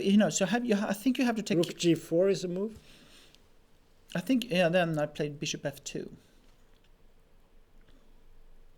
Yeah. I mean, it should be very, very good, but it's not easy. No, it's not easy. Nothing is ever easy. No, life is difficult. So this is still a fight. Yeah. So go back. So but we bishop g1. So here still, black needs to be cautious. My impression here is that black probably is better, but it's not so easy to find the right way, and it could be very, very, very tricky in the end. But he needs to get his attack going somehow, I believe. But if you could take e3 somehow, but how do you do it? What do you do? Should you play like, if black plays now, bishop to e1.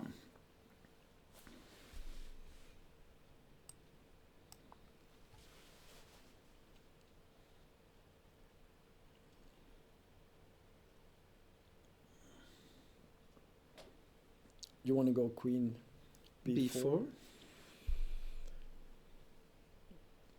And if you move the bishop, you play knight e4, perhaps, something like that.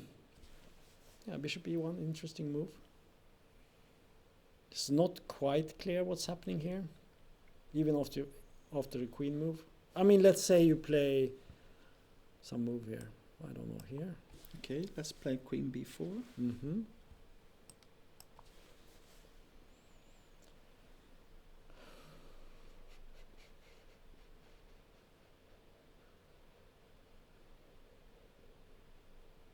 No, maybe b5 can be at some point.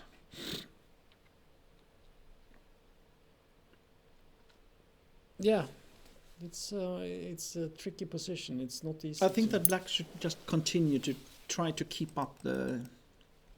No, what I was thinking about after bishop b1 was f5. Yeah, this is a possibility also. The bishop is on g1. Huh? Sorry. Yeah. No, this has been played. Oh my God. Bishop g1. He played knight e4. And he took with a pawn. Yeah, I saw this line. I also thought about it. Yeah, okay. I thought this would. Maybe this is very strong actually, because now what you do now after queen c4, you probably just play g6, and you play more positionally again. So what about this move? Queen f5. And then this move. Mm-hmm. Okay, go back. Go back. I had another idea.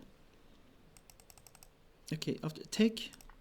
No, he didn't take it with rook. No, he took D it take with D take he e4. took Okay, this. and Queen f1. Now there is also Queen Maybe- d5. Queen d5, and now we have to make a move. Mm. King a2, I guess, or Yeah, King b2 maybe is better. Yeah, maybe. Because b5. Now I thought about b5. Well, okay, so let's go here then. Mm. I'm not so impressed by this, because the e3 was the big weakness in White's position, and now there is no weakness there anymore. No, but also c5 now can be very dangerous also. It's true. But if you play c5 here, Mm. can we go here? I take on d4. I think. Maybe we have an attack somehow, maybe not. No, you can see it's a game. It is a game. Let's take it just. Mm. Maybe start with the check, I don't know. Mm. This is not clear, I mean, this is unclear. And I don't see the big attack here for Okay, Black. go back. Let's put at this position. Actually, Queen f1 was played. Interesting. Now, No, I think Black has misplayed this horribly. I thought your bishop e1 move was much stronger. yeah, than because this. it's the normally what you do is that you simply want to put up the pressure, continue to put up the pressure, and that was that kind of move,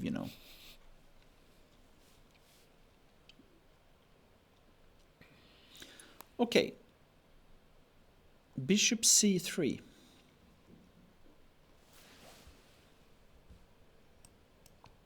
Okay, let's take the pawn. I take. Shouldn't you keep the rooks? No, I thought about take Okay, let's take it. and then Queen b4. Yes. And I guess we could check and go Queen g8. What do you do after that? True. I didn't see that. And suddenly we have a defense. b5, but it looks, I don't know. Okay, go back.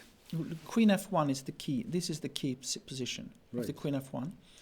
Let's see this one. Okay, so how to continue here? He played Queen f5. Mm-hmm. But What has he this one? seen? Yeah, what has he seen? Now maybe you play for rook, to go for Maybe you move that. c5 now. c5 now maybe. Just go. Try to go for an attack. Caveman style. But I will take this. And then rook to d8 or some c8 or c8 maybe. c8 I think. c8, yeah. And then we go here. And I take on d4.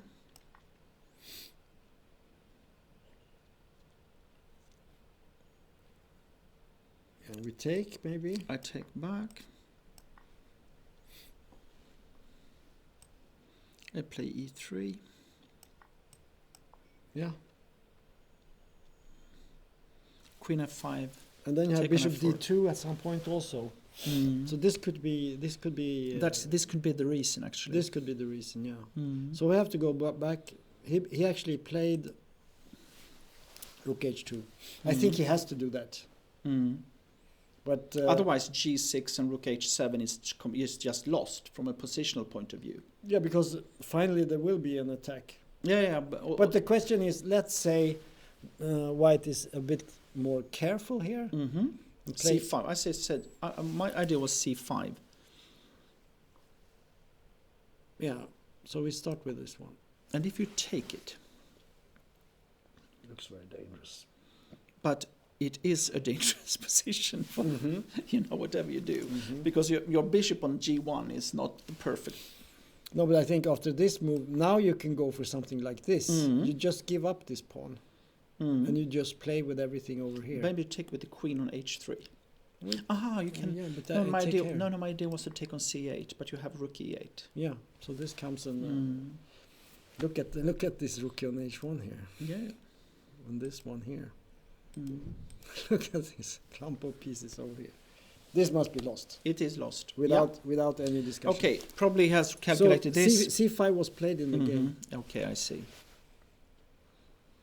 I think he's playing quite good, this guy. Raja Ritvi. Yeah, he's playing good. Yeah. No, this was I didn't see this, but this changes it. So Queen F5 was actually a very good move because it forces all the pieces to the king side, and then you swap. And then you swap and you go over with everything on the queen side. So the question is, do we have a move in this situation? Okay, I still think you need to take on h3. Yeah, you have to take this, and we moved because if I'm allowed to take with the queen here, I think it's you have some chances, right? So probably here. But even that. Even that, but let's look at this first. Because you can play bishop d2 in the end. So even that is good. But maybe there is a move here, you know, and I'm going to show it to you now. Thank you. Look at this. Good. The point is rook h8 if you take on d4. But then you take the bishop on b4, so I thought that was the idea. Yeah, that's I also had that, but I can actually start with rook h8. Go. Okay, look again. Then c5. Okay, if you take on h3. Maybe take on h3 because I saw another line in here. Yes, take on h3. Maybe we can take. Then I take on d4. Yeah, and I can check and I can play queen, but then you have bishop c5 and you have e3 check. So we take with the queen. And now swap and take on d4. You have bishop e3. That's a good move because I've thought about bishop d2 here. Oh yeah, but it doesn't do exactly. The trick. Unfortunately, that was a good idea. Yeah. So it doesn't work, but it was very close. He played rook takes h3 actually. Yeah? What? He didn't take with the queen. Maybe after queen take, you play queen b3, and then you take on d4. What do you think? No, I didn't follow you. If you go back, because we were looking at. Actually, we have reached this position now. No, but if you go back. Yeah, I know, but we cannot. We have to look at what's happening. Okay. Because there are so many options, but we can go back later. But I think we should follow what's happening. So the question is, in this situation, this looks a bit dangerous. No, because now e3 will come with check. Yeah, that looks good. But what about queen c4?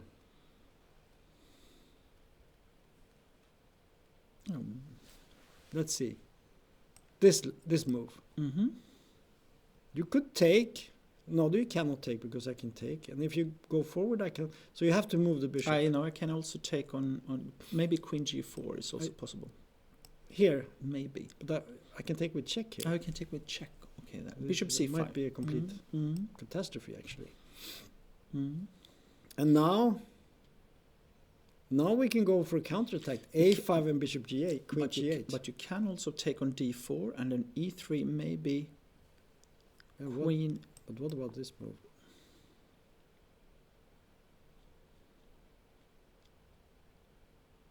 Contra Mishko, as they say. Contra Mishko? Yeah, it means contra friend. I played a lot of blitz with the Yugoslav players. Contra Mishko. Okay. We have this position now. Queen c4. So we have reached this. Actually, I think this is very dangerous for black now. What about look at this bishop? Suddenly the bishop is but you can actually play bishop c3 maybe. Because now you're threatening to play queen g4. Yeah, I like this much better. This is much better. This is much better. Yeah, this is much better. But rook c8. With the idea to do what? Queen c5 check.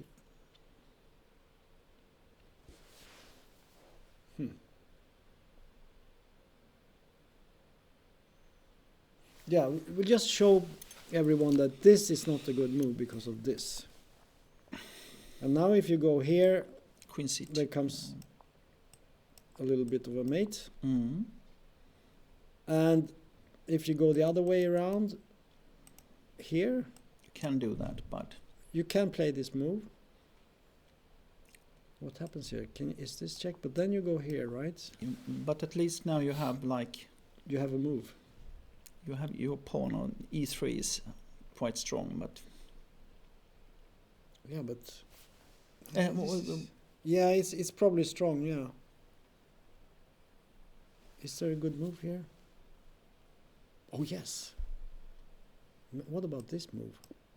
Is it white's move here? no, it's black's to Ah, play. it's black. So. Okay. So what can black play? If it's white's move, I think d5 is quite strong actually. Maybe Mhm. even winning.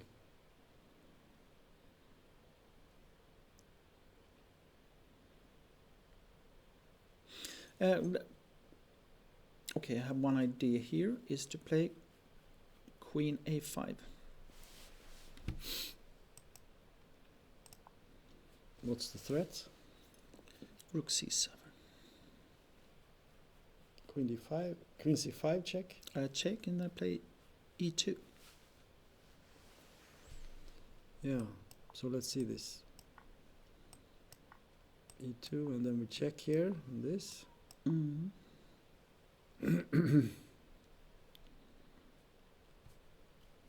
How is this if we play bishop?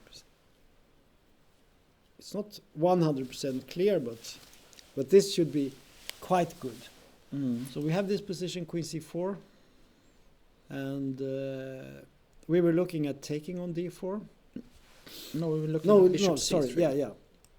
And now we looked at taking. The question is, Mhm. do we have anything else? Yeah, rook c8 was my suggestion. Yeah, okay. And now the threat is to maybe, Queen c5 check. yeah, exchange queens and Mm.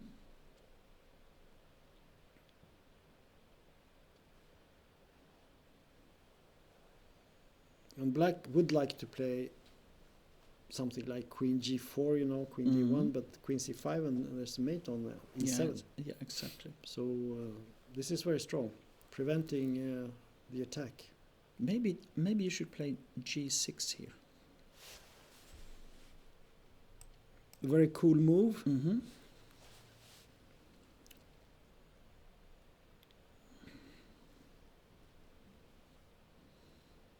Can we take on d4 now? e3 check, And king to c1 e2. and check. Oh, you have d5. a check with d5, okay. And then you have a check on c7 even now. Yeah, well, it's still, that is also Or even interesting. bishop takes b6. It's mates, I think. Let's have a check. Mhm. I give a This, check. This. Just let's start with this one Mhm. because I think this is good. Check here. Mm. Now I think we just take here. You have to take. Rook. Queen takes and rook c. No, it's not mate on c8. Okay, sorry. So But it's still winning, I think. no, but this is the mate. Check Mm. here and mate here. Hmm. So Good. okay, so Mhm. yeah, not perhaps. Mm. So he can take. But give a check. But I don't like the g6 move. It looks so passive. What? No, but look at it. I think it's good actually. Okay. I just want to see if it's possible. No, this is the problem. I think. e3. And now I had the idea of, okay, you have this move, okay. I give a check on d2. Yeah, I think it's more or less forced, and I cannot go here because I Mhm. think you have a Mhm. check on. Hmm? This is not. That's not even clear. Maybe you can Mhm. actually. No, I don't think you can. And now my idea was simply to play rook to a. You have maybe you can play like d5 in the next move. I didn't see Mhm. that one. Mm.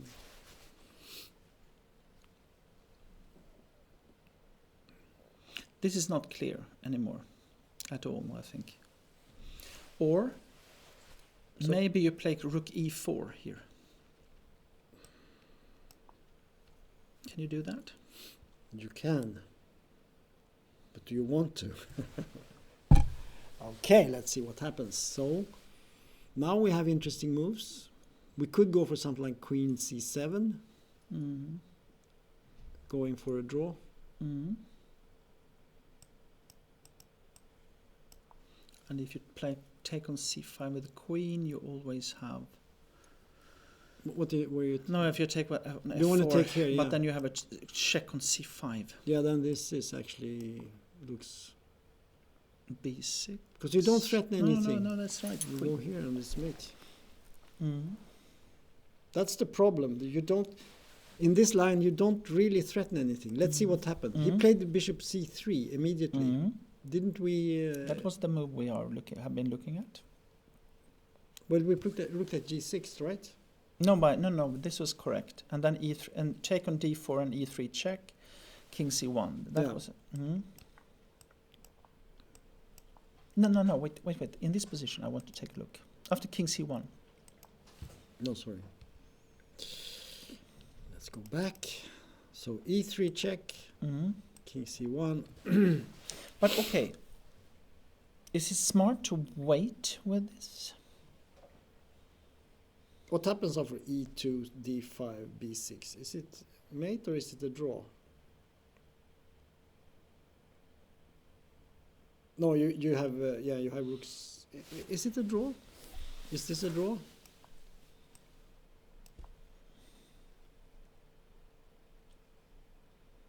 Was it like this?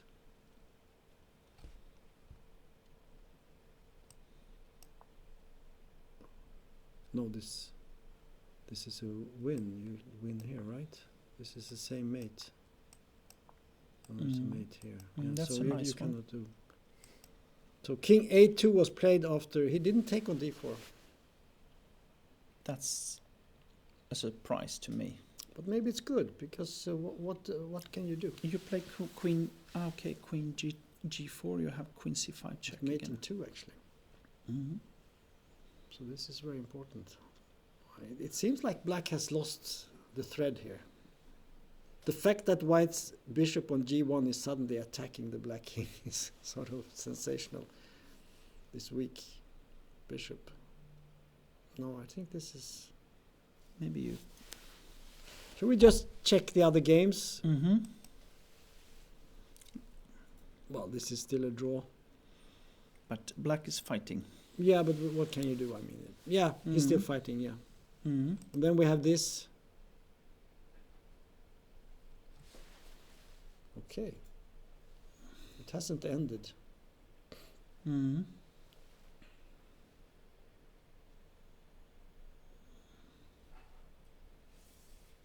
Is this the position? Yeah, this is the position. So here he can actually take on f7.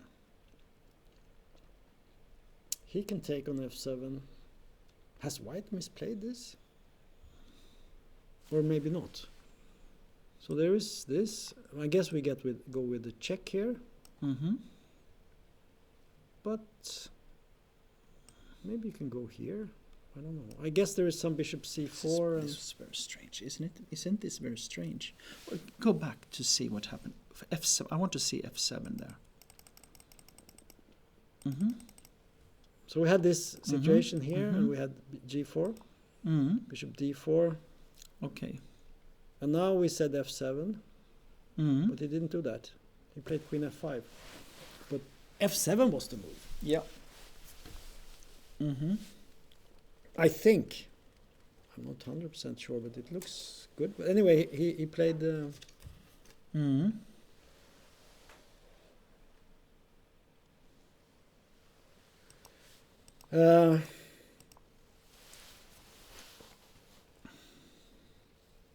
f7.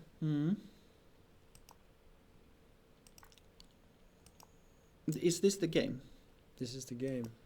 But wait. Here you want to make a queen and then try to win the bishop and with checks. But maybe it's not possible. Maybe not. Okay, so what happened? So nothing happened. This is it. Queen f4. So the question is, after queen f4, what happens after this move? Is there some move we have missed here? Something that wins something? Maybe somewhere... No. But then even rook c2. But this check looks very tempting, you know? And if the king goes here, so the question is there some bishop c4 move or something? But still, it must be something easier earlier on, you know. Should be. Look at this position after. You know, I want to see this with a pawn on. What was it? Pawn on f6 or where was it? This position. Okay, here. And now, what happened here? He played king c1. So okay, this position.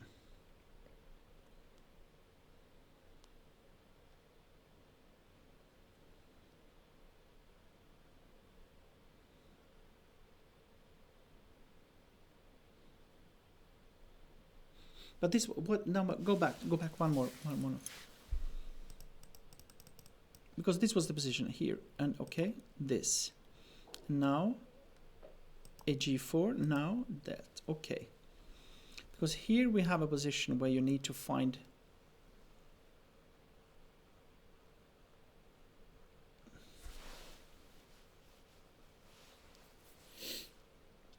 We played, when we analyzed it, we looked at this move, but I don't think we looked at this guy.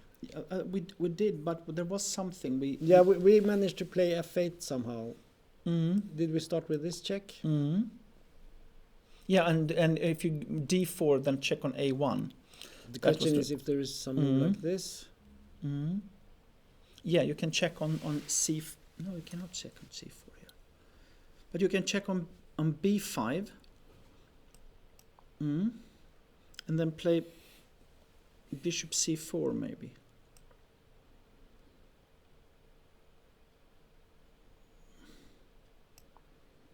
Here you can play maybe bishop c4.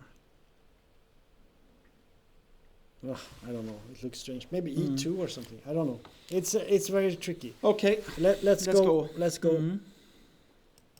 So we see this position. So we had king a2, bishop a5, e4, e3, and d5.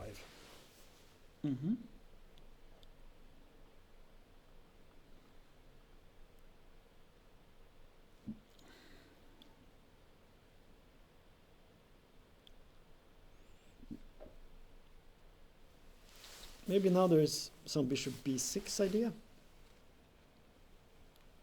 At some point. Yeah, but also rook c7 at some point. But yeah, maybe. But I just thought that isn't there is a d6 coming up. Yes, this is the problem. I was thinking about rook e4. That was maybe a good move.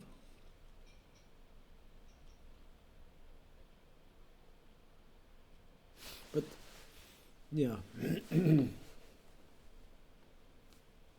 Rook e4 looks quite good, I'd say.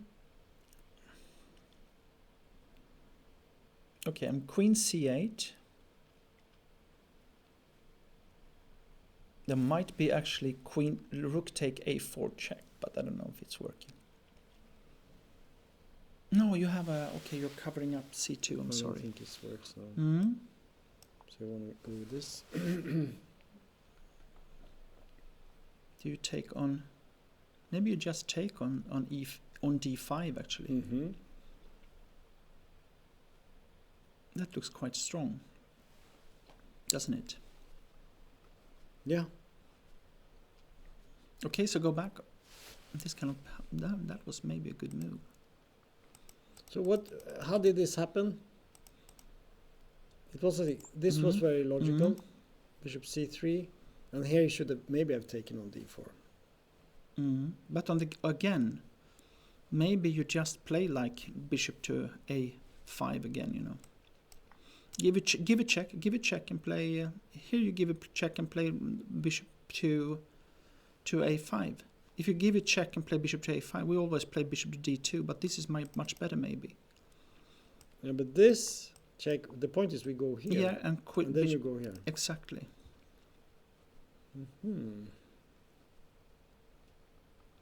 This might be an improvement, yeah? Yes. And now... Because at least rook c7 is threatening as well, you know? Yeah.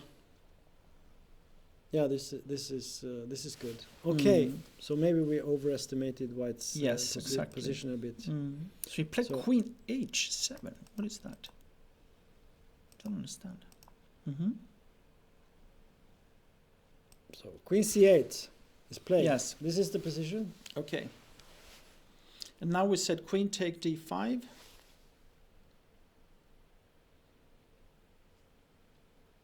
I cannot see any good moves then. Well, you can exchange queens, Queen A8 and Queen D8. Yes. The pin is still pawn is still pinned, but then you move the king, and then how do you stop this? Then you probably have to sacrifice. Probably not so good. So let's see. Queen takes D5. Okay, yeah, the only chance. Correct, yeah. Yeah, some move like this here. And there are big threats now. Do we have anything? Rook D8, is that a move?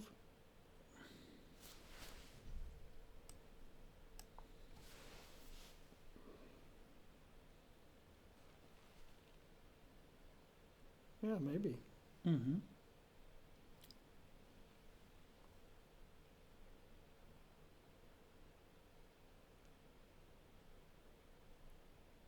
Strange position, right? But there's a check on A4. Yeah, what happens with that check? Check. And now we go, you have to go here. There is a check on G2. That's a good one. That's the winning check. That's the winning check, okay. Okay, so Rook D8 does not work, but then I don't see. Then you have to do this. Or you have to go, yeah, that's right, okay. Or do you have Yeah, any? no, Yes. no, you have to swap.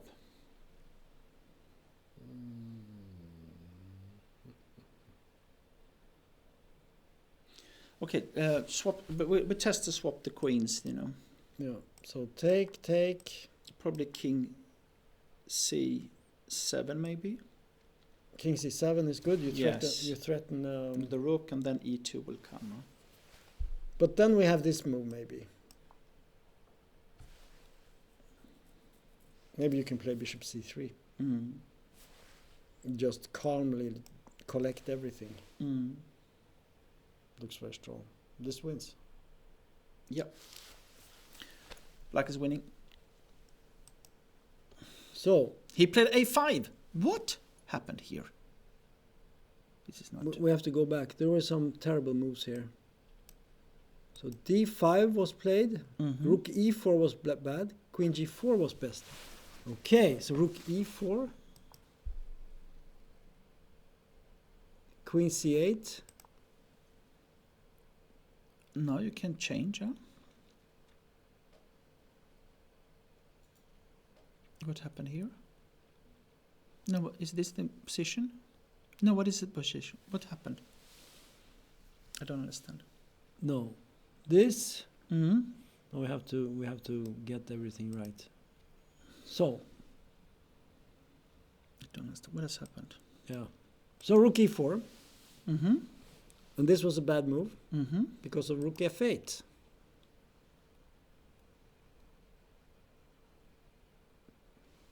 A counter. Now suddenly, where can you go? No, there's a check in between. If you play Rook takes C4, you take on E3 check. That's the problem, and then you just win the game. So he has to play.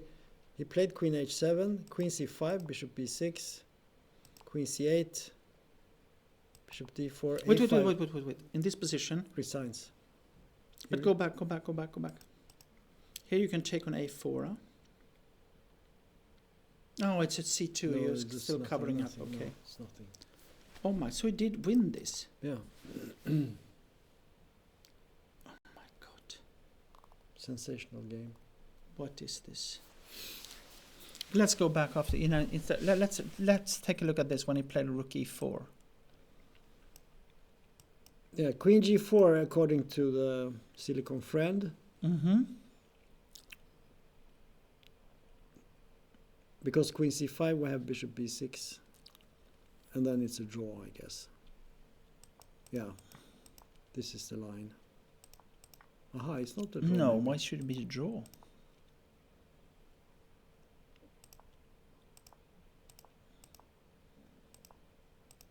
Yeah, I don't know. Okay, very tricky game. I He think really takes his chances. I think it's Sivuk. time for us to Summarize.